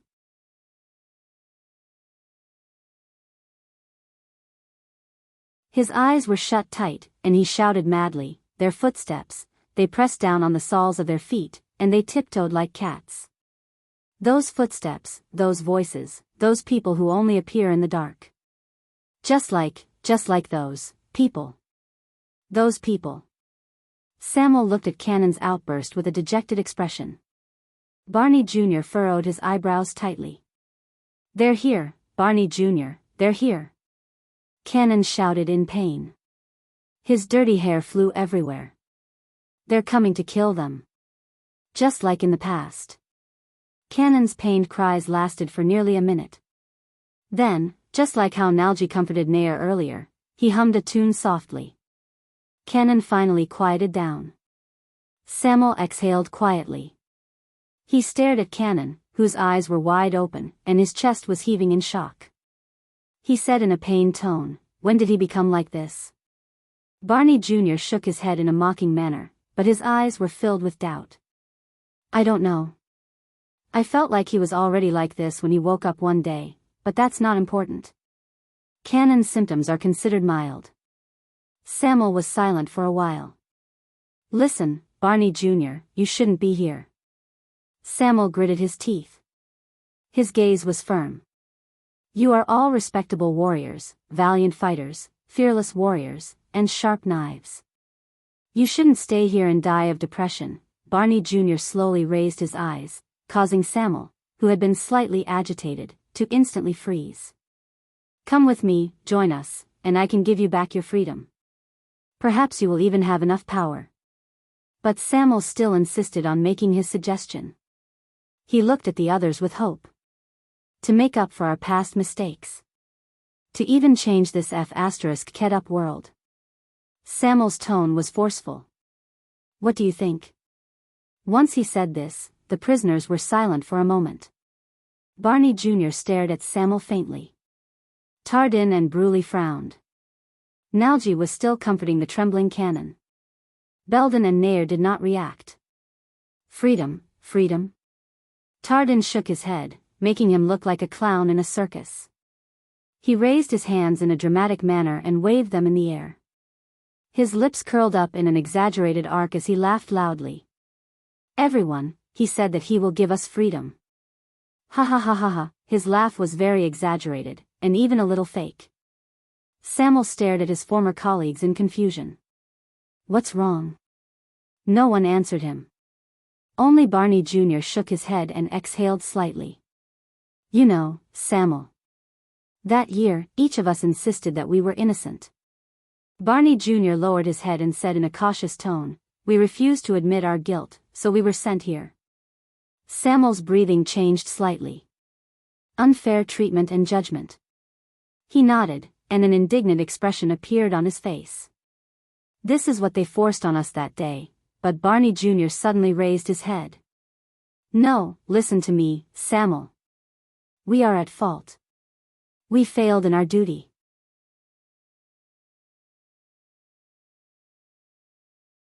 His Majesty and the Crown Prince died under our watch. But we did not collude with the enemy. We are not traitors. The royal guards did not betray the late king. I have always believed that we are innocent in this regard. Barney Jr. stuck close to the bars, almost touching the dangerous magic creation. But he still widened his eyes and stared at Samuel outside the prison cell in a rather neurotic manner. Everyone, including me, believed in this. So we gritted our teeth, and no matter how much we were tortured, we refused to give in. So we were unyielding. We shouldered the blame and slander, but we still walked into the prison with our backs straight, just like tough men. Because we did not do it, we did not do it. Innocent is innocent. Samuel stared back at him in a daze. He was puzzled. Until Barney Jr.'s next sentence. Until you, Samuel. Barney Jr.'s face suddenly contorted. He stood up abruptly and gritted his teeth. Until you escaped from the escorting team and disappeared from our firm belief. Samuel's eyebrows rose and fell. He clenched his fists tightly. Barney Jr. suddenly pounced forward and grabbed the bars with both hands. Everyone, including Samuel, was shocked. Samuel even subconsciously took a step back. Barney, you, tell me, Samuel. Barney Jr. gripped the bars tightly. His fingers trembled non-stop, as if he was enduring great pain, but he still glared at Samuel with resentment. Why did you run away that year? Abandon all your comrades and brothers? Slap. There was a flash of light from the bars. Barney Jr. cried out in pain and fell to the ground. But he did not care. He only raised his smoking hands and stared coldly at Samuel. Why did you use cowardly actions to deepen the brand of our crimes? To prove our crimes? Samuel stared at Barney Jr.'s actions in disbelief. He turned to look at the other prisoners, but found that they were all looking at him with unfamiliar expressions. To prove our crimes, Samuel stared at the countless skeletons and closed his eyes in pain. He stuttered. He wanted to say something, but stopped himself. In his hesitation, he said through gritted teeth, I'm sorry. You know, Barney Jr., you know. Samuel trembled and lowered his head. 18 years ago. I could bear all the consequences of that tragedy, be it demotion, punishment, torture, exile, or even death. But this? Samuel opened his eyes abruptly. He raised his torch and illuminated his surroundings. Skeletons, prison cells, and ashes. To stink, rot, and be forgotten in a bottomless dungeon? Then, to remain here forever, without even a splash of water? To bury our humiliation and stigma deep underground forever, never to be remedied? Samuel's expression became more and more twisted, like a drowning man struggling in the water. After a long while, he gritted out his next words through his twitching teeth. No. I refuse, he said firmly. He stared straight at Barney Jr.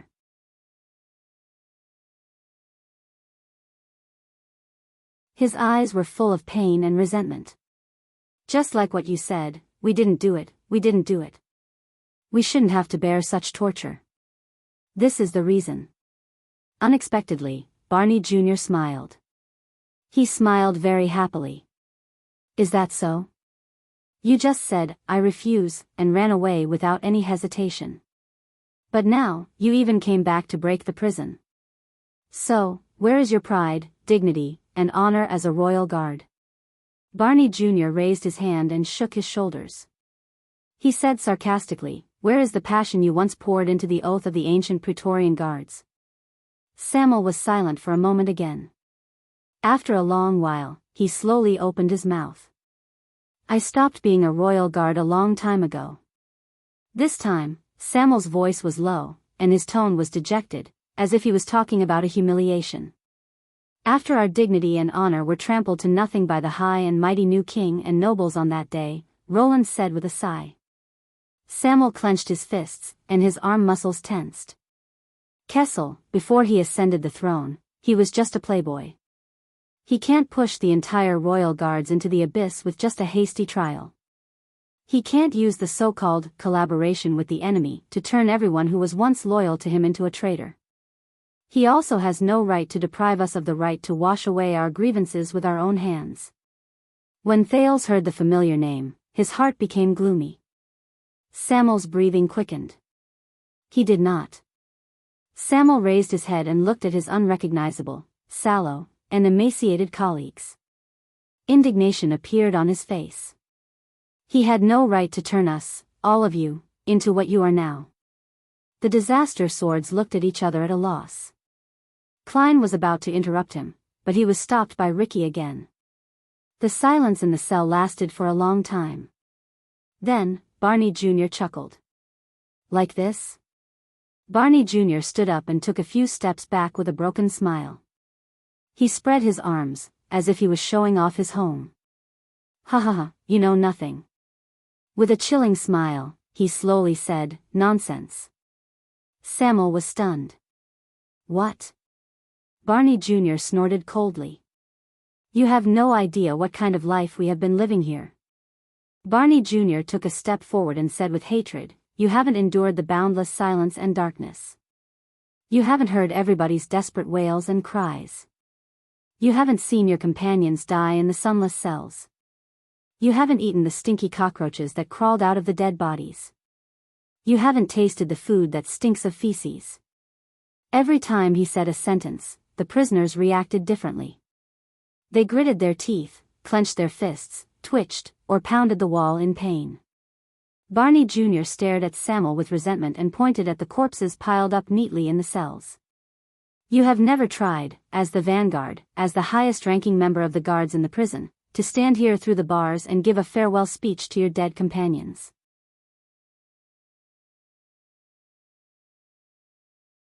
Barney Jr. clenched his teeth so hard that they almost cracked. 37 times. 37. The prisoners stared at Samuel with dead, emotionless eyes.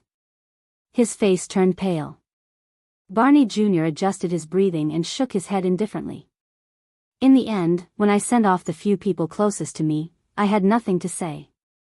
Barney Jr. turned his body sideways and revealed a few tombs that only had bones left before Samuel's eyes. It was not just because I had nothing to say, but also because I was already numb. Their voices and smiles in the past gradually faded and faded away under the sunlight. All that was left in my mind was their mournful cries and absent-minded wails before they died. I can't watch another person sink into this boundless hell. Barney Jr. stood where he was in a daze. Thales lowered his head and sighed soundlessly. And you? Barney Jr. raised his head in a daze. The absent-mindedness in his eyes slowly turned into hatred. You? You're a coward who ran away halfway and made us even more speechless. What right do you have to come here and save us as a savior? Samuel looked as if he had been punched heavily. He took a step back with a dazed expression. He took a deep breath. Barney Jr., I can only say that I'm very sorry. And I can still make up for it now. But Barney Jr. suddenly roared angrily, No.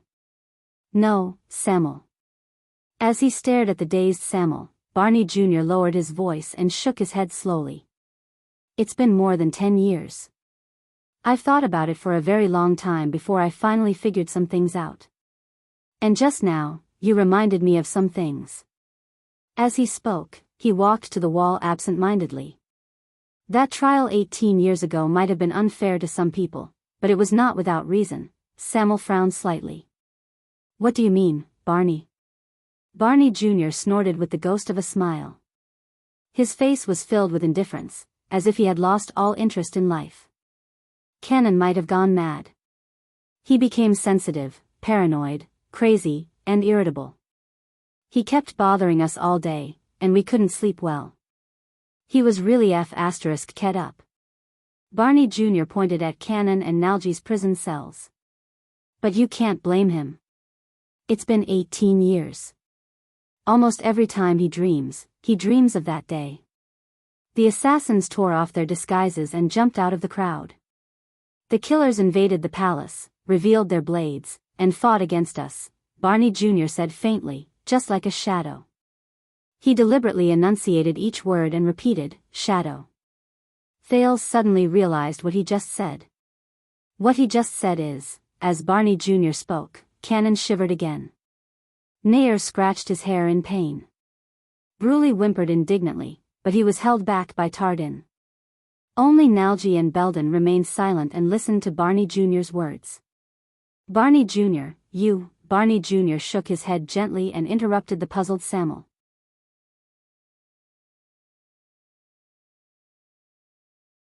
Cannon dreamed for a total of 18 years in the endless darkness. Barney Jr. leaned against the wall and sighed listlessly. He was originally a cavalry scout in the Royal Guards. His ears and eyes were sharp. He lived in the darkness for 18 years.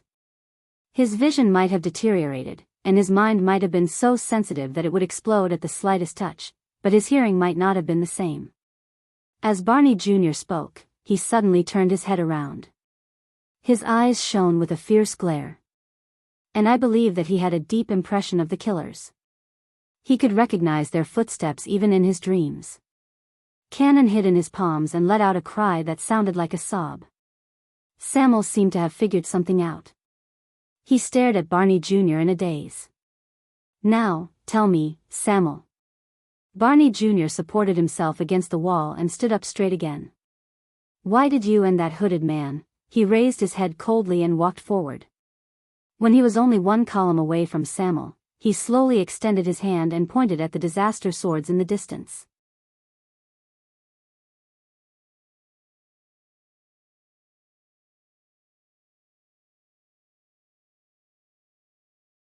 Chapter 4:18. When Barney Jr. said this, Samuel looked surprised. He subconsciously took a step back. When he saw his reaction, Barney Jr. snorted coldly. The disaster swords were all stunned. Hood. Klein stared in surprise at Cannon, who was curled up on the floor. He then looked in the direction where the hooded stake had left. Is there really someone in this world who can identify someone through their footsteps that are barely audible? Ricky also stared at Cannon in surprise. He thought about it for a moment and nodded slowly. I think, if you care about something enough, to the extent that you can pour 18 years of effort into it, he shook his head and sighed. Then, there's probably nothing that can't be done. On the other side of the hall, most of the prisoners stood up and approached the bars coldly. Is this true, Samuel? Belden stared at Samuel calmly, then at the disaster swords. His gaze was stern. Are you a member of Shadow Shield now? Nair, who was next to him, mocked him. Wow, this is a good sign, Your Excellency. At least you don't have to feel guilty. Samuel looked at them, then at the other. His breathing was irregular, but in the end, he turned to Barney Jr., who had the scariest expression. He raised his hand and explained, listen, me and them, those assassins, this is just a temporary cooperation. I also hate that cockroach, but now, in order to come here, but Barney Jr. interrupted him. You don't understand, Samuel. Barney Jr. sneered. I'm not talking about how you're doing now. Who the hell cares? Samuel was instantly stunned. Barney Jr. exhaled and looked down at his palms. I'm talking about Lord Charlton. That blood chant is very good. In fact, he's very good. He's too good. When he heard this name, a thought appeared in Thales' mind. Lord Charlton, blood chant? Thales' breathing slowly slowed down. Another name appeared before his eyes. A thin gray figure who jumped down from the cliff of the sky. Baronet Charlton. Flying Locust Blade. Samuel was obviously a little surprised. Charlton? Lord Charlton? But Barney Jr. ignored him and continued on his own. But he was far from being strong enough to charge into Renaissance Palace alone, assassinate His Majesty at will, and then leave. At least, 18 years ago, when we intercepted him and fought him for a short time, he was not that strong. Thales was shocked. He came to a realization. Barney Jr. was talking about the shocking and bloody scene in Renaissance Palace during the Bloody Year. The death of 82. Samuel frowned. "What are you talking about, Barney?" Barney Jr. laughed absent-mindedly.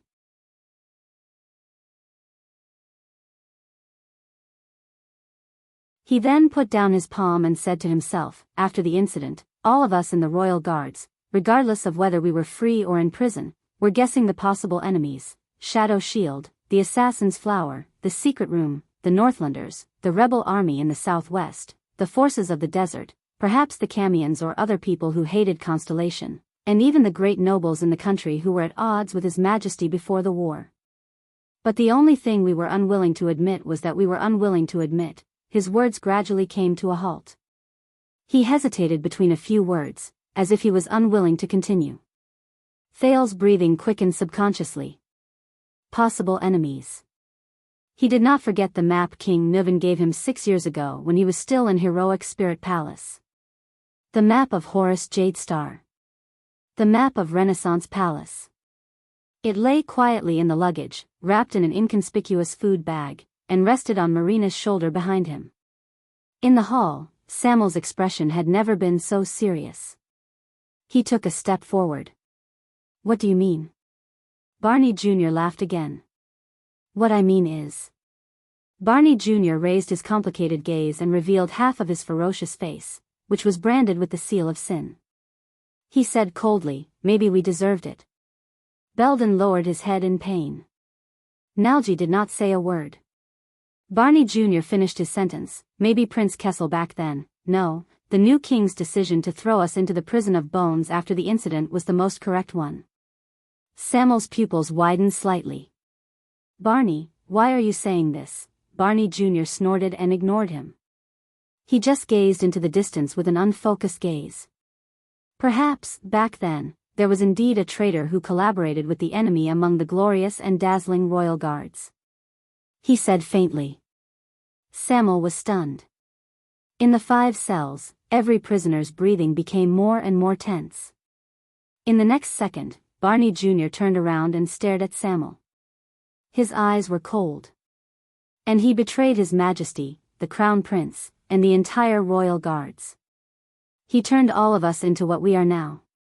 At that moment, Samuel gasped a few times and took a diagonal step forward. No. But Barney Jr.'s accusation was not over. And that traitor. With an enraged expression, Barney Jr. extended his hands again and grabbed the metal bars in front of him desperately, just to get closer to Thales. He must have known Prince Midier's orders and handwriting like the back of his hand. That's why he could fake the Crown Prince's request for help, exaggerate the riot at the palace gate, and use the late king's love for his son to transfer us away from the Hall of Stars, to go to the palace gate to support Prince Midier. Thus, he dragged most of the royal guards into a chaotic battle with the rioters and those with ulterior motives. Samuel seemed to be frozen on the spot.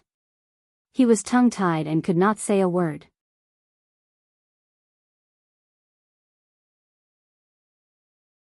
At that time, Great Charlton acted against His Majesty in the Hall of Stars with the help of Shadow Shield. Master Vitano went to the battlefield with Duke John, and Instructor Ida was in the Sacred Tree Kingdom. Even when old Captain Cullen risked his life to face Blood Chant and a group of assassins, he could not protect His Majesty from the assassins.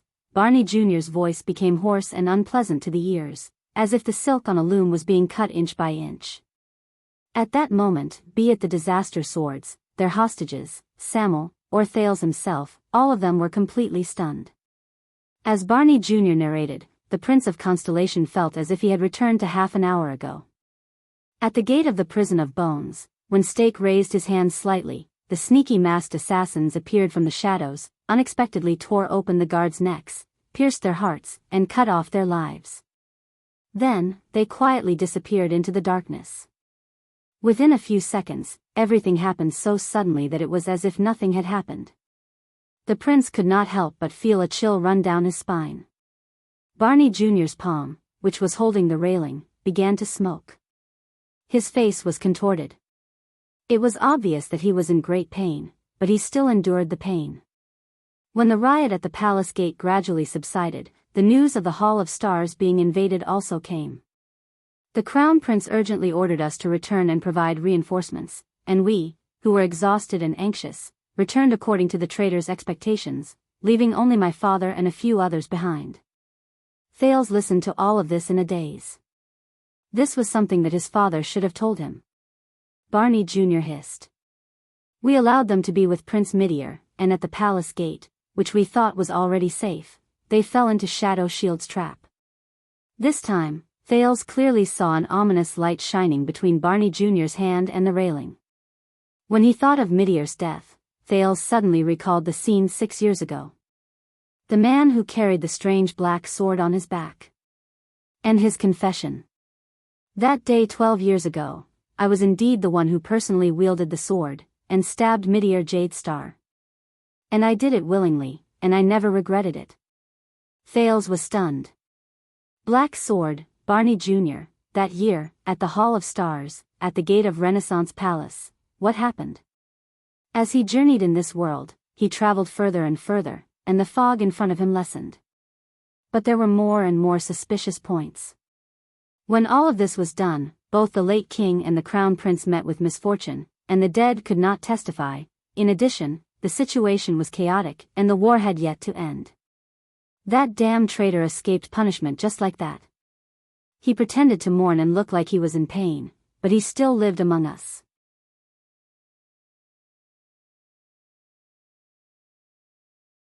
He lived among the emperor's Praetorian guards, who were supposed to protect the royal family with their lives, and he got away scot-free.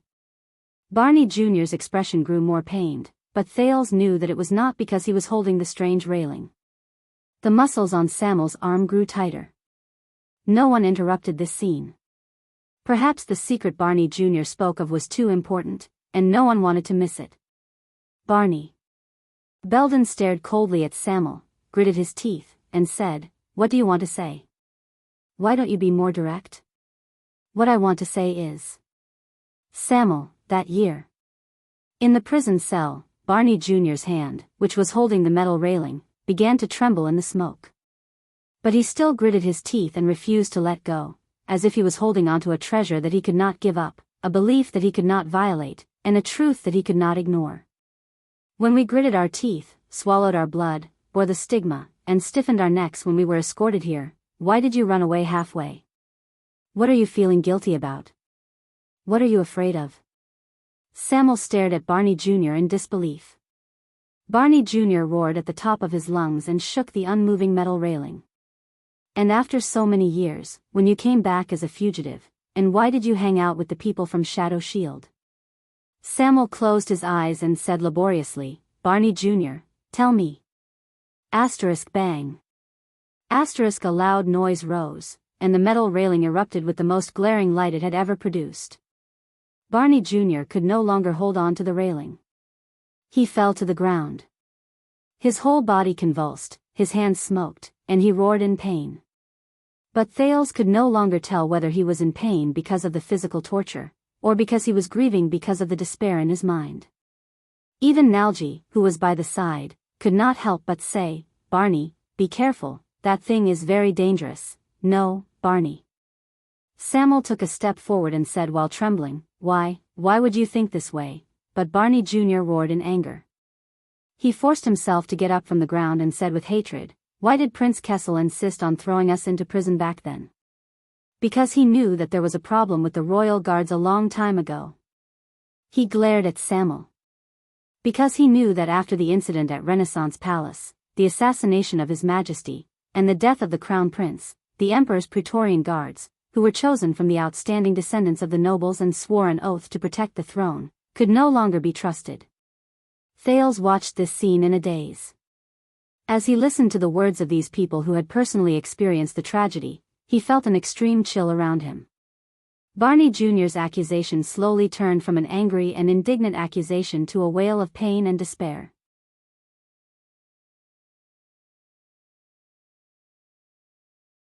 After so many years, there must have been many people in the guards who had figured it out. So they, including us, could not eat or sleep, were tormented, and even went insane, and committed suicide. Because the royal guards were bound together for good or ill. Tears slowly gushed out of his eyes. His voice also became intermittent, and he could not speak clearly. As for why it was the prison of bones. Maybe Prince Kessel was just unsure, maybe he just wanted to see if the traitor would jump out on his own. Barney Jr. shut his eyes tightly. Tears slid down his cheeks and wet the brand of the sinner. And in the end, thud. Barney Jr. knelt on the ground. In the end, no, he roared with resentment, you escaped, Samir, you. In the other cells, the former members of the royal guards watched the confrontation between Samuel and Barney Jr. with pale faces. Samuel sucked in a sharp breath and stared at Barney Jr. with a flushed face. He punched his own chest. Yes. I escaped. But it wasn't me. He yelled in a near frenzy and spoke incoherently. It wasn't me. It wasn't me. Barney Jr. did not have the slightest interest in listening to Samuel's argument. That's not all. Samuel, I remember that you have a good foundation in words. You have a good understanding of the way nobles write, use of words, styles, and even the language of the ancient empire. Presumably, you would have no problem imitating handwriting or forging letters, such as His Highness the Crown Prince's warrant. Samuel's words of defense were instantly silenced. He turned to the other prisoners as if to seek their understanding, but they were silent. He just watched coldly from the sidelines. Barney Jr. lay on the ground and gritted his teeth with tears in his eyes. This is also why you were promoted to flag bearer. As he stared at the other party's increasingly unpleasant expression, Barney Jr. said coldly, we, the royal guards, are the reincarnation of the Emperor's Praetorian Guards. In the past 600 years of history, the commander has been in charge of the entire team, the penal officer has been in charge of punishment, the vanguard officer has been in charge of battle, the protector has been in charge of the guards, the logistics officer has been in charge of ensuring supplies, the instructor has been in charge of training the new recruits, and the watchman has been in charge of protecting the legacy. Barney Jr. suddenly raised his head and glared at Samuel with bloodshot eyes. And the flag bearer. Samuel, who was in a daze, jolted. And the vice flag bearer, Sir Colin Samuel, Barney Jr. said coldly. You flag bearers are responsible for the internal supervision of the guards, the exchange of intelligence, and even secret investigations. That's why everyone doesn't like you, second only to the penal officers. But if there's anyone who can discover traitors early, it's definitely you. It can only be you guys.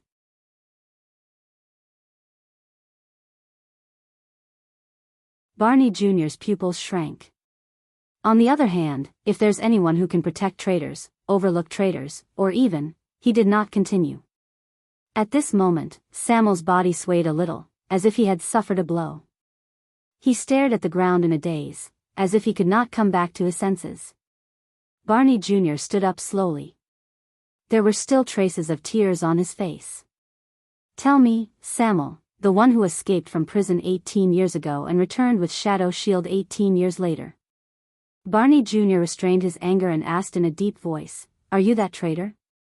The one who caused the deaths of His Majesty and His Highness the Crown Prince? The one who caused the deaths of His Majesty and His Highness the Crown Prince? The one who destroyed the royal guard's honor that lasted for hundreds of years? That heinous and unforgivable traitor? The hall became quiet. Barney Jr. and his companions stared at Samuel, wanting to get an answer from him. The disaster sword stared at the two of them without blinking. Perhaps they were just curious about the truth of the past, or perhaps they wanted to understand their companion's past. Among them, perhaps Thales was one of them. But no one dared to break the silence. Until Samuel. The former vice flag bearer seemed to have lost all his strength. He staggered a few steps back and only snapped out of his daze when he knocked against the torch he had dropped earlier. The light from the torch illuminated Samuel from bottom to top, making his face look gloomy. Only the brand of sin on the side of his face was bright red. It was as if he was burning in hell. Barney Jr. continued to stare at him coldly. Samuel stared at the fire on the ground desolately. He stooped down in a daze and picked up the torch. His body was hunched, and his movements were slow. He looked like an old man with one foot in the grave. I know that you won't believe anything I say now. Am I right? After a long while, Samuel finally spoke with great difficulty. It was as if he had used up all the strength in his life. Thud. Penal Officer Belden punched the wall beside him and said angrily, "Then what are you running away from? Come on, Vice Flag Bearer Colin Samuel. You are now standing in front of us, in front of the 7 remaining royal guards. Tell us that you will solemnly swear on your honor, your dignity, your blade, your ancestors, and the name of the Samuel family, which has been rooted in the capital for hundreds of years. You have never done anything against the Jade Star royal family, against the royal guards, and you have never let down the oath you swore as a Praetorian guard." Samuel's body swayed slightly. Belden pressed his entire body against the bars and roared, "Tell me." Crack. There was a loud bang. Belden fell to the ground in pain under the power of the bars. He gritted his teeth and moaned. Samuel instinctively wanted to go forward, but he stopped in his tracks.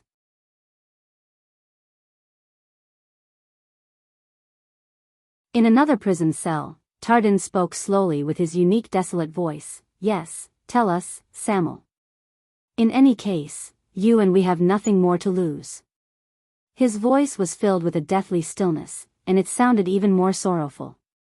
Tardin's roommate, Bruley, who had not spoken all this while, also walked forward slowly. He expressed his opinion with a cold gaze. Samuel bit his lower lip. His eyes were lifeless. "Damn coward. You even dared to run away halfway and abandon your companions. Is it that difficult to swear an oath?" This was Sazelnay from the other side.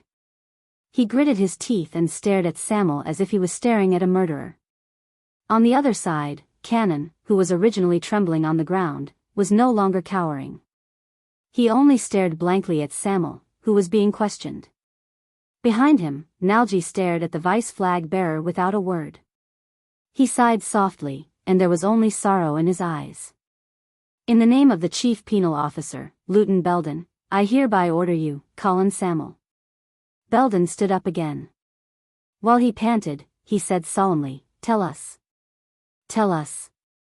When he heard this title, Samuel stared at the gazes of his 7 former colleagues. He looked at the brand on each of their faces, and he was dazed for a moment. He quietly raised the torch and turned around. He gritted his teeth, and there was indignation on his face. Good, very good." In the end, Samuel seemed to have figured something out.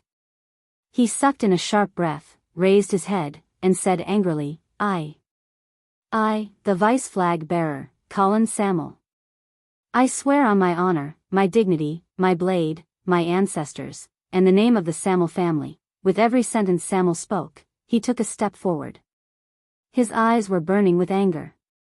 "In my entire life, I have never done anything wrong to the Jade Star King." When he said this, Samuel suddenly stopped talking. He was like a windmill that got stuck, and he stopped at this word. At that moment, Samuel seemed to have remembered something. His face turned incredibly pale.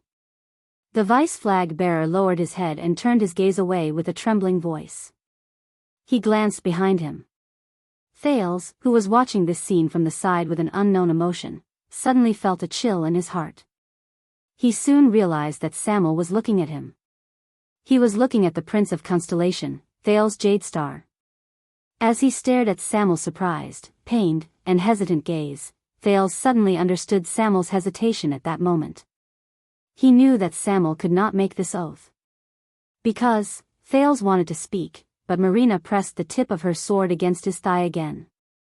The latter's resentful gaze clearly expressed her attitude towards the prince's interference. This is bad. The Prince of Constellation closed his eyes in pain. He had offended Marina so much that, I have never, Samuel turned his head around with great difficulty.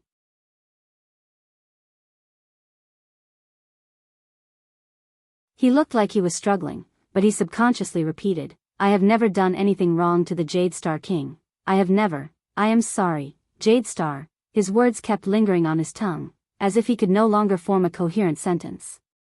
Finally, Samuel closed his eyes and exhaled in pain. He did not speak anymore. It was as if he had accepted his fate. He did not dare to look at his former colleagues' faces. He knew that he would only see disappointment, hatred, and... Ha ha ha ha ha, a long burst of laughter came from the prison. It was relieved, sorrowful, desperate, and pained. It was Barney Jr. He stared at Samuel, who could not make the oath. His face was already covered in tears. Why, can't you continue? Samuel was like a lifeless corpse. He raised his head stiffly. I know what you're thinking, Barney Jr., he said with great difficulty. But I can't make this oath, because I have indeed done something wrong to the Jade Star royal family. But back then, it wasn't me, he said in panic. But Samuel could only look at the 7 people in the prison. All of them looked at him with the most unfamiliar gaze. It was as if they were looking at an alien in their own race. It wasn't me. Samuel seemed to have realized something. He repeated in a daze. Samuel, my father, Barney Jr. sobbed and shook his head with a broken smile. You know, Chief Protector Tony, and a few new guards whose names I can't remember, are guarding the poisoned Prince Midir in front of the palace gates. They're fighting against 100 enemies alone, and they're not retreating. Barney Jr.'s tears flowed down his cheeks as he smiled in pain. Do you know how many times he was stabbed when I dug him out from the pile of corpses? My father, the deputy commander of the Royal Guards, our oath keeper, Quill Barney Sr. Samuel shut his eyes tightly. His facial features were contorted. And King 80. Barney Jr. raised his voice. You know, when we rushed to the Hall of Stars, we could only see his body, which had died with his eyes wide open. Barney Jr.'s words made all the other prisoners lower their heads, as if they had returned to the most terrifying past. Not just these, there were also the 3 princes' wives, their children, and the beautiful Princess Constance. No. Samuel suddenly opened his mouth and interrupted him. No, Barney, no, I beg you, don't, that wasn't me. His expression was already numb, and his tone was almost pleading. It wasn't me. But everything was set in stone. Bah! On Samuel's left, Belden spat fiercely in his cell. The penal officer looked at the glaring and ugly brand on Samuel's face. He spat out the most terrifying word with great hatred.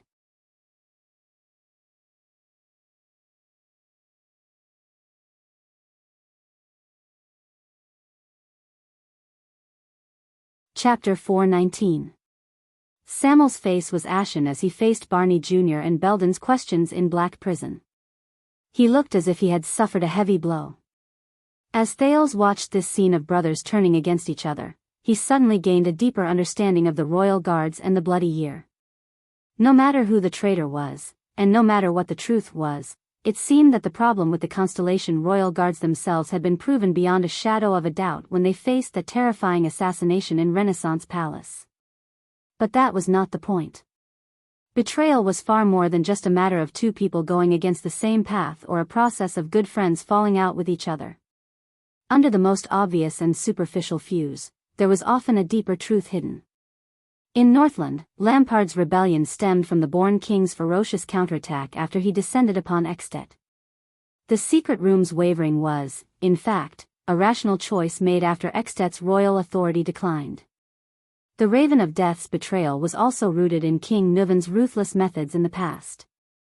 In Constellation, the Duke of the Northern Territories' conspiracy to usurp the throne had always revolved around the Jade Star royal family and the Arund family's game against Broken Dragon Fortress and Constellation's Northern Territory. The collective conspiracy of the New Star nobles, such as Covendier and Nanchester, reflected their expectations and ambitions towards the distribution of power in this country. Even before Thales' eyes, this Blade Fang's camp, which was chaotic and even convenient for foreign enemies to infiltrate the camp and land him in a predicament, was it not also a stage where the Baron of Blade Fang's camp and the Duke of Western Desert, the regular army and the recruits, the Jade Star royal family and the nobles of Western Desert, Eternal Star City and the ruins, the center of the kingdom and the western borders? Then, what about the bloody year? When he thought of this, Thales suddenly came to a realization. The split in the royal guards on the surface was not an exception, nor was it the main cause. It was just a reflection that reflected the greatest contradiction of that era. In the turbulent waves of that era, even if these pitiful people persisted in their own hearts, they could only drift with the waves, unable to reverse the situation. Even if they were peerless experts. Even the king of a country. Even if they were mystics.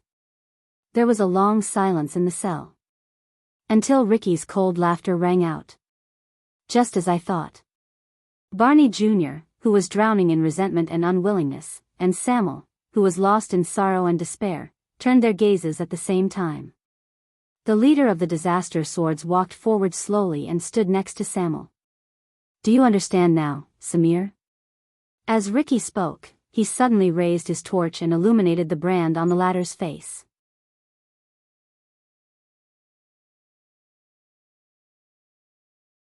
Samuel, who had a desolate expression on his face, was stimulated by the fire. He subconsciously raised his hand to block it and took a few steps back. No matter how much you want to go back to square one, no matter how much you want to make up for your past regrets and heal the scars of the past. Ricky said expressionlessly, no matter how much you want to get rid of that ugly brand on your face. Samuel put down his palm pathetically and straightened his back again. His expression was one of struggle as he lowered his head and panted. Ricky sneered. He suddenly pulled back his torch and turned around to light up the cell on the other side. But this is the answer. The prisoners behind the bars also dodged the flames that Ricky deliberately approached in a disheveled manner.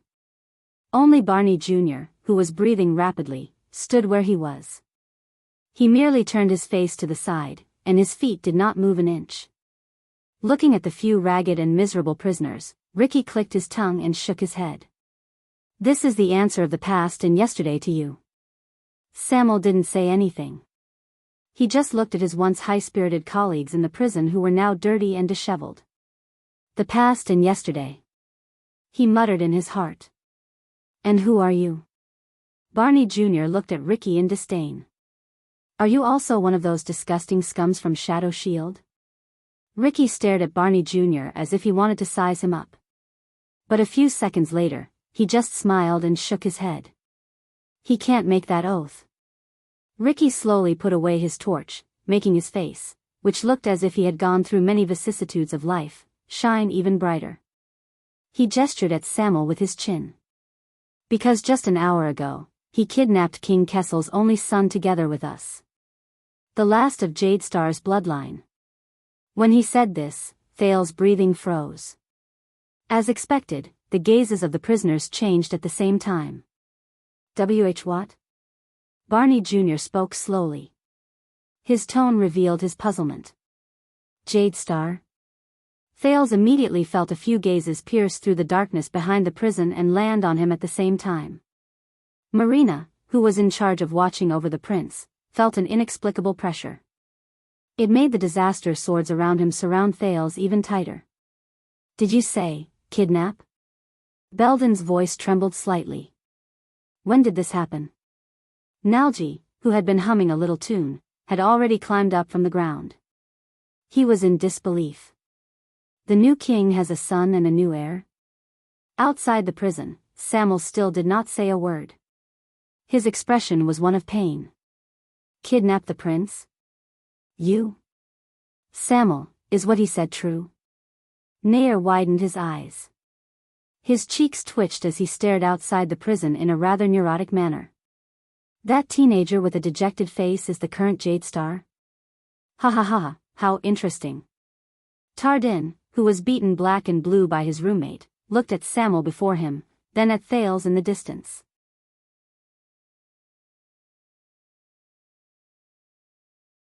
His laughter was desolate, and the mocking tone became stronger. It's getting more and more interesting. Ha ha ha. Outside the prison, Samuel lowered his head dejectedly and closed his eyes gently. Thales was stunned as he watched their different reactions and endured their gazes from the darkness. Barney Jr., Belden, Nair, Tardin, Bruley, Nalgi, and Cannon. The former royal guard's gazes were very complicated. The prince could not tell what they were feeling at that moment. Were they stunned, resentful, regretful, excited, or dejected? Thales did not know. He only felt that these people, the former royal guards, were clearly looking at the current him. Their gazes were fixed on him. But it was as if they were looking at the past. They were looking at the past. Ricky, who had just revealed the truth, sized up Samuel by his side. When he saw that Samuel was still dejected, he could not help but frown slightly. The silence and surprise inside and outside the prison only lasted for a short while. So, you really can't swear an oath, right? Nalgi sat back on the floor. His expression was calm, and there was a faint sense of relief in his voice. Samuel, I really hope that you know what you are doing. Be it in the past or now. Really? Samuel's expression changed. He raised his head with a slight hint of hope, as if he wanted to find some comfort and understanding. Nalgi, but Nalgi shook his head. Don't talk to me. Go to Barney. The person with the highest position has the final say. Samuel's words came to a halt. He shut his mouth in disappointment and looked at the vanguard in front of him, Quill Barney Jr. The shock in Barney Jr.'s eyes was slowly replaced by realization and indifference. So, this is the answer. The vanguard stared at the dejected Samuel with a complicated expression. Regardless of whether you betrayed us in the past or not. After so many years, you are still a traitor. At that moment, Samuel's expression froze. So, what does this mean? Barney Jr. sneered and leaned against the wall. He no longer looked at his former companion. Give up on myself? Samuel took a deep breath. He moved his lips, but in the end, he could not say anything. Ricky, who had been watching this scene from the side, chuckled softly. What do you think, Samuel? Ricky threw the torch down gently and let it roll on the dusty ground. Tell them this, Ricky said in a low voice. Then, defend yourself. Tell them that you are not a traitor. Tell them that you are still the good brother from all those years ago. There was a faint hint of sarcasm in his tone. Will this make you feel better?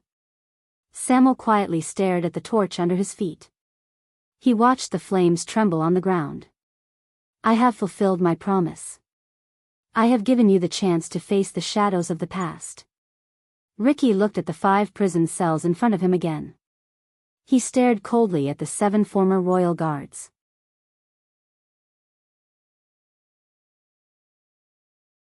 But the question is, Samuel, is this really the reunion you envisioned? Samuel's chest began to rise and fall. The light from the fire was reflected in his pupils. It was weak and waning, like the last light in the darkness. His dark back was cast on the wall by the torch on the ground. It danced back and forth, and it drifted about. Ricky took a step forward and snorted coldly. How is it? Is it filled with flowers, excitement, beauty, hope, forgiveness, and understanding? As he listened to Ricky's question, which was as sharp as a knife, Thales only felt uncomfortable. Now, Samuel, Ricky repeated his question coldly. Do you understand now? Samuel stared at the flickering light in a daze. He did not seem to notice it. I can tell. You are not Shadow Shield, my friend. Tardin sneered in the prison. You sound like a brainwashed cultist. Cultist? Ricky was stunned at first. Then, he smiled unexpectedly. He did not respond to Tardin's sarcasm. Instead, he continued to stare at Samuel. The past is gone, and yesterday is hard to recall. Everything is as it was yesterday, is just a dream, a form of escape. Because you can never go back to the past, whether it is the people or the things that happened in the past. Ricky seemed to have a profound meaning in his words. Most of the time, you can't find the answer even if you go back to the starting point. Or if you find the answer, it will only make you more desperate. The torch on the ground was still struggling, but it was getting dimmer. Even Samuel's face was getting more and more blurry. Including the ugly brand. We can only open up a new path and a new future. Ricky sighed. Only then can we surpass the terrible past. Samuel listened to Ricky's words in a daze. The flames in his pupils became smaller and dimmer. But this is our life. Ricky raised his head and looked at the stone pillar in the middle of the hall. He stared at the emblem that resembled an eye. His gaze was slightly dazed. You can't save anything but yourself. You can't grasp anything but the future. In the next second, the torch under Samuel's feet was finally extinguished. It left Samuel's unmoving face and pupils, along with his dazed and pained expression, in the deep darkness. They could no longer see each other. All of you are dressed like mercenaries. Nalji sighed and lit up a simple lamp in their prison. But no mercenary has the courage and means to break into Black Prison. Did something big happen in Blade Fang's camp? Did they slack off to the point where they let you weirdos in? Ricky snorted softly and did not answer. The sharp Barney Jr. quickly reacted. What? Is the main force not here because there's a war going on? Who is it this time? The 8 great tribes of the Orcs or the 3 great tribes of the Baron Bone tribe? Or the Northlanders, or even civil war? No one answered them. A few seconds later, Samuel's figure slowly lowered itself in the darkness.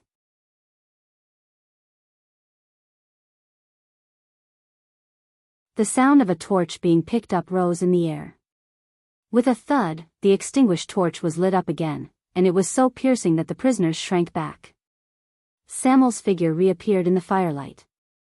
It was as if he had returned to the bright human world from the darkness of hell. Barney Jr., Samuel's voice rose faintly. You know, when you joined the Royal Guards, many people said that you only got in because of your father's connections. These words floated in the air, and the hall fell silent for a moment. Barney Jr. was first stunned, then he sucked in a deep breath. But Samuel suddenly raised his head and said in a short and forceful voice, and I am one of those people. Barney Jr. was stunned. He suddenly noticed that at that moment, Samuel no longer had that pained and remorseful expression on his face. Instead, it was cold and resolute. Even the brand on his face seemed to have become a lot fiercer. By the looks of it today, they were right all those years ago, Barney. Samuel raised the torch, clicked his tongue, and shook his head. His gaze was cold. You didn't inherit any of Barney Jr.'s strengths. The old captain gave up on you and chose Belden to inherit the position of penal officer. How wise of him. Barney Jr. frowned slightly. Across him, Belden turned his head to the side. Because after being imprisoned for so many years, you are still an idiot, Samuel said softly. His confusion and pain had faded away, and he was like a cold and hard rock, making others feel pressured. You can't see things clearly, and you can't judge people clearly. A lunatic who lost his mind. The guards and prisoners in the prison were all startled. Ricky looked at Samuel and chuckled silently. Ridiculous. Barney Jr. sucked in a deep breath.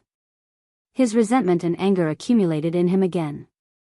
These words actually came from the mouth of a traitor. But he soon realized that the topic of the conversation had changed. A second later, Samuel said a number coldly, 37. Barney Jr. was dazed. What? Samuel waved the torch, making the flames burn brighter and illuminate the orderly skeletons in the cell. You said that in 18 years, you gave a speech for the deaths of 37 of your brothers. The prisoners frowned. Samuel's face was expressionless. Back then, there were 46 people who were sentenced to be imprisoned in the prison of bones. Barney Jr.'s expression tensed up. Over the years, 37 people unfortunately lost their lives. 7 of you survived until now. Including me, there are only 45. Samuel's voice was emotionless, as if he was narrating someone else's story. There is still one person missing. Behind him, Clay and Ricky both laughed. Thale's eyebrows twitched. Samuel took a step forward and drew closer to Barney Jr. It's him, isn't it? He's not here. Samuel stared at Barney coldly.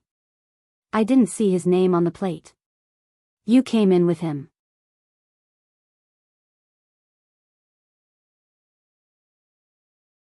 Where is he? Him? Thales's heart began to race. There's another person. Who is he? The hall sank into an unprecedented silence. The prisoner's breathing became more rapid. I understand now. Barney Jr. stared at Samuel in a hostile manner. You didn't come to rescue us, and you didn't come to see an old friend, did you? Coward, traitor, he said through gritted teeth. As for those people outside, but Samuel extended his arm. The torch passed through the gap in the bars and pointed straight at Barney Jr. Where is he? Samuel asked coldly. Bah. Barney Jr. looked at the flames that almost reached his eyes and spat angrily. Samuel snorted coldly and turned to the other side. Belden, you took over the penal officer position from him. You should know. Belden only shut his eyes tightly and shook his head. Samuel's expression was unhappy. He turned his head again. Where is he? He said coldly, Bruley, tell me, but the robust Bruley only shook his head continuously in the prison cell.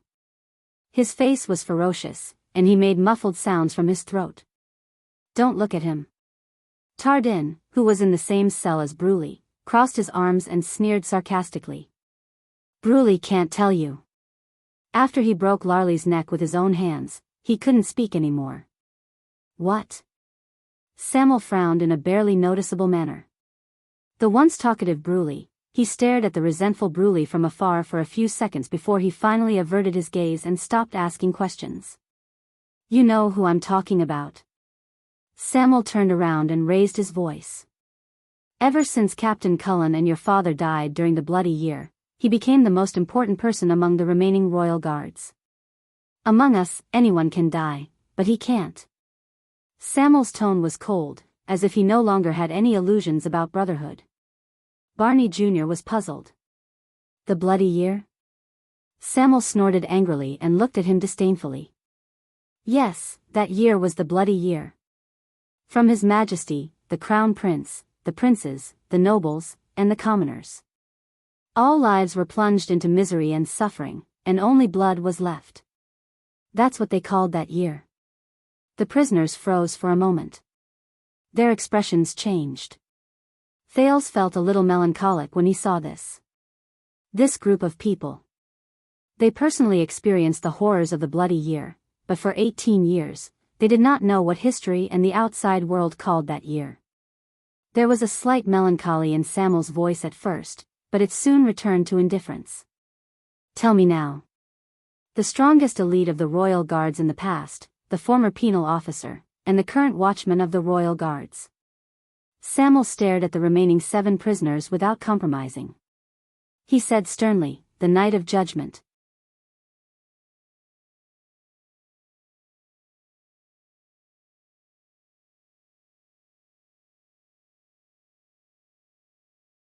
Chapter 420. Zacriel?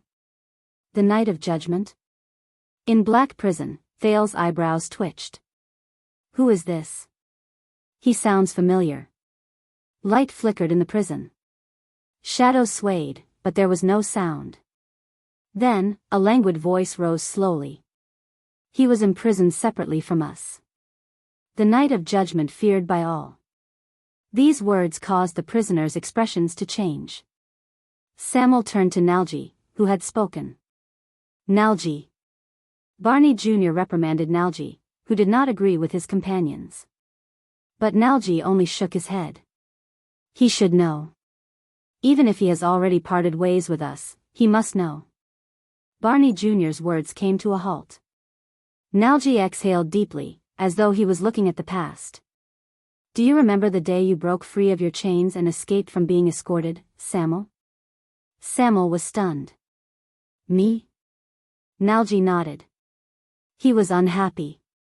That day, in the absence of a higher commander, Zacriel endured the wrath of his superiors. He stood up and confessed that he helped you escape, even though we all knew that it was impossible. The place where he was escorted was 100 meters away from you. Thale's eyes widened. But the higher-ups did not care about that. Angry and humiliated, they only needed an example to warn us, and the higher the status of this example, the better. Samuel moved. He looked a little dazed. As punishment, Zacriel was locked down there, Nalji said dejectedly. In the lowest level of the prison of bones. Solitary confinement. Nalji said bitterly. You know, when we are in the same level, at least we have someone to talk to. As for him, Zacriel? He has no roommates, no conversations, no light, nothing. Samuel stared at Nalji from afar. He did not say a word. That's right. The most powerful elite in the Royal Guards, a star with a bright future, and the next commander of the guards. Nalji shook his head. His voice was mournful. Just like that, in the bottomless darkness, he did not hear the outside world, did not know time, and did not see anyone else. He endured for 18 years alone. His life and death are unknown.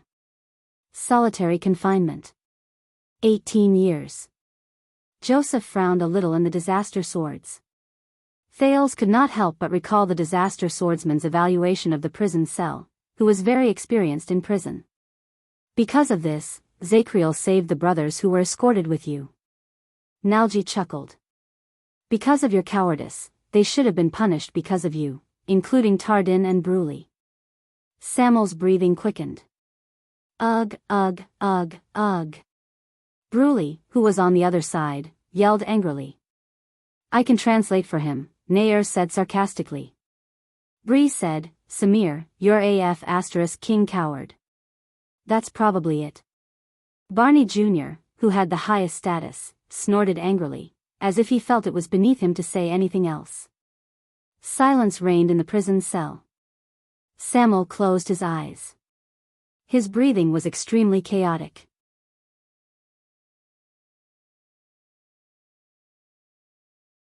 A few seconds later, Samuel sucked in a deep breath and turned around to face the disaster swords.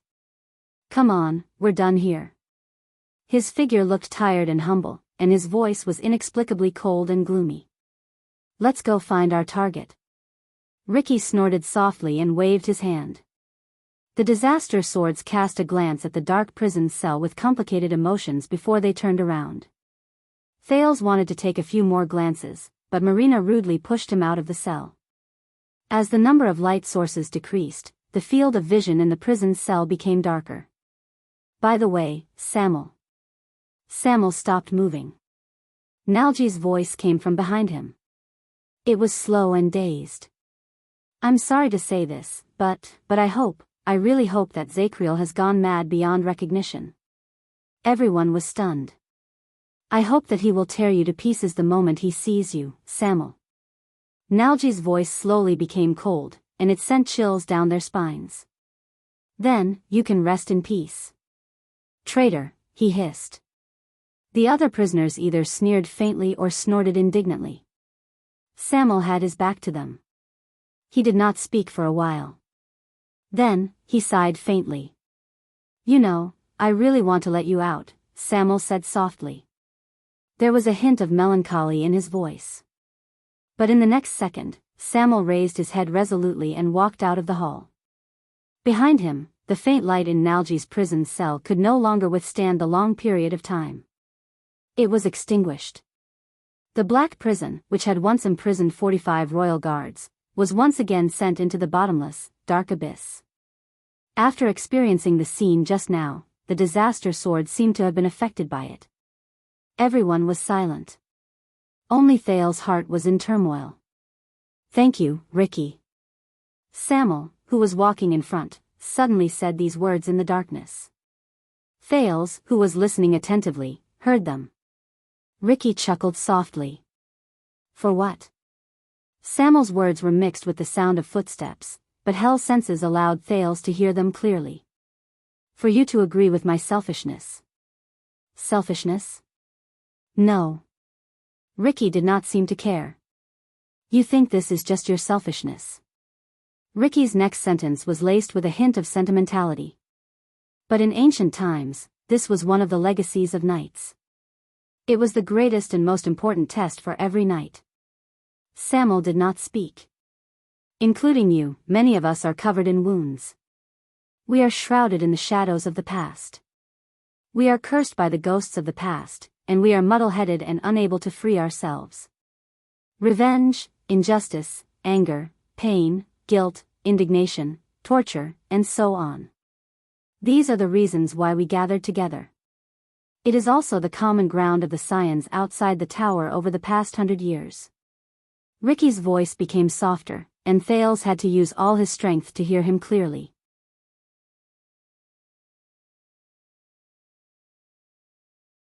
But no matter how terrifying the past is, no matter how unbearable the shadow it casts and the curse it leaves behind we must face it, accept it, and overcome it. Only then can we finally understand ourselves. Klein's voice came from the other side. There was a hint of emotion in his voice. Since the first crisis, almost every qualified scion outside the tower has to go through this journey, sooner or later, for a long or short period of time, to understand the meaning of our existence. To truly become a qualified swordsman, to master the most difficult and terrifying power to tame. The middle-aged swordsman from Northland said faintly, "It is unavoidable." Just like the ancient knights during the age of the Empire, they must pass a test that goes straight to their heart. Only then can they finally surpass the limits of skills, power, and willpower, and advance further on the path of knights. Klein chuckled softly and said, "This is what those scholars in the Tower of Eradication call the heart of the sword. Of course, since we are scions outside the tower, you can call it whatever you want." Samuel snorted softly. His emotions were unclear. Ricky's steady voice came again, "Do not underestimate this. At least, this is what the previous Crassus told me. He always believed that, compared to sword styles, tactics, ancient books, weapons, treasures, honor, reputation, precepts, the glory of wielding swords for humans in the past, and even the supernatural powers and the power of eradication that had a far-reaching impact," Ricky's voice seemed to contain a faint firmness. "This is the greatest legacy left to us by the Temple of Knights that perished 1,000 years ago." Temple of Knights. Thales fell into deep thought when he heard this term. Samuel's breathing slowly calmed down. Only after experiencing it will we finally understand that the past cannot be the reason for us to live. We stand together precisely to surpass the irreparable past. Ricky's tone slowly became fierce and resolute. We tear apart the hypocritical present, break the curse of the old world, and create a new future.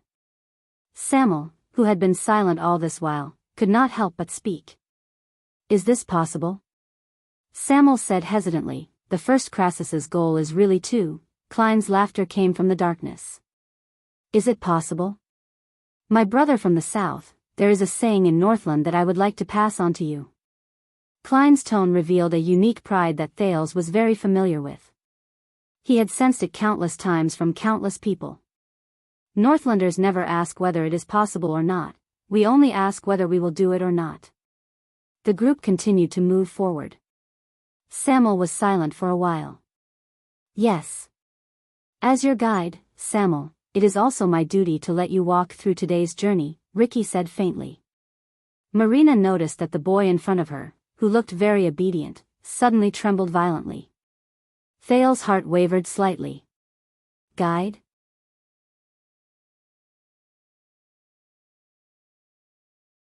"Wait a minute." He raised his head in disbelief and looked at Ricky's back in front of him. "Guide. Is this word a coincidence?" "Samuel, remember. Since you have chosen to be reborn, there are many times when you have to say goodbye to your past," Ricky said with a chuckle. "No matter how tempting it is and how reluctant it is." Thales' heart skipped a beat again. "Say goodbye to my past?" He felt like he had heard this sentence somewhere before. "Where?" "Remember, you chose to be stubborn and never turn back," Ricky said coldly. "It's not a moving confession. Misunderstanding, framing, stigmatization, and injustice are but the mildest storms on this path." Samuel did not speak, but his breathing became steadier and firmer. Compared to the Tower of Eradication that hides itself in the castle and the greenhouse to shelter from the wind and rain, cherishes its wings, and remains stuck in its old ways, Ricky sighed softly. The scions outside the Tower of Eradication are persistent. They never hesitate because of the vastness of the road, and they never become overcautious and indecisive to avoid the past. Thales stared at their backs in a daze. He suddenly remembered the strange origins of this group of people, as well as the other people's even stranger but thought-provoking names for them. Because this is who we are, Ricky said resolutely. There was a hint of resolution in his tone, as well as a hint of fearless pride. This is who we are, even though we have experienced many things along the way, we still have no regrets, disaster swords. At this moment, Thales' eyebrows were arched deeper than ever. His thoughts were soon interrupted. The disaster swords did not stop. Instead, they went straight to the bottom of Black Prison according to Nalji's instructions. However, when the disaster swords stopped abruptly at a rather large corner, Thales sensed that something unexpected had happened. No, to be exact, this is not an accident. What does this mean, Stake? Thales stood on his tiptoes and moved past a few figures. With the help of the torch in Klein's hand, he saw the hooded man standing in front of the group. Stake. He still had a smile on his face. He rubbed his hands together and stood in front of the dim firelight. Everything around him was dark. Didn't I say that I'll wait for you outside? And Ricky took a step forward and said coldly, you know that's not what I'm talking about. Ricky waved his hand gently. Almost in the span of a breath, Thales sensed that the atmosphere around him had changed. The disaster swords turned sideways and bent their knees. They pressed down on their weapons and switched to the most suitable position to attack. Marina did not forget to grab his shoulder with one hand to prevent any changes from happening. At this moment, everyone was like a soldier at the front lines. They instantly entered a battle-ready state.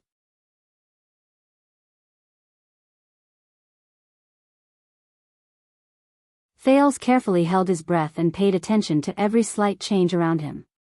It's here. I can feel it. Ricky stared at Stake, whose smile froze in front of him.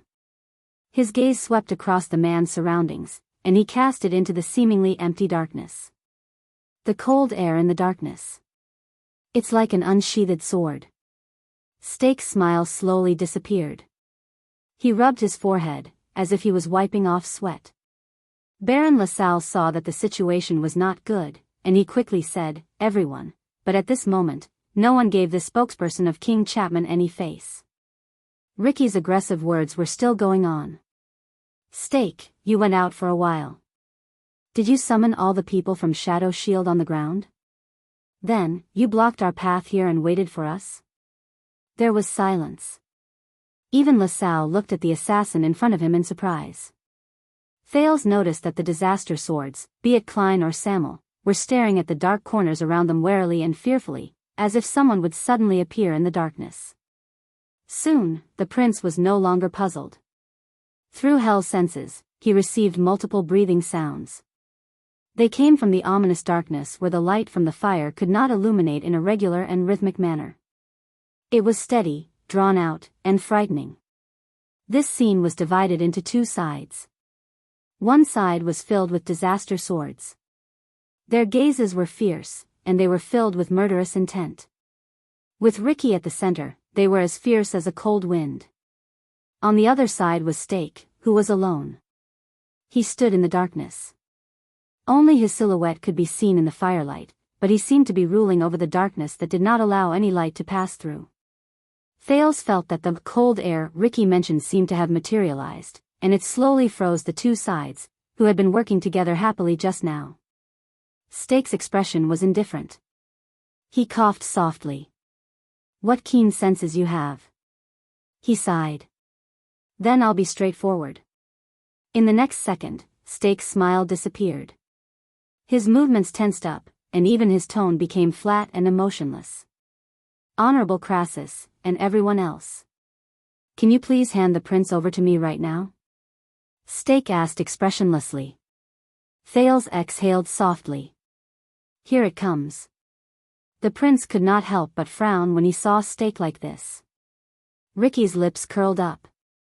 Humph, Klein snorted coldly to express their attitude. Baron LaSalle sensed that something was amiss. Steak, for his majesty's sake, I can feel that this Crassus is only one step away from his goal. So, perhaps we should not turn hostile at this time. But this time, even Steak, who had always been polite, interrupted him rudely. It is precisely because he is only one step away that I cannot ignore him, Your Grace. LaSalle's eyebrows twitched. He looked at the mercenaries. What do you mean? Beside the disaster swords, Ricky's expression did not change. Klein exhaled.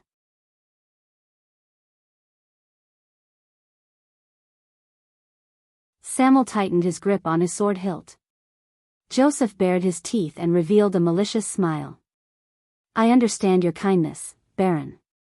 Under the dim firelight, Steak's figure under his robe became cold and forlorn, just like his voice, which was slowly returning to its original form. But the Honorable Crassus might not. Ricky and Steak's gazes met in the air. One of them was cold and calm, while the other was as sharp as a needle. I originally thought that it would be harmless and foolproof to leave the prince in your hands for the time being, Steak said expressionlessly, because in Blade Fang's camp, our wariness toward each other and our balance are the best guarantees until we complete our cooperation. His voice did not fluctuate. However, compared to his amiable words and his rhythmic rebuke, these flat and unchanging sentences were filled with an inexplicable chill. That is why Shadow Shield is eager to help and selflessly contribute. He sounded like the worst actor reciting lines from a script. Completely emotionless. When he heard this, Klein snickered without showing Steak any respect.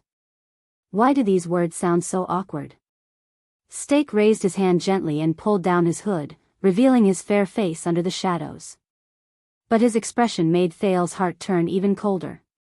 You trusted me with the matters above, regardless of whether it was breaking through the defenses or guarding the ground. I originally thought that you did it to gain my trust. I also thought that you would not turn against me. After all, the people guarding the ground are mine. If things change, we might both die here. Steak continued speaking steadily. His gaze never left Ricky. But it wasn't until I saw such a breathtaking building that I understood something. You must have been prepared a long time ago to know the wizard's territory like the back of your hand, am I right? The leader of the disaster swords did not answer. He only twitched the corners of his lips. Steak continued, I was wondering why you didn't care even though it was clearly a suicide mission. You made up your mind to barge in from the beginning, and you didn't worry about your path of retreat. You even handed over the defense on the ground to us, the shadow shield that you all distrust. Klein cut him off impatiently, what are you trying to say? Steak smiled. But this smile made Thale's skin crawl. Because he did not look like he was smiling. Instead, he looked like he was passively twitching his face. There was no life in him. He was like a puppet. And Steak looked at Thales. His smile was terrifying. I was just chatting with Prince Thales. Steak's words made the prince the center of attention again. We all agreed that the ventilation in this place is too good. Not only is it not stuffy, you can even light a torch without hesitation. The disaster swords were stunned. There is only one possibility. Steak still stared at Thales, but his words slowly turned cold.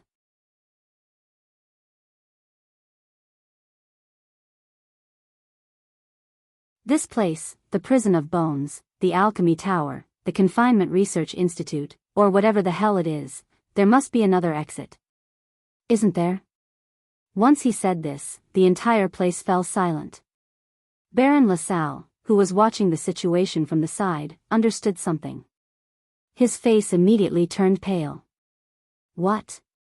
The silence in Black Prison lasted for a few seconds. The disaster swords looked at each other, but none of them made a sound. Then, Ricky slowly turned his head around and cast Thales a profound glance. It made the latter feel a chill run down his spine. *T, I was just making small talk, Thales said awkwardly. You know, when I was in Dragon Cloud City, the tunnels of the Northlanders were also like this. Because the exit was made, it was ventilated. But his voice became softer, and in the end, he quietly retreated in defeat under Crassus' gaze. "Maybe I should have listened to you just now," Ricky said with a chuckle, "Marina." Just as Marina frowned, Thales felt a chill in his heart, and both of them thought about the meaning of this sentence. Ricky turned his gaze around and looked at Stake again. In front of him, the person in charge of Shadow Shield shook his head in a seemingly regretful manner. His gaze was as cold as ice. "Just now, my people searched around. Even though they did not find the exit, judging from your reaction at this moment, it should be right." Stake's gaze became sharper. "So, you are not willing to let go of the prince in your hands, nor are you worried about your retreat on the surface.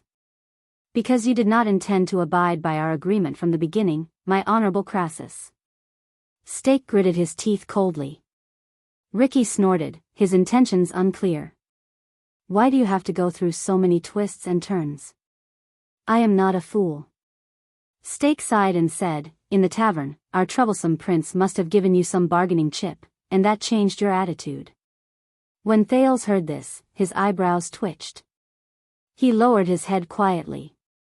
Stake slowly narrowed his eyes, and a cold glint shone from between his eyes.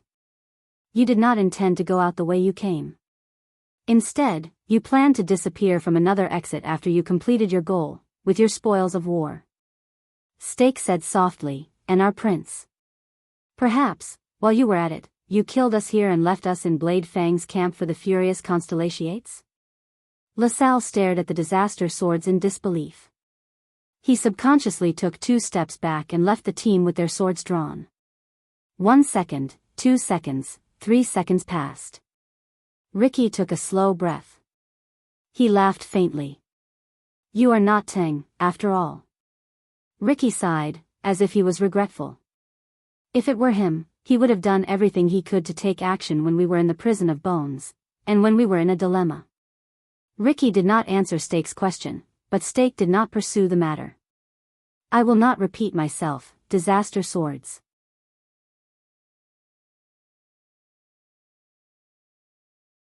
Stake retreated slowly in the darkness. His face became more and more blurry, and his gaze on Thales became colder and fiercer. "Give him to me immediately, and we will be safe." Ricky shook his head and laughed. "Or else?"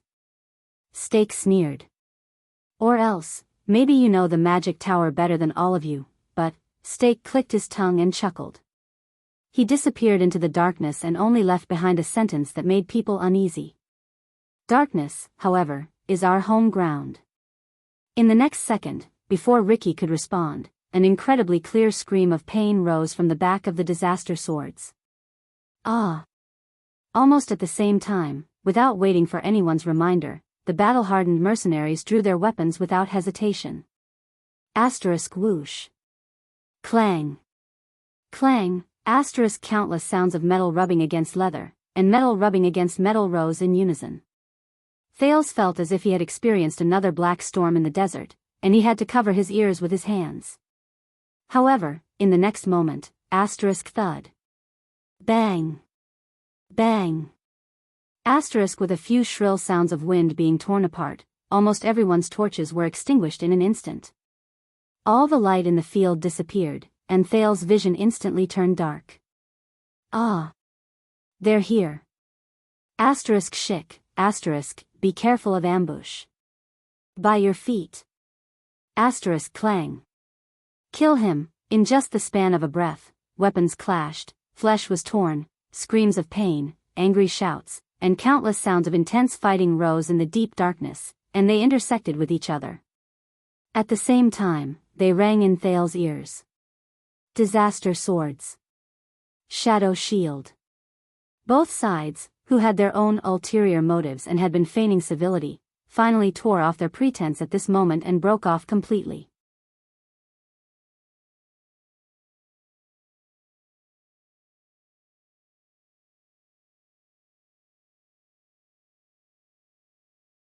Chapter 421. Thales had experienced the bloody and heavy battle between the two armies at Broken Dragon Fortress. He had felt the ferocity and intensity of the White Blade Guards and Black Sand Region's battle to the death in Dragon Cloud City. He had also experienced the terrifying power of the orc army and the cavaliers charging at each other in the desert.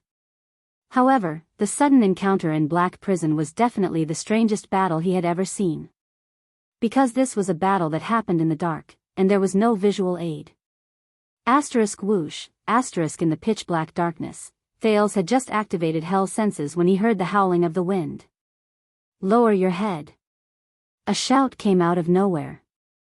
Then, with his black and white Hell senses, Thales saw a disaster sword 3 steps away from him fall to the ground in pain. A short arrow suddenly appeared in his chest. The mercenaries beside him raised their swords warily, but they could not see where the threat came from since they were in the dark. Hell's senses gave Thales a lot of advantages, but it also made him, who could see clearly in the dark, feel even more fearful than the mercenaries, who could not see anything. They were like two people who were driving on the edge of a precipitous cliff during the day and night. 3:00. Crossbows.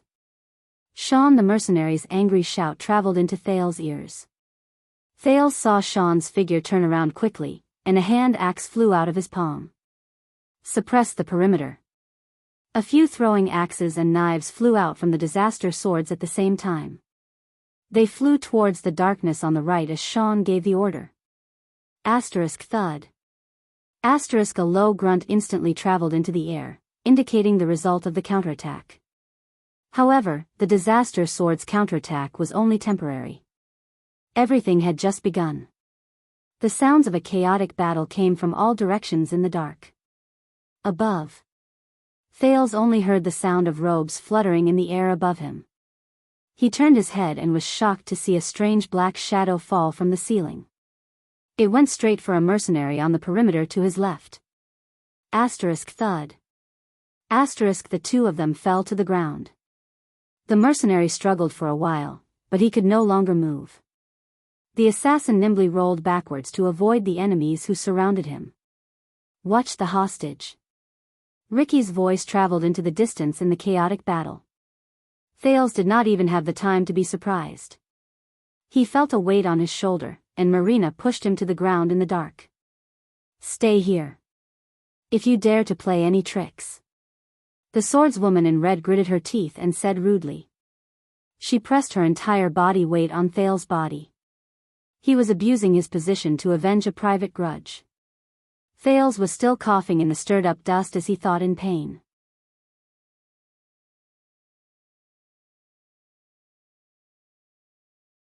When he finally managed to calm himself down, he inexplicably recalled the scene from 6 years ago when he fought against the elite vampires in the northern birch forest. The scene at that time was the same, clang. The sound of weapons clashing interrupted his thoughts. No. Not far away, a mercenary swung his sword instinctively and parried a stab that came from the dark. However, he immediately cried out in alarm and slipped. It seemed that he was dragged down by a rope that he did not know when. Then, he was dragged into the endless darkness, and all that was left was a scream. Damn it! Even further away, an experienced swordsman cursed as he cut down an assassin who wanted to sneak an attack from behind. However, he was immediately greeted by 7 or 8 hidden weapons that tore through the air. With a grunt, he fell to the ground and died. Thales, who had an extra layer of vision compared to the others, watched all of this while drenched in sweat. Stake was right. Darkness was the assassin's home ground. Besides, they came prepared and did not hold back. In the first round of ambushes, the disaster swords could only defend passively because they could not get used to the darkness. They were caught off guard by Shadow Shield's endless assassination methods. Coming. Use your shields. One of them is heading to your right. Ah. Go up, I've been hit. Arrows, throwing knives, tore through the air, and screams echoed in Thales' ears. The assassins nimbly moved past the periphery of the formation. They were either looking for a chance to attack or making sounds to probe. It made people nervous. Even Thales, who could barely see clearly, found it difficult to suppress his fear. However, the disaster swords lived up to their reputation as the famous blood whistle. In the face of the tense, difficult, and terrifying situation where they could not see, these mercenaries displayed outstanding qualities that did not lose to an army. No one panicked, no one ran, and no one even retreated. All the people in the darkness stood their ground like the most qualified soldiers. Don't panic. Guard the front, don't let them infiltrate. Cut down all those who move. Klein's impatient command rang out. Cover, light up. Soon, a torch was lit again, and it was lit at the center of the formation of dozens of disaster swords. It illuminated a small area. When everyone instinctively closed their eyes, they could not help but feel their spirits lift. There's light. However, at that moment, the light from the torch was like the blood that attracted sea sharks, and it attracted countless attacks from the assassins. From arrows, throwing knives, daggers, and unknown weapons, asterisk thud. Bang. Asterisk Thales heard a series of chaotic sounds. The disaster swords had been prepared for this since a long time ago. They raised 3 shields and blocked the hidden weapons that came from all directions. Quite a number of people even used their bodies to protect the light.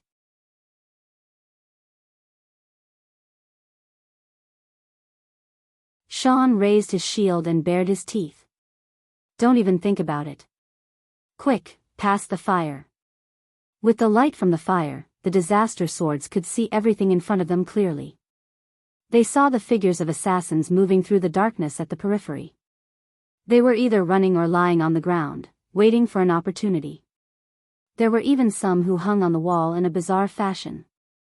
All of them were dressed in black and masked, revealing only a pair of eyes that shone with a cold light. Quite a number of assassins subconsciously turned their heads a little, as if they were not used to the sudden light. Light up, counterattack. Klein shouted angrily. Shortly after the second source of fire was ignited, the first torch was thrown out without hesitation, smashing fiercely onto the body of an assassin in a corner. The assassin was caught off guard. Sparks flew all over his body, and it was incredibly bright. That was the last thing he saw. Sean's second hatchet came after him and pierced his chest. The torch he threw was still burning, and it illuminated another assassin in that direction. The 2 mercenaries immediately caught up to him. Aya! The 2 disaster swords roared and attacked. One of them slashed the assassin until he lost his balance. Go to hell, ah. The person who came later swung a 2-handed hatchet and swung it in a sharp arc without holding anything back. Asterisk bang. Asterisk at the same time the blade of the hatchet cut open the assassin's neck, blood sprayed everywhere. It was a very intimidating sight. The hatchet man was still roaring, as if he was venting his anger. Asterisk thud. Asterisk his head hit the wall and bounced back. A few drops of blood splashed into Thales' mouth, causing the prince to turn his head and spit in disgust. Damn it. He hated the smell of blood. No matter what. The fanatical roars still rang in his ears, and the sounds of chaotic battle became more frequent. The tables seemed to have turned at that moment. After the first wave of panic, the disaster swords counterattack soon arrived. 9 o'clock, behind you. Straight ahead, suppress them in one go. Orders were given in an orderly manner. More torches were thrown, and they either hit the assassins hiding in the dark, or illuminated their indistinct figures. The disaster swords caught up to them with great teamwork. They either worked together to suppress them, or killed them in one strike. Most of their gazes were filled with anger, and their attitudes were fanatical. They cut down the assassins who had been nimble in the dark. Obviously, Shadow Shield was better at sniping and ambushing. But when it came to a head-on battle, these assassins who were used to living in the dark immediately revealed a weakness that could not be ignored. Asterisk bang. Asterisk, come on, cockroaches. Joseph laughed angrily. He did not care about the flames on his body.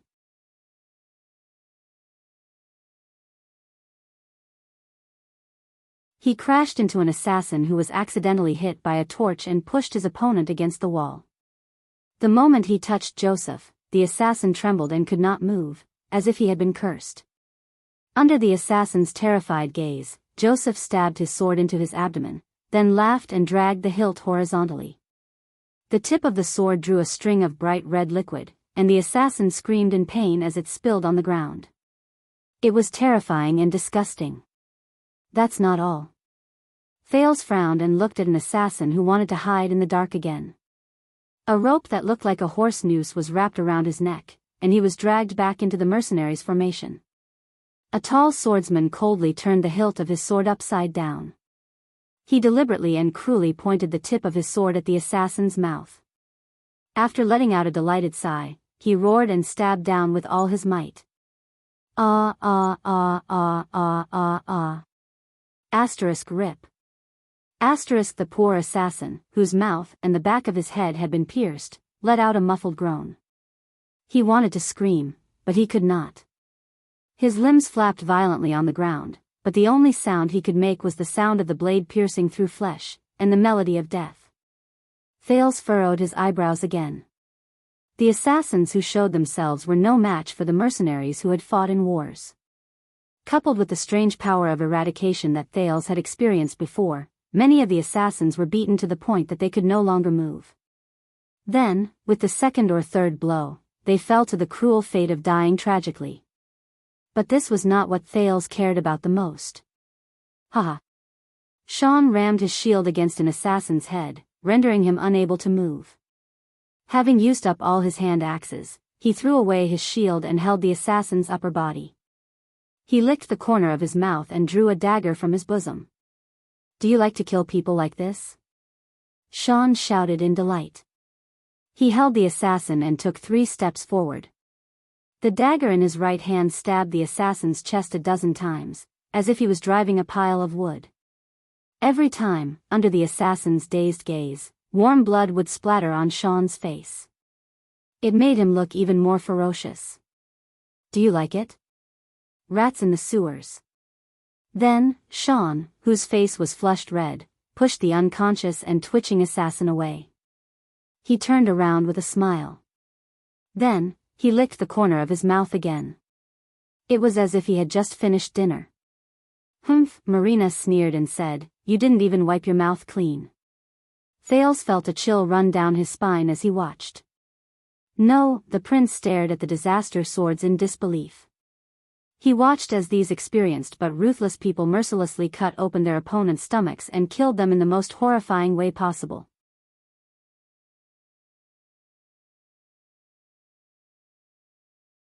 He watched as almost every swordsman who fought against the enemy came back covered in blood or wounds, with expressions of delight or satisfaction. No. Thales watched these swordsmen who killed without batting an eyelid. He suddenly felt a panic that he had not felt for a long time. It's not like this.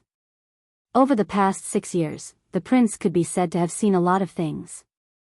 Whether it was the unparalleled strength when the vampire sisters turned against each other, the kingdom's wrath's indomitable charge when he broke through the army's formation, Aida's precise attacks when she weaved through the encirclement, or Nicholas and Monty's bloody battle to the death in the wilderness, every confrontation was incredibly exciting, and it was difficult for a normal person to witness one of them. But, Thales stared blankly at the group of mercenaries who were bathed in blood. But those people, be it the Blood Clansmen, Araka, the Elves, the Star Killer, or the Raven of Death, were the most outstanding, the most efficient, and the purest warriors. They did not move, but once they did, they only wanted to win, advance, and achieve their goals. Be it slaughter or bloodshed, they were just the most superficial and peripheral side products of this process. But, these people before me, Thales watched the battle in a daze. He watched Joseph, who was laughing maniacally, Sean, who was licking his blood, and the countless swordsmen who were merciless in their attacks. It was not a warrior's personal style, not a martial art's unique moves, not one person, and not 2 people. Almost everyone was immersed in a frenzy during the battle, enjoying their enemies' wails, cries of grief, pain, and blood. They seemed to have forgotten themselves. Thales became more and more frightened as he watched. No, there's definitely something wrong with this group of people. A normal battle is definitely not like this. He suddenly noticed that among the disaster swords, only Ricky, Klein, and a few other leaders did not move. Their expressions remained the same. They were like bystanders. At that moment, *beep, an ethereal, long, and strange whistle suddenly rose. The disaster swords froze at the same time. But they were not the ones who reacted. They were the enemies. The assassins from Shadow Shield gave up on fighting after the whistle. They no longer attacked. They turned around, either dragged their companions' corpses, or ran away on their own. They fled for their lives. Once again, they hid further into the darkness. The battle ended as quickly as it started. In a short period of time, the assassins disappeared from the people's sight, leaving behind only a few corpses that they did not manage to take away in time. They retreated. Klein grabbed a torch and watched in disgust as the last assassin's figure disappeared into the distance. They went into the corners, the stairs, the forks. Any place that can hide cockroaches.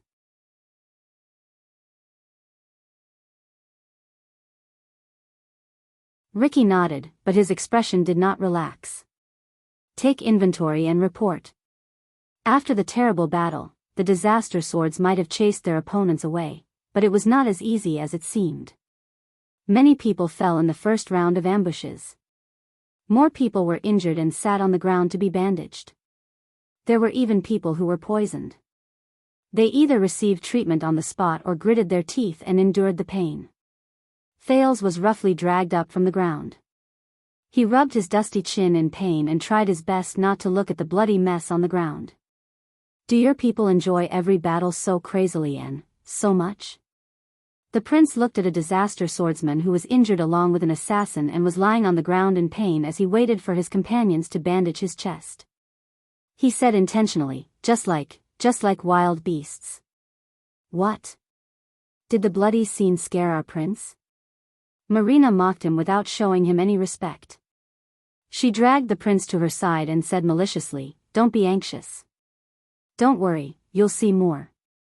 Thales sighed in his heart and shifted his attention to the leaders. They retreated, but they did not give up. Samuel put away his sword. His expression was solemn. The environment here is too dark and messy. It's very suitable for them to hide, snipe, harass, and hunt us down. It will cause us a lot of trouble. We have to do something. But Ricky shook his head as he looked at the messy scene. No, you will never be able to kill all the cockroaches. We can only take care of ourselves. While Samuel was deep in thought, Ricky looked at Klein, who had just finished counting and walked forward. How are the casualties? Who was the first to fall? Ricky was very calm, but the question he asked was very strange. In one round, 8 of us fell, and more than 10 of us were injured. Klein could not suppress his anger. The other side also suffered about the same number, maybe a little more or less. As for who was the first, I can't tell. And the Baron from Extet disappeared. I suspect that he might be with those assassins. Ricky pondered for a while and nodded. But he immediately raised his gaze and swept his gaze across the battlefield. Something is wrong, Ricky said faintly. Samuel frowned. What's wrong? Ricky turned around and carefully observed the place where the assassin disappeared. Stake is not trustworthy, but he is definitely not stupid. For the sake of Constellation's heir, it is normal for him to threaten us in this situation, but to overturn the chessboard and go our separate ways? This is not in line with his interests. This sentence stunned Klein and Samuel at the same time. But Ricky did not give them more time to think. Crassus of the disaster swords turned around resolutely and gave his orders. Carry out the defense during wartime. The standard will be the same as during the Purge War.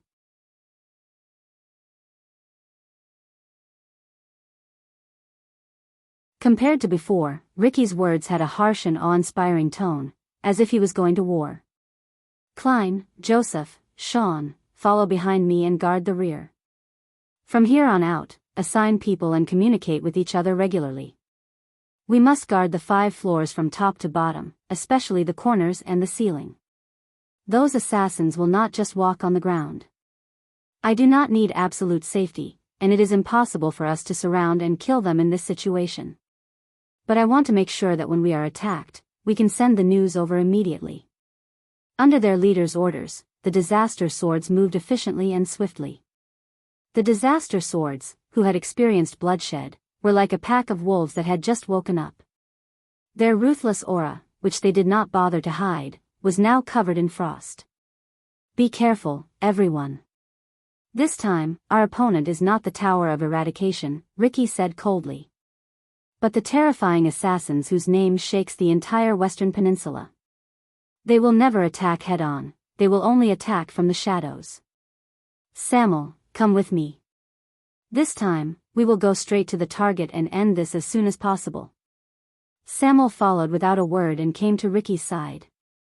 The mercenaries who had seen blood continued to follow Ricky and the others down. They vigilantly observed the darkness around them, and set up sentries at every corner and fork in the road. They guarded the path of retreat and ensured that their Crassus would not have to worry about anything behind him. Soon, under the illumination of the torches, they arrived in front of a unique stone hall. This should be the place. The last floor. The stone stairs end here. What appeared in front of them was still a pitch-black, ice-cold, and spacious hall, making them feel uneasy. However, the strange thing was that this stone hall wasn't as clear and distinct as the previous few floors. Instead, it was divided into 3 paths that led to 3 deep and serene passages. The structure here is much more complicated. Samuel furrowed his brows. Ricky raised his torch and carefully observed the 3 tunnels. According to the information I obtained from the Oracle, this is the place where the Confinement Research Institute developed anti-mystic equipment. Although Constellation's Secret Intelligence Department later converted it into a prison, the general structure could not be changed much. Crassus soon found the emblem of an eye. Ricky pointed at one of the tunnels. This leads to the original storage room. I guess, his expression suddenly changed. What is that sound? His words made everyone nervous. Even though they had taken a lot of precautions before this, many of them still turned around and vigilantly paid attention to the path they came from. But Thales also furrowed his brows. He had heard the sound Ricky mentioned. It seemed to be coming from the other side of the tunnel, buzzing.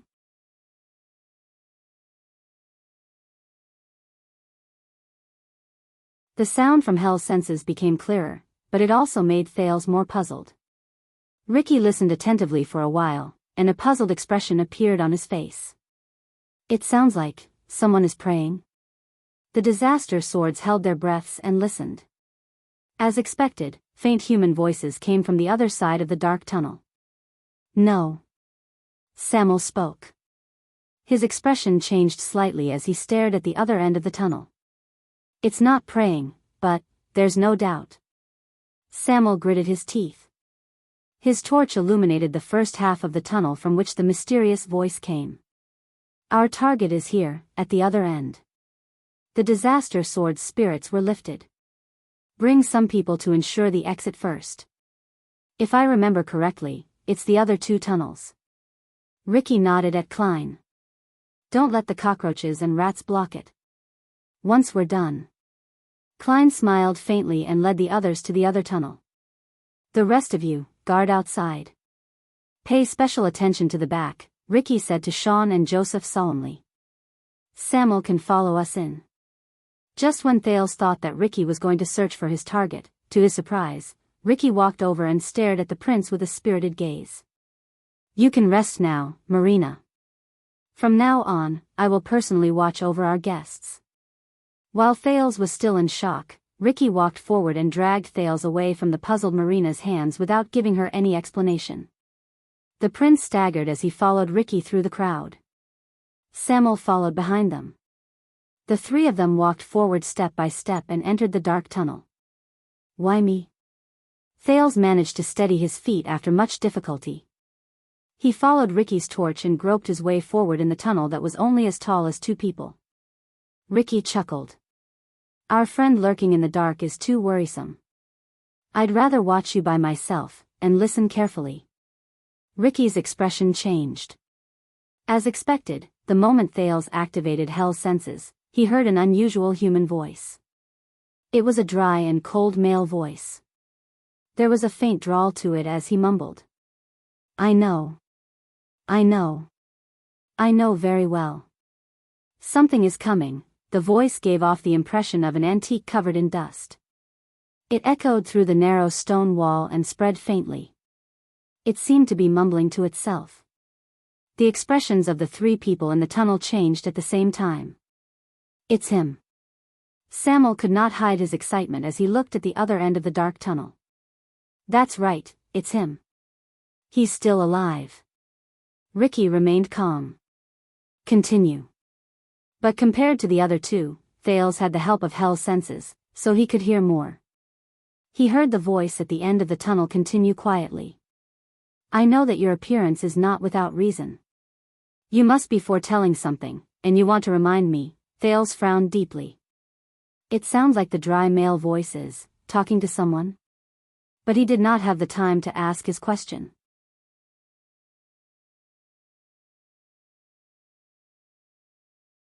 He was forced forward by the two disaster swords' footsteps. They were getting closer and closer to the source of the voice. But what do you want me to do? Give you another sacrifice? Save you one more time? Regret one more time? The voice was filled with doubt and longing. It seemed to be asking for his opinion, but it also sounded like it was begging for forgiveness. But the emotions contained in the voice that were about to overflow made Thales feel a little uneasy. The person at the end of the tunnel. What is he doing? Soon, as the torch trembled slightly, they walked out of the unsettling tunnel. The light from the torch shone and illuminated the stone hall that was neither too big nor too small. The scene before them was still gray and ruined. The only difference was that there was only one prison cell in this stone hall. It was surrounded by a thick iron curtain, and it was located on the other side of the hall. And the dry male voice that had been lingering for a long time came from behind the iron curtain. No, I know that you are testing me. But please believe me, I have never wavered because of sacrifices. I know that this is what I must give. No matter whether it is merits or sins, good deeds or evil deeds, I will accept them calmly, and will never run away. The voice rose and fell, but its rhythm was orderly. Ricky and Samuel looked at each other. One frowned, and the other nodded. They slowly approached the prison cell. Yes, I have foreseen my mission, my salvation, but when will it come? The voice continued. Thales looked at the iron curtain, and an ominous feeling rose in his heart. So, the person locked in that prison cell is, *clack. Before he could finish his thoughts, Ricky had already walked to the wall and stuffed the long, dark green key into the center of the alchemy tower's emblem. Soon, the iron curtain slowly descended amid the rumbling sounds of machinery. The cover was opened, and light shone in the prison cell. The final goal of the disaster swords was revealed. You're tuning into the A Romantic Tales YouTube channel. Don't forget to subscribe and join us on this journey to catch the most captivating stories.